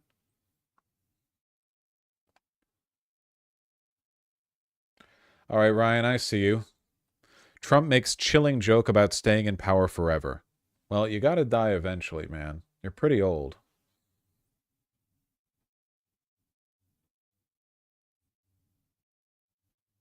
Speaking before the House Republican Conference on Wednesday, the 78-year-old soon-to-be 47th president openly joked about running for a third term, telling the crowd they could, quote, figure something else out.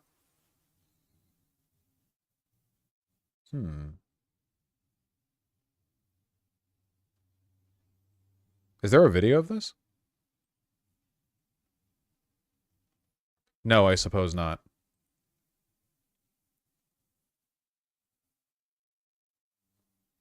Can you actually just purge the brass in the military? Don't there need to be some grounds for dismissal? I don't think so, no. And if there are, you can just, like, do it anyway.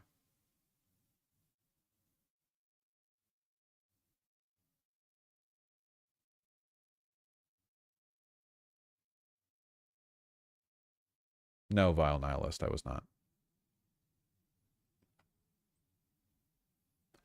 Nominees for the people. The Make America Healthy Again grassroots community is so grateful for the influx of nominees. Submissions are now closed while we consider the strongest suggestions. To find a nominee, enter their last name into the search and press enter. So this is literally just like, you can go on this website and vote for nominees to all of these different positions within the administrative state. Yeah, shit, I should have put my name in there.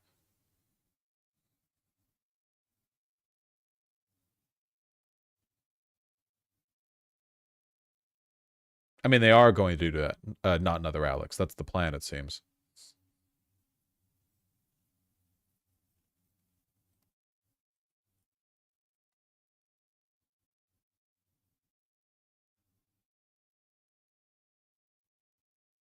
Brendan Herrera was in there. That's good. That's great.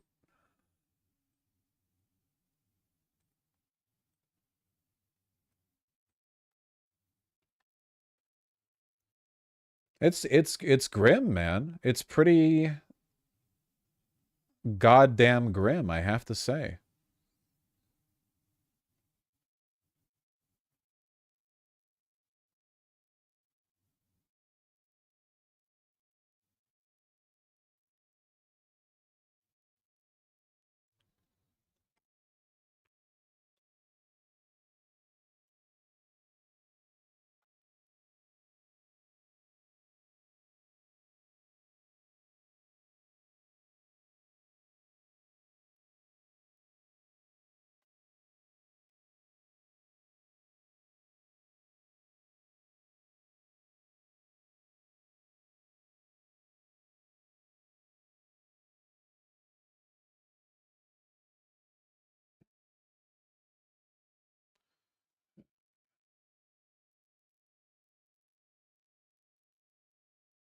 I think Gates is better than Paxton because Paxton isn't competent. What the fuck are you people talking about? Why are people talking about Gates?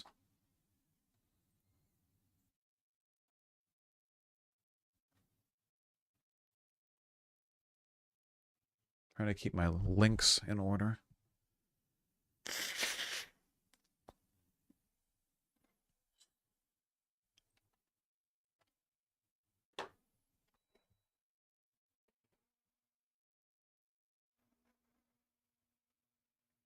They'll need to go through quite a bit of procedure to dismiss military leadership, such as the Joint Chiefs, etc. Yeah, but they'll fast track it about as good as they can, you know?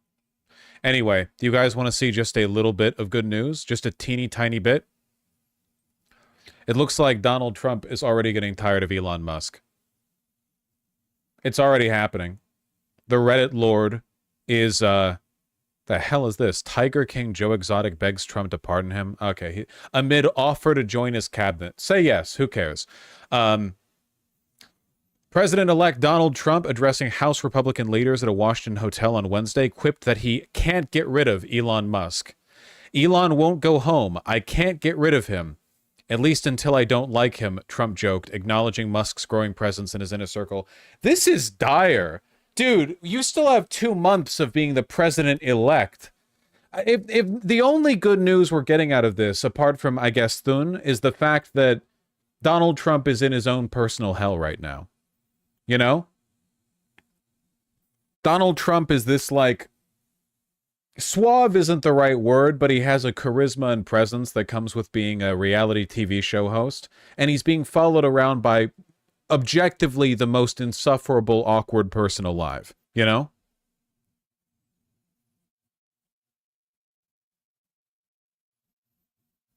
Trump realizing all his biggest supporters are insanely annoying. I mean, it's not like he goes out of his way to spend time with people like Marjorie Taylor Greene or Matt Gaetz, you know?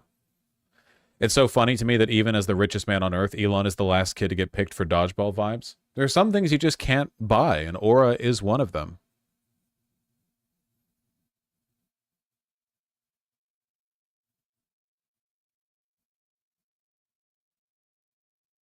Musk, the world's richest person, has taken on an extraordinarily unofficial role in Trump's transition process. Right, because he's got Doge now. He's being promoted to do nothing role. It's very good. Not a government agency, but instead an outside agency to offer the White House advice and guidance. Recent reports in national media suggest that Musk's growing influence has surprised Trump world, with some questioning if this level of involvement is even allowed, according to Political Playbook. Some have also felt Musk has overstayed his welcome at the Palm Beach resort, according to sources consulted by NBC News and the New York Times. He's behaving as if he's a co-president and making sure everyone knows it, one of the sources told NBC News.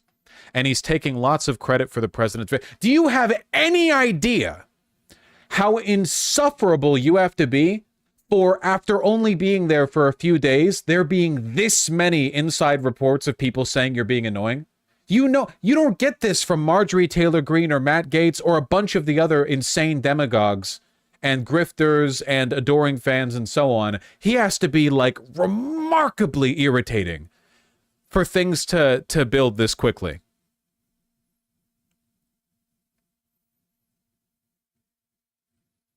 Bragging about America Pac and X to anyone who will listen. He's trying to make President Trump feel indebted to him, and the president is indebted to no one, the source added.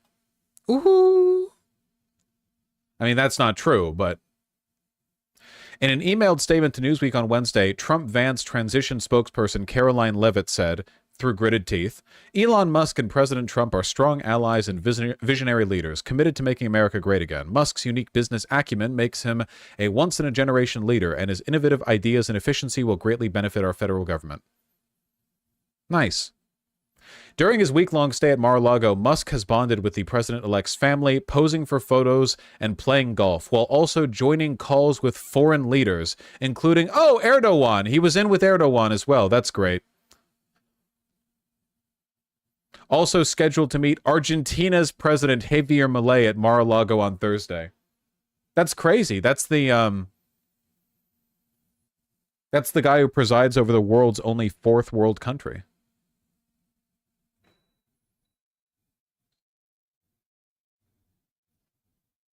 Well, if it isn't the blowjob brothers, I think Trump would really resent that, you know? Okay, this is the New York Times article that I saw a section of. It's genuinely amazing, okay? In nearly every meeting that President-elect Donald J. Trump holds in Mar-a-Lago, alongside him is someone who has been elected to nothing, nominated to nothing, and only a few months ago had no meaningful relationship with him. Elon Musk. The world's richest person has ascended to a position of extraordinary, unofficial influence. Oh, so that's where Newsweek got that verbiage from. I see. Published 1:21 p.m. EST, November 13th. published 9:02 a.m. ET, November 13th. Got that one quickly. In Trump's transition process, playing a role that makes him indisputably America's most powerful private citizen. He has sat in on nearly every job interview with the Trump team and bonded with the Trump family. And he is trying to install his Silicon Valley friends in plum positions in the next administration. Creating Doge, but Mr. Musk's true influence on the Trump administration or the Trump transition effort goes well beyond that posting. Mr. Musk has assumed an almost mythical aura in Mr. Trump's inner circle. At Mar-a-Lago one recent evening, he walked into the dining room about 30 minutes after the president-elect did and received a similar standing ovation, according to two people who saw him enter. Oh, I bet Trump loved that one. Mr. Musk, often with his 4-year-old son X on his lap, has spent most of the last week at Mar-a-Lago joining not just interviews, but almost every meeting and many meals that Mr. Trump has had. He briefly shuttled back to Austin, Texas, where he has a $35 million compound, before returning on Friday, where he ate in Mar-a-Lago's dining room and on its patio, roamed the gift shop, and spent time on the golf course, all alongside the president-elect. I'm happy to be the first buddy, he replied to a social media follower this weekend. He said that on Twitter.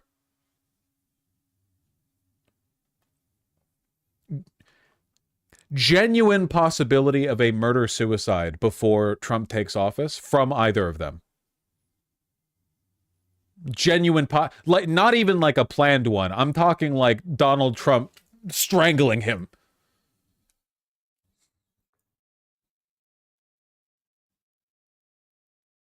I actually cannot think of any example certainly in contemporary politics, I can't even think of a historical example of a person being this annoying this quickly. We all know the only reason Trump changed his tune with Elon is because Elon had the money to back the Trump campaign and, use Twitter as a propaganda apparatus. And I am sure that Trump has indebted himself enormously to a great many people. Trump is going to crash out. But, we know that Donald Trump's ego is chafing at this. He's like the most egotistical guy alive. We know for a fact that he hates sharing the spotlight with people. This is insane. I can't think of any other example. And if Elon Musk ends up being so annoying that it changes history, that would be something else. Trump was meeting Biden to beg him to deport Elon and get rid of him. Please, Elon has to go. I still want to be president, but before I am, it has to be you. This article is based on roughly a dozen interviews with Republican donors, politicians, and friends of Mr. Musk, many of whom insisted on anonymity to talk about private conversations. Oh my God. It's only been like a week. A week! And you have donors and politicians looking at New York Times reporters being like, please, I need to vent to somebody about this. Please, God. Please. Elon, we were all sitting in the Mar-a-Lago dining hall having like a nice breakfast, and Elon went in there, and I swear to God, he did the X jump 7 times in a row. He said, look at me! They weren't jumping jacks. Every one of them was a distinct an X jump. Ah! He said he chanted USA wrong again. I don't even know how you get it wrong, but USA! He did it wrong. I don't know how. Ah!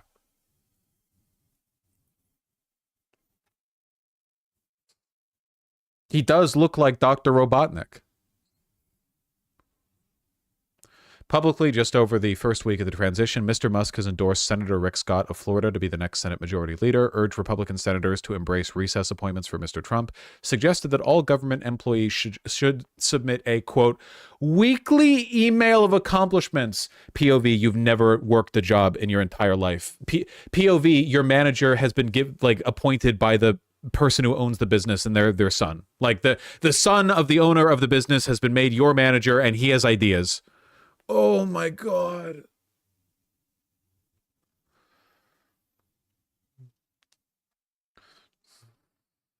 Michael Scott business IQ, legitimately.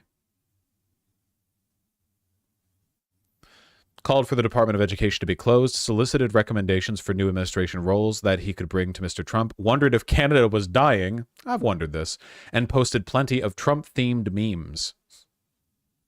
Behind the scenes, Mr. Musk's behavior has been far more hands-on than even some of his allies expected. Yeah, Elon 100% believes that he has bought the presidency. I don't know if Elon is going to be the shadow president. I think it'd be more likely Putin than Elon. That being said, I think Elon thinks that he's going to be the shadow president.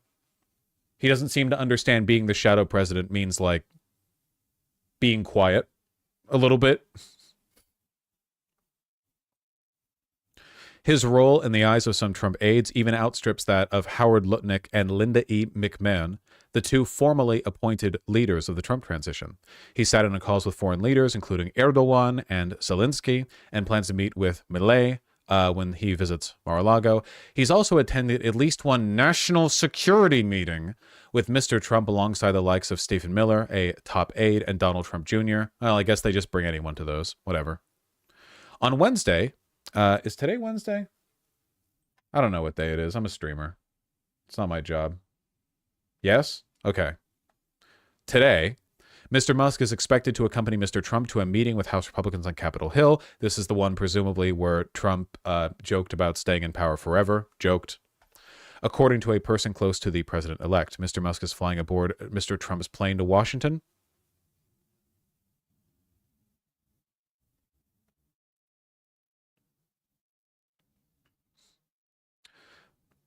Swap out Elon Musk for George Soros. How do you think Republicans will respond? I'm past the point of trying to derive any catharsis from pointing out the hypocrisy, but literally the world's wealthiest man buying a social media site and paying voters in Pennsylvania. Like, if George Soros did this, there would be like mass suicides across the right wing. Like, this is like everything they said George. This is more than what they said George Soros did by like several orders of magnitude. There is no comparison. There is no comparison for this in any point in modern American history. Nothing compares to this.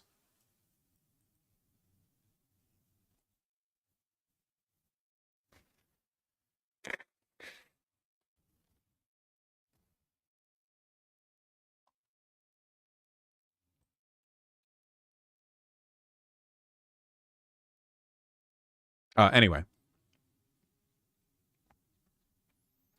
Relationships that Elon has with people. On a personal level, Mr. Trump seems to be taken with Mr. Musk, adopting him as a quasi-member of the family.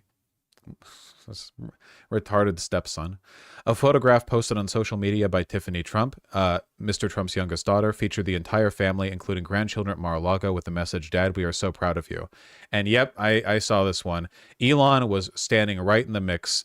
Is this the one where Melania isn't here? Where they have Elon? Yeah, Elon's here, but not Melania. I'm gonna be honest, I'm very sexist, and I can't tell women apart. It doesn't help that they all dye their hair the same blonde, and they all try to look the same, and they all get plastic surgery.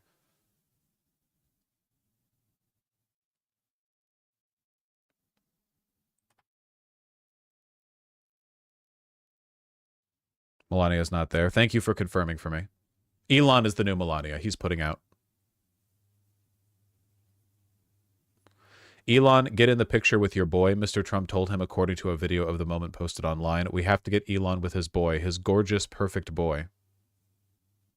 On Sunday, Mr. Trump's eldest grandchild, Kai Trump, put in a little more bluntly with the photo from the golf course, Elon achieving uncle status. It's so weird, man.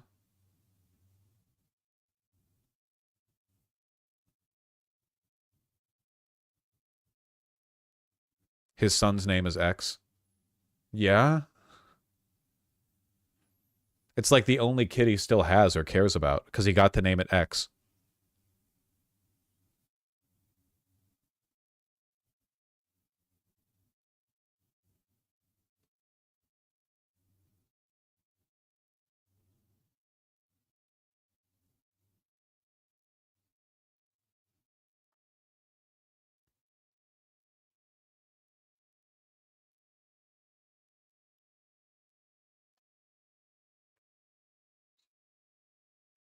Why are y'all referring to the kid as it? I think it's pretty normal to say it about, like, babies, isn't it?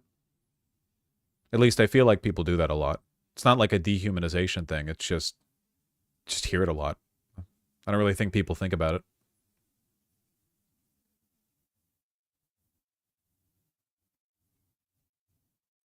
I don't know. Anyway, hopefully Elon ends up being so personally odious that it disrupts Trump's ability to, like, I don't know. I don't know, man. I just hope it makes Trump unhappy. That's all I want. Wait, does he always dress like this? With this stupid, like, business orphan suit jacket and a giant buckle and the skinny jeans? That's just his default?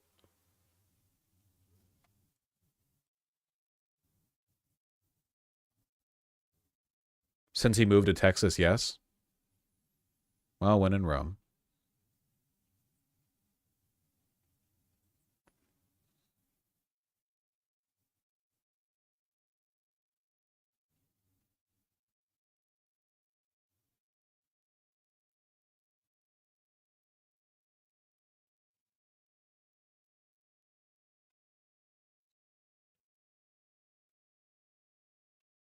Those are slim fit, not skinny. I know they're not technically skinny jeans, but they certainly look like them. You should become slightly more ableist during the upcoming 4 years. I'll consider it.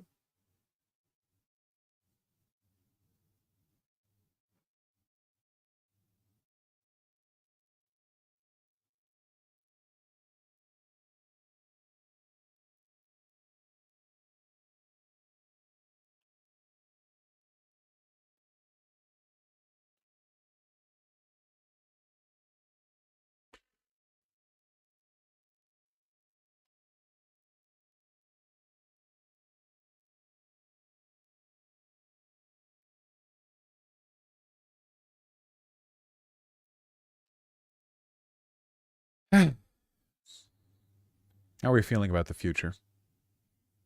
Pretty good, right?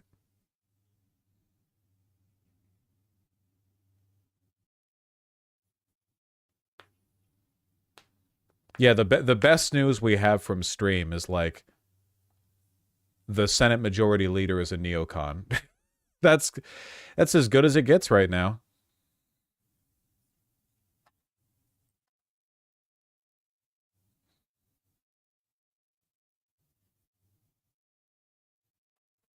What the fuck is this admin trying to do, Lamau? Trump's border czar says Canadian border is an extreme vulnerability. We gonna build another wall?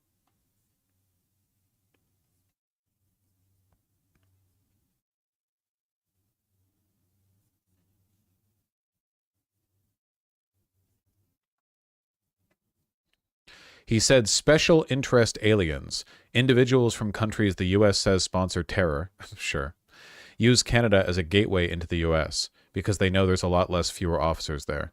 It's one of the things I'll tackle when I'm in the White House. To keep out the snow Mexicans, we are going to build a second wall, bankrupt the damn country.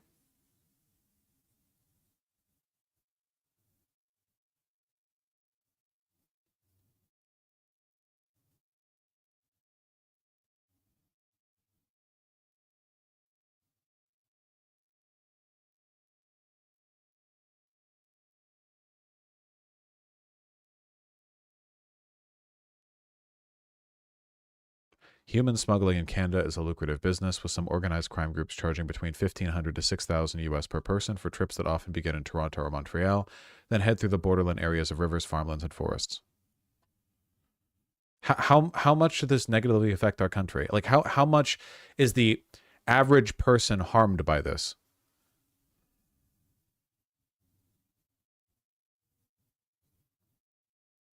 Some journeys turn fatal. December 33-year-old pregnant found dead near Chaplin, New York, after crossing from Canada.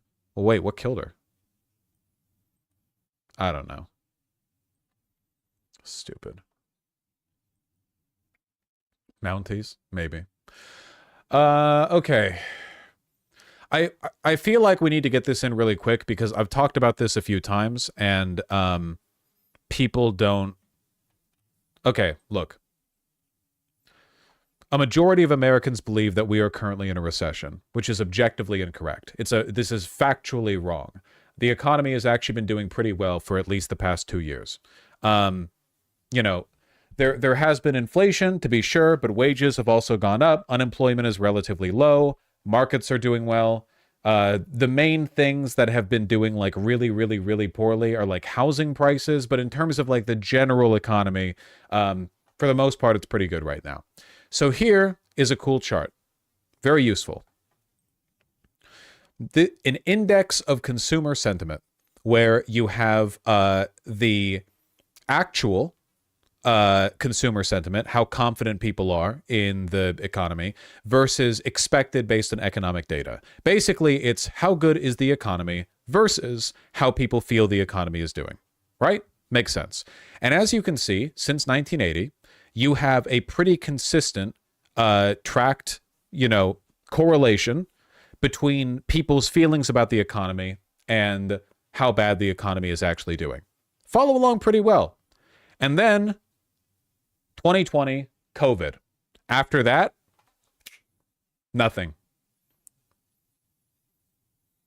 Absolute brain breaking. COVID completely destroyed the relationship that people had between how they thought the economy was doing and how it actually is doing. It ruined it. It destroyed it entirely.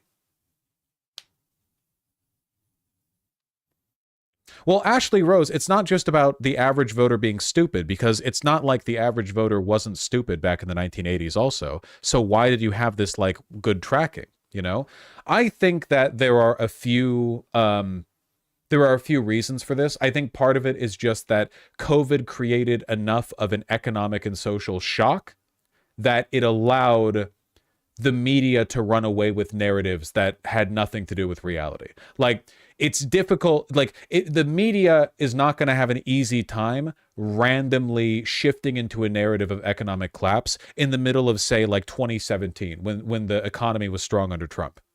Like, if everything's staying pretty much the same, it's hard to suddenly switch into this like doom and gloom narrative about us being in a permanent recession. But with COVID, it was seismic enough that you can kind of like detach reality from perception. Part of it's social media. I think a lot of it is also just like we never really socially recovered from COVID.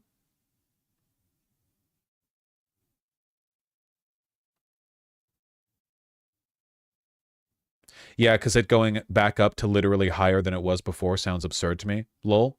Well, this is like a consumer sentiment graph, but our economy right now is stronger than it was under Trump. In terms of unemployment, in terms of interest rates, in terms of like median income, it is stronger now than it was back then. It doesn't feel that way, in part, I think, because there's greater stratification where poorer people are more fucked, perhaps, like proportionally than they used to be. But that's just not how people feel,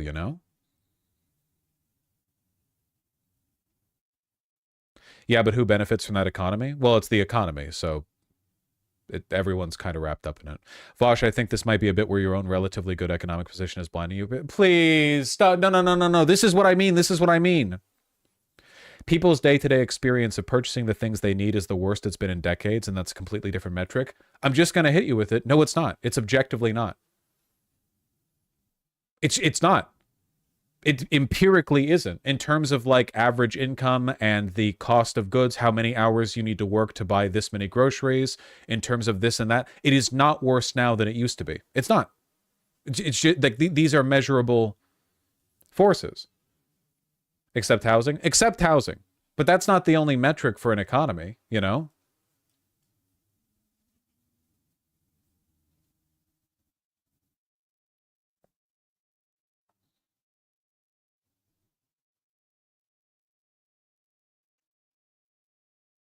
What about American savings and debt ratio? There's a bunch of different metrics that you can use to measure like economic attainment. It's not. Go looking up what actually goes into calculating these consumer indexes. Oh, it's not. Just go do a bunch of research. The data on this is pretty clear. If you genuinely think that it takes more hours of work to pay for such and such groceries, whatever, like basic consumer price index, whatever metric you want to go by, if you really think that it's worse now than it was back like in the 1990s or whatever, you're just incorrect. It's just not true. It's whatever. Can't really work with people wanting private chauffeurs for their burritos. It's I'm not saying that there's not, a degree of dishonesty and subjectivity in the way these narratives are presented or in the way the data is calculated, but like, how do we talk about this? Like, it is a fact. This like disconnect between people's perception of the economy and how the economy is actually doing, that disconnect is a real issue.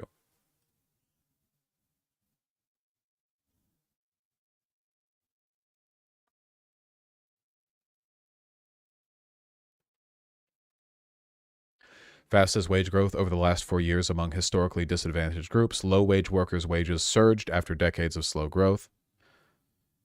In stark contrast to prior decades, low-wage workers experienced dramatically fast real wage growth between 2019 and 2023.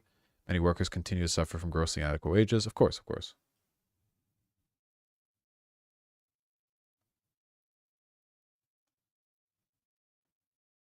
Is housing factored into this data? For, like, inflation? Yes. This is a real issue. Things are going to get a lot worse under Trump.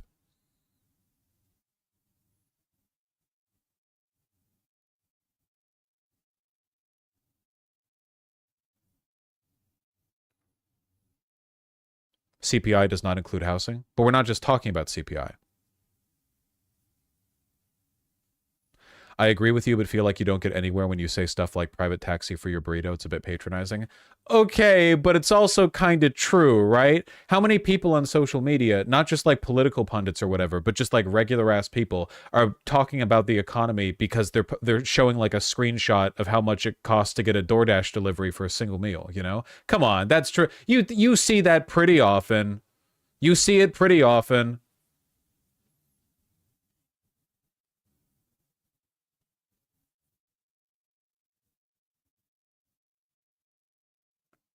It's also fake? Well, no, DoorDashing is pretty expensive.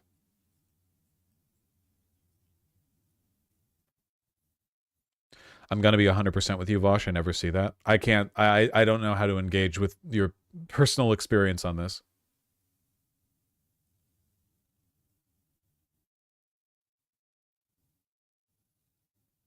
I personally have a very bad opinion on the budgeting of the average North American. Yeah, me too.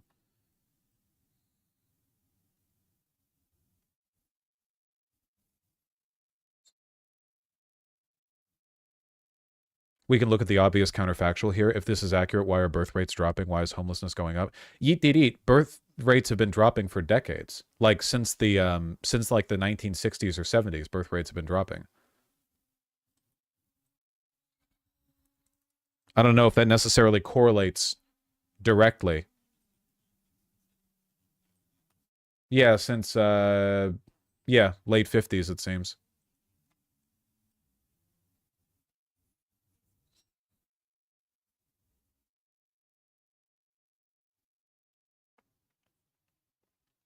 Vosh, correct me if I'm wrong, but if housing/rent costs more, even if the price and food and other stuff stays the same or isn't getting a lot better, wouldn't it still be worse overall because you have less money to spend? Well, yeah. I'm sorry, wait. I feel like we're getting off track here. This happens every time, and this is part of the problem. This is the reason why I'm talking about this. You can't say stuff like, objectively, the economy is better now than it was at such and such point in time without people doing the vibes-based analysis thing. I'm not denying. Like, people will hear, like, the economy isn't as bad as you think it is, and what they interpret that as is I think that capitalism is flawless and every poor person just needs to pull themselves up by their bootstraps, and if you're poor, it's your fault, and so on and so forth.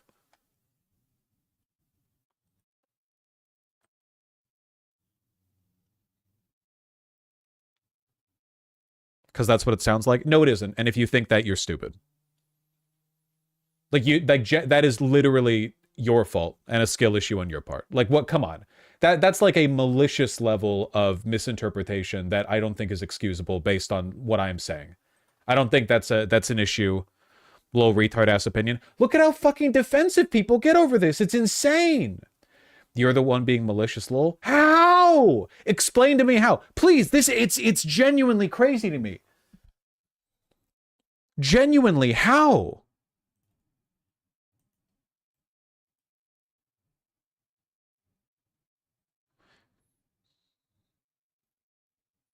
Oh wait, that person might have agreed with me.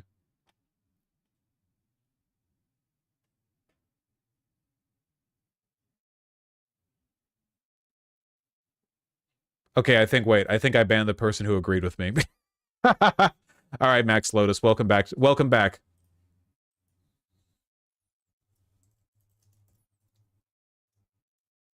Welcome back to the club.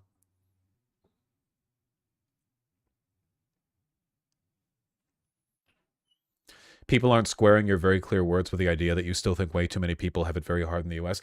Should I like patronize you guys and have to remind you of that? Hey, just to let you guys know, I'm a socialist and I think wealth inequality is bad. With that being said, there's an objective disconnect between perceptions of the economy and the economy's actual output and behavior.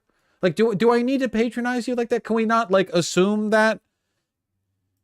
Can we not hold that information in our heads as I say things? Yes, I feel safe and comfy now.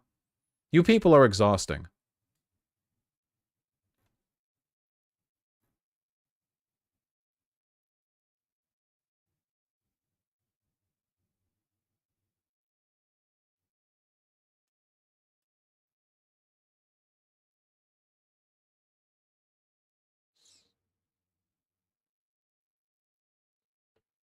All the reasons people say the economy is worse than the graph shows existed before 2022. Yeah, I genuinely think I think that to an extent people are doing to the 1990s or to the early 2000s the same thing that we now do to the 50s, where people think that the average family back in the 50s lived in a like 3-bedroom suburban house with a white picket fence, when in reality, no, back in the 1950s the average person was quite poor. And now people are thinking, yeah, back in the 1990s, like everyone was able to, you know, life was super cheap and da-da-da. You know, people back in the 1990s would save for years to go on one vacation. If you want a feeling for what middle-class ennui felt like back in the 1990s, watch like Malcolm in the Middle or something. Go watch like one of the more down-to-earth, I guess, period pieces, I guess, and you'll pretty quickly see what the like discourse was like. Yeah, people back then on average had an easier time getting a house. The housing crisis was not. No, they didn't, lol. My working class grandparents went to holiday every single year while paying a mortgage. I can't do the like anecdotes. If you think that everyone's grandparents on average and the working class were going on yearly vacations, then I don't think your grandparents were as working class as you might think.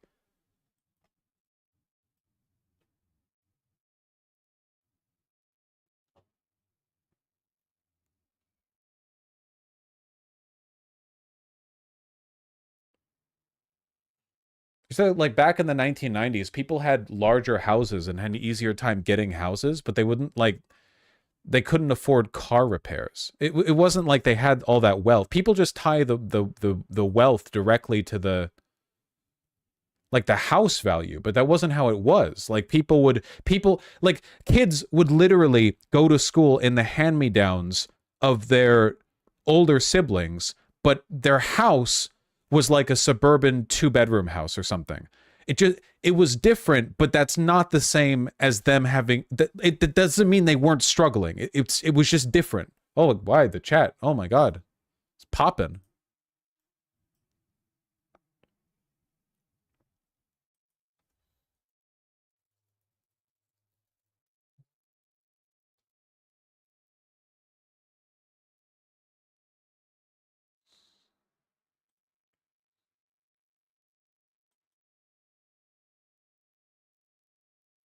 They were just struggling in different ways.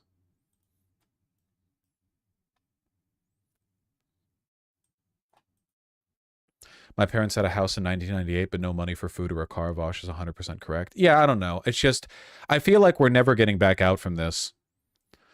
And I don't want to make this like a personal blame kind of dealio, but I do see a lot of young people engage in what I would call financially irresponsible decision making, and then talk about food prices. And past a point, you have to get past the like, okay, yes, we're all socialists here. Yes, I think everyone should get a good living wage. Yes, blah, blah, blah, blah. And then you see that there are college students who are spending a meager income on DoorDash food and weed, and you have to go like, come on. Come on.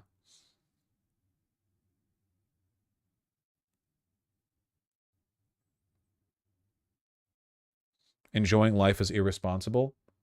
DoorDashing, using your meager income on DoorDashing and weed are not enjoying life. It's a wretched life, actually, I would say.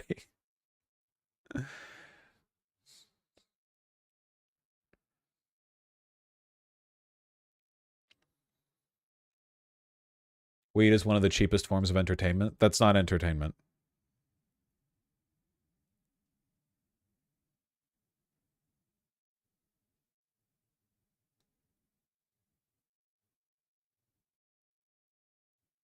I don't know, man. I don't think it's nothing, but I don't think it's as much of an issue as you think. You don't? Doesn't this reflect like a serious issue with regards to people's ability to make informed decisions on good financial policy?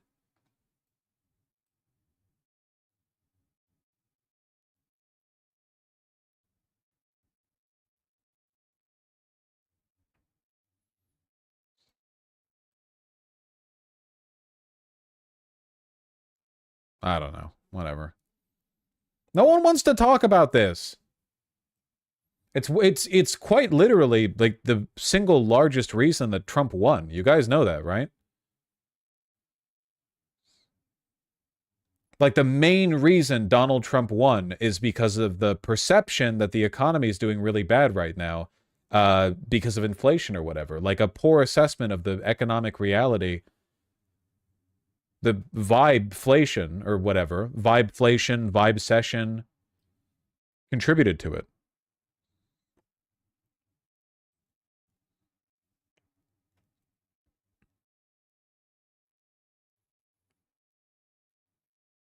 I don't think the data means much because no one is making decisions off the data. Well, no, but they're making decisions off of vibes, and the vibes aren't aligning with data the way they used to.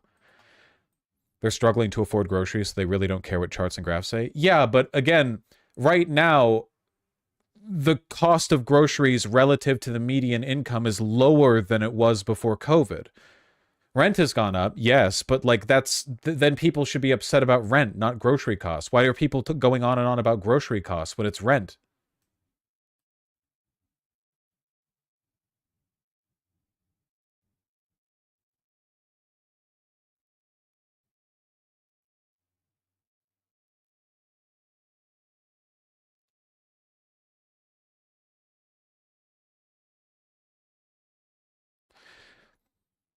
Yeet, yeet, yeet. Just to lay it out to avoid yapping, I'll say the economy is doing good actually is the kind of annoying thing Matt Iglesias does. Rude. People don't actually care about the economy in the abstract. They care about how hard it is for them to live a comfortable life. I understand that, but like here's an example of a problem, right? So obviously rent has gone up. Groceries relative to median income are less expensive now than they were before COVID. So why is everyone posting like, I can't believe how expensive my groceries are to social media? Obviously, a lot of it is right-wing pundits, but it is an issue if people can't assess the reality of the situation, because then it makes them really vulnerable to predatory narratives, fake economic populism, like what Trump offers, you know?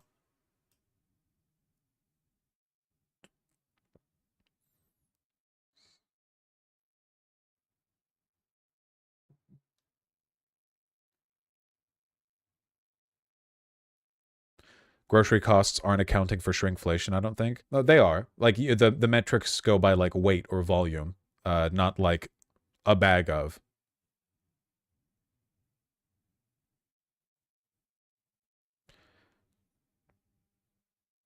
true, Crowd117, but that's been happening for a while. And if anything, the data suggests otherwise, because incomes have been rising disproportionately over the past few years for people in the lower income bracket. So if anything, you would expect to see the opposite.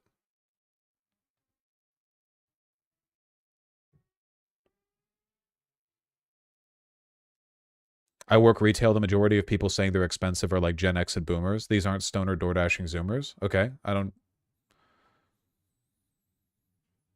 know how that contradicts what I've said.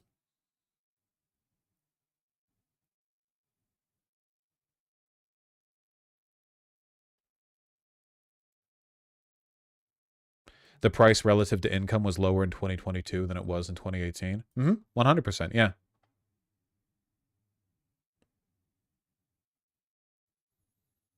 And it's gone back down rapidly, even after the inflation period. Hours of work needed to purchase a week's worth of groceries. 4.2, 4, 3.8, so on and so on. And then you have COVID, right? And then you've got this, and then the inflation hits. But then since then, it's gone back down. So hours of work needed to purchase a week's worth of groceries is now at the same point as it was right here in 2020, before COVID. But no one back then was saying, oh, groceries are so expensive.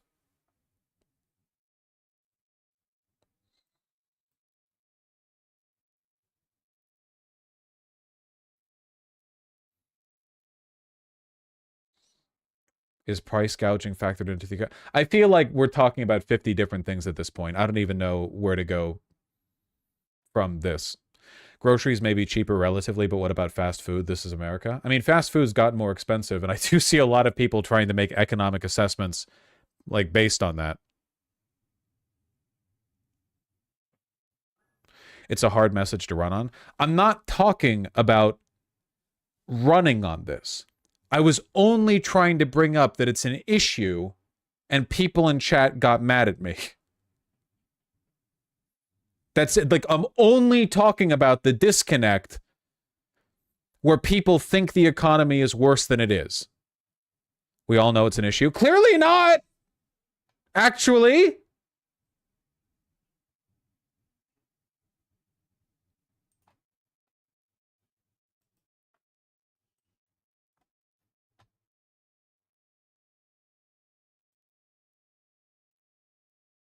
Well.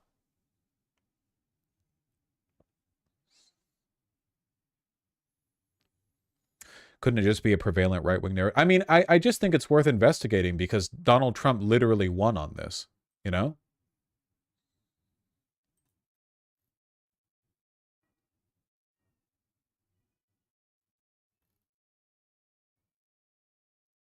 You're right about most of this being fast food. The USDA has a chart that shows food at home costs are down and food away from home is up.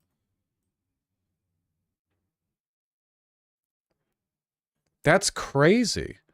This, like, economically, this is like a boom. This is phenomenal. Literally, if you just exclude rent, life has never been cheaper in the United States. Not by like a large margin. Look at how much food at home has dropped in cost. Share of disposable personal income spent on food in the United States.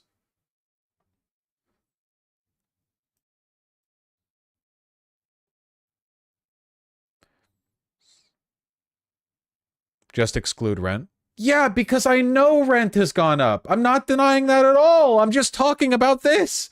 You can't... This is what I mean.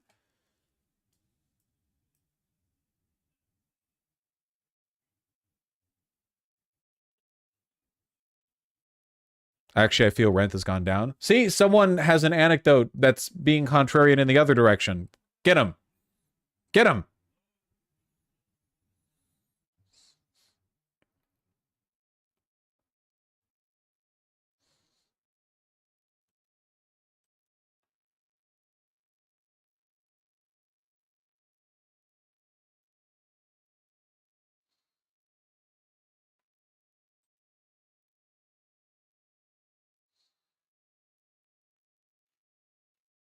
Actually, my mother agrees with Vosh.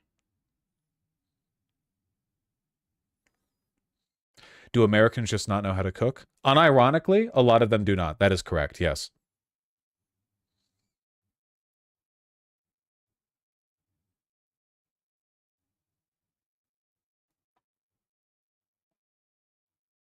That's crazy to me. Yeah, it's pretty wild.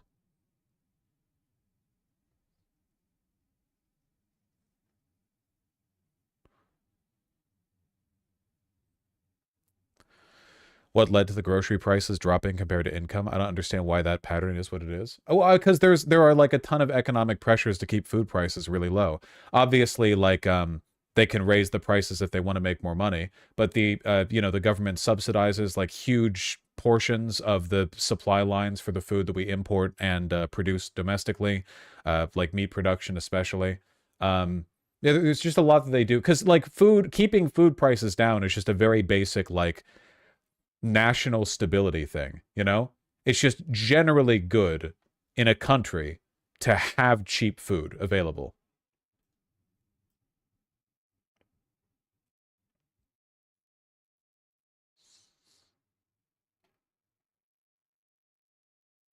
I think red meat should be more expensive, though. True!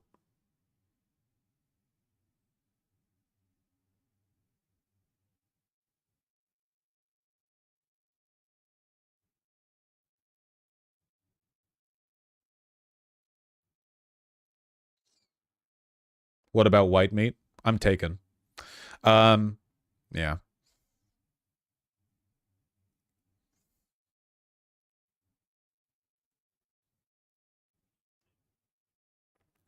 I think the disconnect comes from the COVID disconnect. I want to be spiteful about this. I really do. I want to take the average American, not you guys necessarily, but a lot of you are American. I want to take them. Okay. I want to grab them by the collar of their shirt. And I want to say, show me your credit card statements.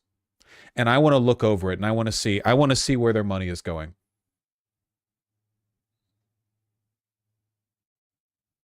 Because I see what how often people are ordering DoorDash. I see how often people are going out for food. People who call themselves, like, oh, we're struggling to make ends meet, and then these motherfuckers are going out and spending like $200 a week on like restaurant meals or food or everything. It's like, man, if you're spending $200 a week on like food out or DoorDash or delivery or whatever, that's like your whole rent if you don't do that, depending on where you live. I'm not saying it's all you guys, it's just a lot of people. This is not a poor country.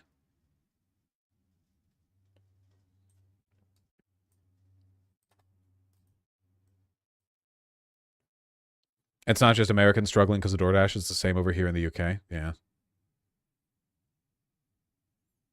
I'm familiar with it, Bright Sea, but I'm already kind of just rambling at this point, Gas is still kind of expensive. See, this is exactly what I mean. Gas is not expensive. Gas is like super cheap, and it has been for a while. Biden dumped a ton of the strategic reserve of petroleum specifically to keep prices like artificially lower. Gas is really cheap, and right now in America, it's cheaper than it is anywhere else. But this is what I mean. Like, people think that. People think that all the time. People are like, oh yeah, gas prices are so high. No, they're not.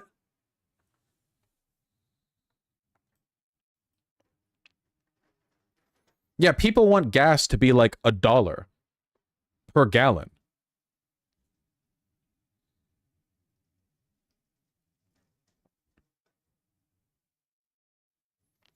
If it's under $3 a gallon, I'm happy. I grew up in LA where it would often be like 5 or 6. And even that's very cheap compared to a lot of other countries. Because again, we produce an ungodly amount of oil, and we refine a lot of other countries' oils, and we export a bunch. We keep our own prices low.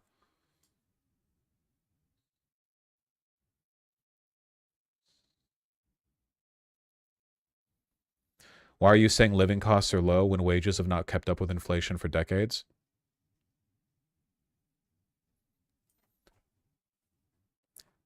Wages have kept up with inflation. You're just wrong. They've exceeded it. Which is why, with the exception of rent,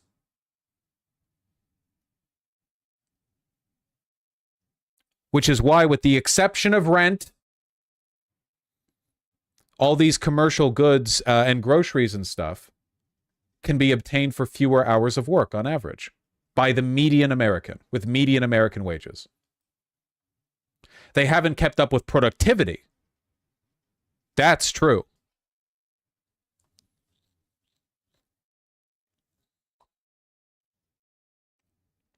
Minimum wage definitely hasn't. Yeah, but most people aren't paid minimum wage. Certainly not the national minimum wage. Sorry, yes, I mean productivity typo. Oh, okay, well then I wouldn't have yelled. I wouldn't have yelled then.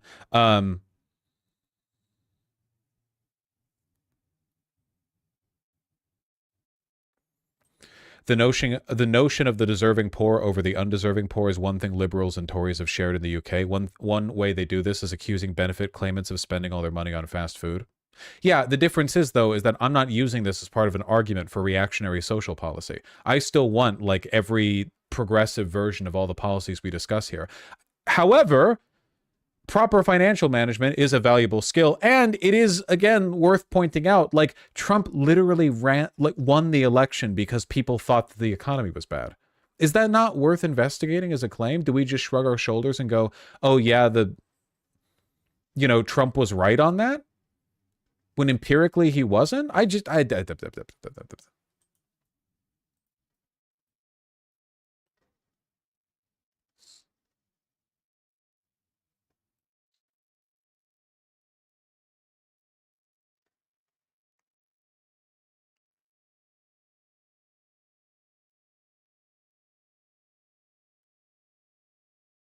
Groceries in America are okay, but Canada's are insane. Yeah, do you guys know how expensive fucking groceries are in Australia?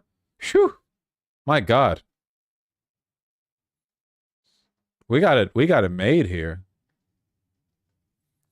Biden's ineffectiveness of being a leader and lack of charisma made it difficult to combat Trump's bullshit claims. Yeah, I agree with that. Yeah.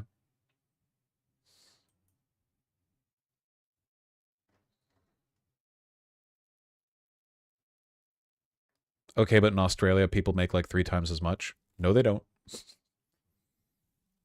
No, they don't. Americans make more than like any other people in the world.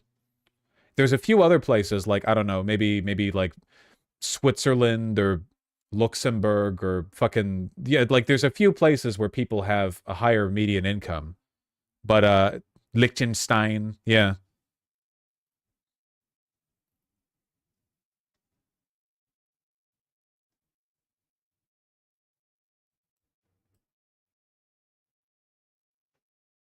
What's crazy is that in Canada, we make less money, but our groceries are more expensive. I just, like, a lot of Americans don't realize that if they move to literally any other country on Earth, they will make less money and things will be more expensive. Any developed country, right? And you get, like, varying ratios on those two factors if you go to countries that are less developed. And they'll live better, and they probably will live better, yeah, for sure. I'm not saying America's a good place to live in. It's not. The problem with America is definitely not that stuff that you can buy is too expensive.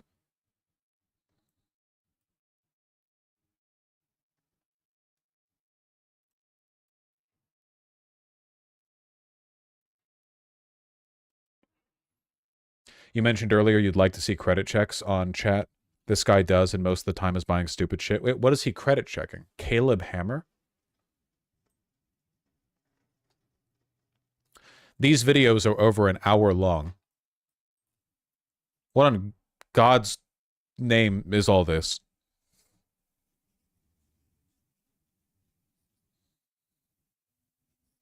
Broke loser is mad I won't hire him. Psycho tried to manipulate me. Frustrated incel desperate to buy woman. What is this?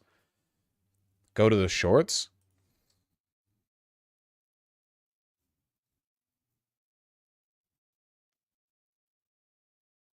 What do we do for a living? I am a in-home nurse for my disabled brother. Do you get paid for that? From the government or from the family? I get paid through the government with family insurance. So his insurance pays the government, which pays me. It's very interesting. Can I ask what's going on with the brother and why? About 10 years old, went into a coma, and there was a malpractice. And so when he came out, is forever a 10-year-old and can't be left alone. Oh, really? Whoa. I'm sorry to hear that. But I'm not getting a good read on this guy, like, vibes-wise, I have to say. I'm glad he has a sister to help take care of him. What are you making with this? I make $10.60 an hour. Okay, that's hard for Fort Worth. Yeah, I work 10 hours a day. Every day? For 5 days out of the week. My brother lives with my parents. Oh, so they take care on the weekends? Yes. What do we do for a living? He does full budget reviews for free for people. He keeps it pretty real. Is there like a budget review short?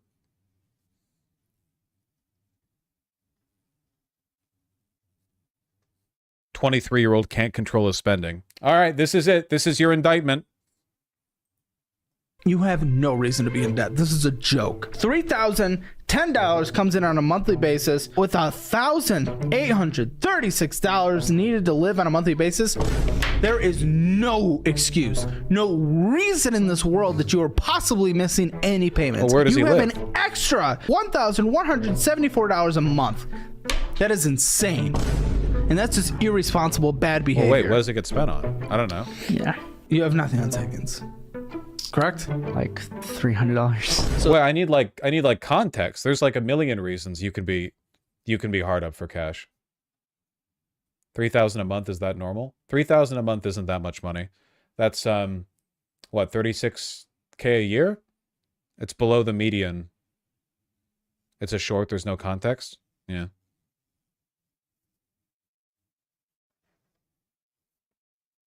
So this is a year and 8 months. A year and 8 months, you are bad debt free. You have a fully funded emergency fund. You're halfway through 24 at that point. That's incredible. All the mistakes, all the stupidity, all the bad things you've done in your life is corrected. Yeah, I guess I'd have to watch like a full one of these videos to get a feel for it. The guy's pretty reasonable. It was mostly just the little when the lady said her brother had a coma, or yeah. I don't know. I'd have to see it. I do think that more people could stand to learn like basic financial planning.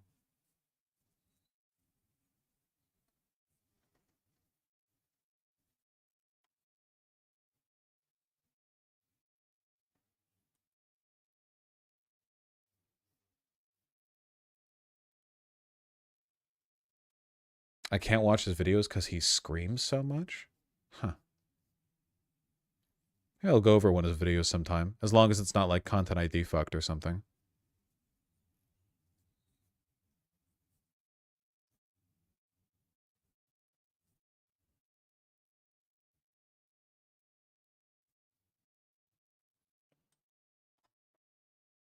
I stopped using DoorDash and stopped bringing alcohol home. Saved so much damn money. Yeah, probably a good idea. All right. Well, we had fun rambling.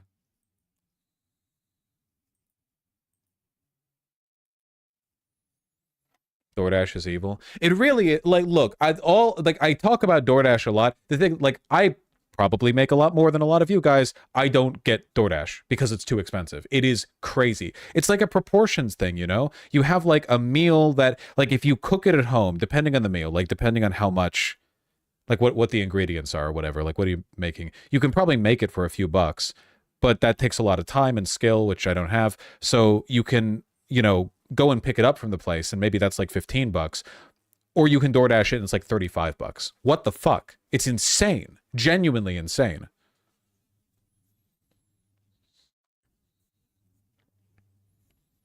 It's like a principle thing. I don't know. 35 bucks for real. It's a little more expensive here in Seattle than in other places because Seattle has a city ordinance that mandates a certain proportion of the, a certain portion of the pay goes to the tip of the driver. So, of course, they crank the prices up here. Seattle's based for that, by the way. Yeah, probably. Dude, I had a $20 off coupon for a DoorDash. Oh, that's great. That's like 1/2 of a Twinkie.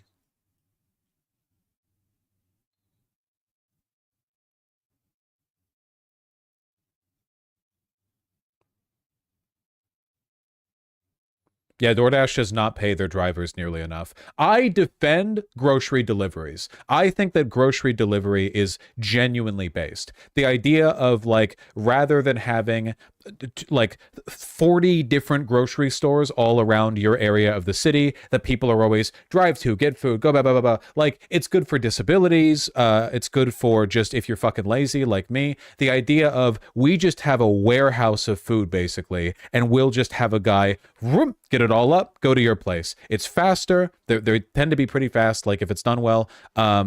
It's theoretically cheaper because rather than paying for the brick and mortar cost of having all these like distributed grocery stores, you can have like a central location where people send out the deliveries. And it kind of encourages, I think, I don't know, I think it's sensible. It's not like you're wasting, it's not like bad for the environment because you need to drive to the grocery store anyway, if you're going to one. So they make a drive to you to drop the groceries off. Either way, someone's making a drive back and forth.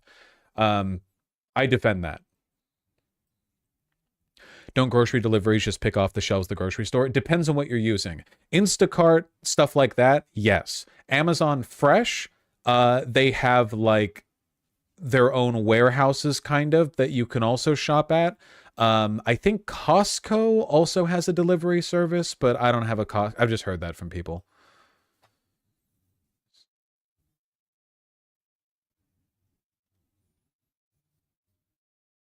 Of course, I still think that you should be able to, like, go to a grocery store and buy food yourself. I'm not saying get rid of those, but you know what I mean. Thank you, Billy Aaron. Appreciate that. Instacart has warehouses too? I didn't know that. I didn't know they had warehouses.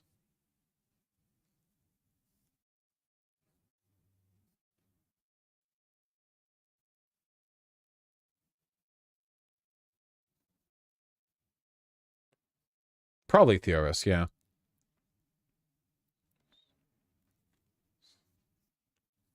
Go to Trader Joe's once a week. Trader Joe's has good stuff. They got good sweets. We have to return Masagui. 777, you remembered. Yeah, I do. I'm probably going to have to read donations tomorrow because I do have to leave like on the mark at 4. But, you know, I'll be here tomorrow. So now I know the streams have been a bit of a bummer, but it really is just like, I feel like in a way this is as bad as it's going to get. Vibes-wise, not reality-wise. Because vibes-wise, at least for me, it's the dread of the future that hits the worst. And then once you're in it, reality gets worse. But at least then the vibe is conforming to the shape of reality as opposed to you just concocting every worst-case scenario in your head. You know? So I'm not saying that this is as bad as it gets. I'm saying that like in a dread-based, perceptive, in the future capacity, some of you are going to be deported from the country, probably. Statistically speaking, just based on the population of the United States and how many undocumented immigrants we have, some of you are going to be deported from the United States. For you, it's going to get a lot worse. But from like a dread perspective, maybe...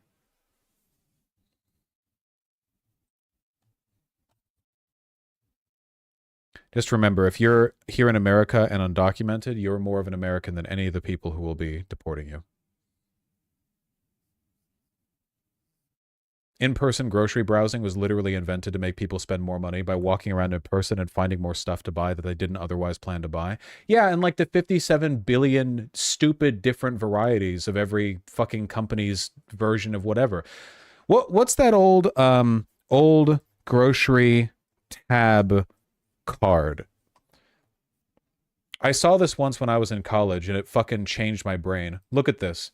It's a metal grocery list with tabs, because back in the day you didn't go there looking for like a specific brand or whatever. You would go there and you would tab what you need and they would go in the back and bring it to you. You wouldn't be like, oh, I want this brand or that brand. It's like, it's all basics. And I still think we should cook this way. You might note that the best chefs in like that you'll ever see are people who grow up in environments like this. If you go down to like Greece or Mexico or whatever, and there's like a Mima who's cooking something most phenomenal, I promise you, like, this is the shit they're working with. You know? It's way the fuck cheaper, and you have to learn how to cook. Now, do I think it should literally not be possible to buy pre-made foods? No, of course not. But in my vision of like a good system for food would be everyone gets food stamps at a like centralized warehouse of food distribution that is unbranded. So you get like, I don't know, $300 a month of relative value as a stipend. I don't know. You can work the exact numbers out. However you like. And that place just has shit like this. So you can literally get like basically an infinite amount of flour or butter or whatever, like basic stuff, you know? And then in a more discretionary sense, you can go to local like markets to get your fresh produce or any like pre-made processed foods that you like. And that you have to pay for, but you know, like you have this for free, basically. That's good. I like that. I think it's cool.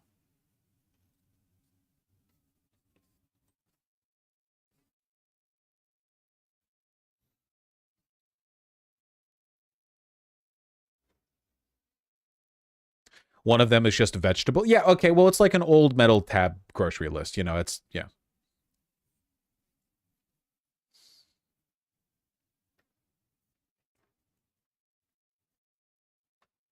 So fresh produce isn't a staple in your perfect system? Well, if you're getting this delivered to your home, because I was talking about it in the context of grocery deliveries, you would probably not get like fresh produce delivered every 3 days. Ideally, there would be like a local market you could walk by, right? It's so fucked up, dude. The best produce that you can get in Seattle is over at Pike Place, but because it's in a tourist hotspot, it's like $2 to get a tomato. They have like exotic fruits over there, but it's so expensive. Why not delivery? For fresh produce? Because you'd have to keep having it delivered over and over. You can buy like 20 pounds of flour and be good on flour for a month or more, depending on how much you use it, you know? But fruit and vegetable only going to get you so far. I mean, you put it in the fridge or like the crisper or whatever, and you can keep it for a week, I guess. I guess it depends on the exact. 20 pounds of flour is like 3 months. I have no idea. I've never used flour like ever. I've never baked from base ingredients. It is like pouring outside. I can hear rain hitting the window really loud.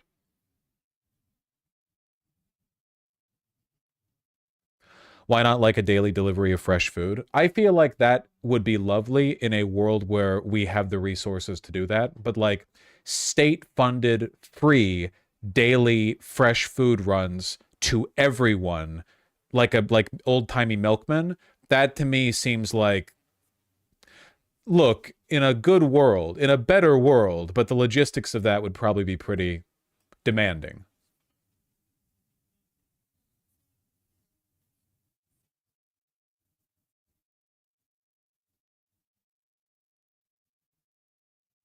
It is kind of crazy that milkmen used to be a thing. You know, that's the reason why milkmen were a thing, right? Because milk expires relatively quickly. So you would have a subscription service and they would just show up with milk. Isn't that wild? It's just weird it would just be for milk. Why not like fruit men? Doesn't milk last like a little while?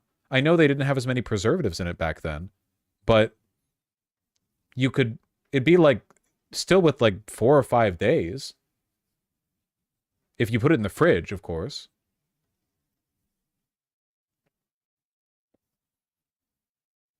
I don't know. This is before refrigerators were common. In the 50s? It's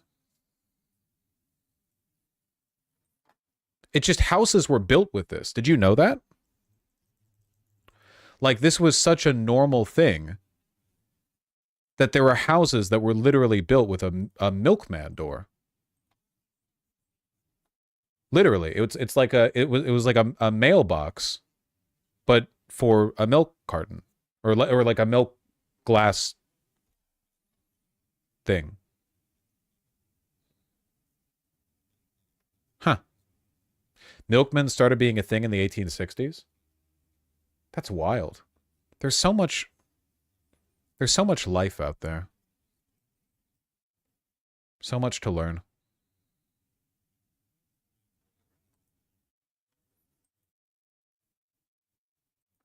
What about milkman conspiracies? Like that they would fuck your wife? They probably did, yeah.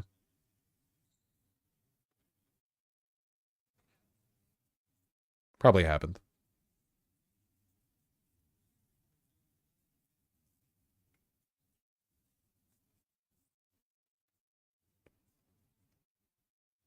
Psychonauts! That was the best Psychonauts level.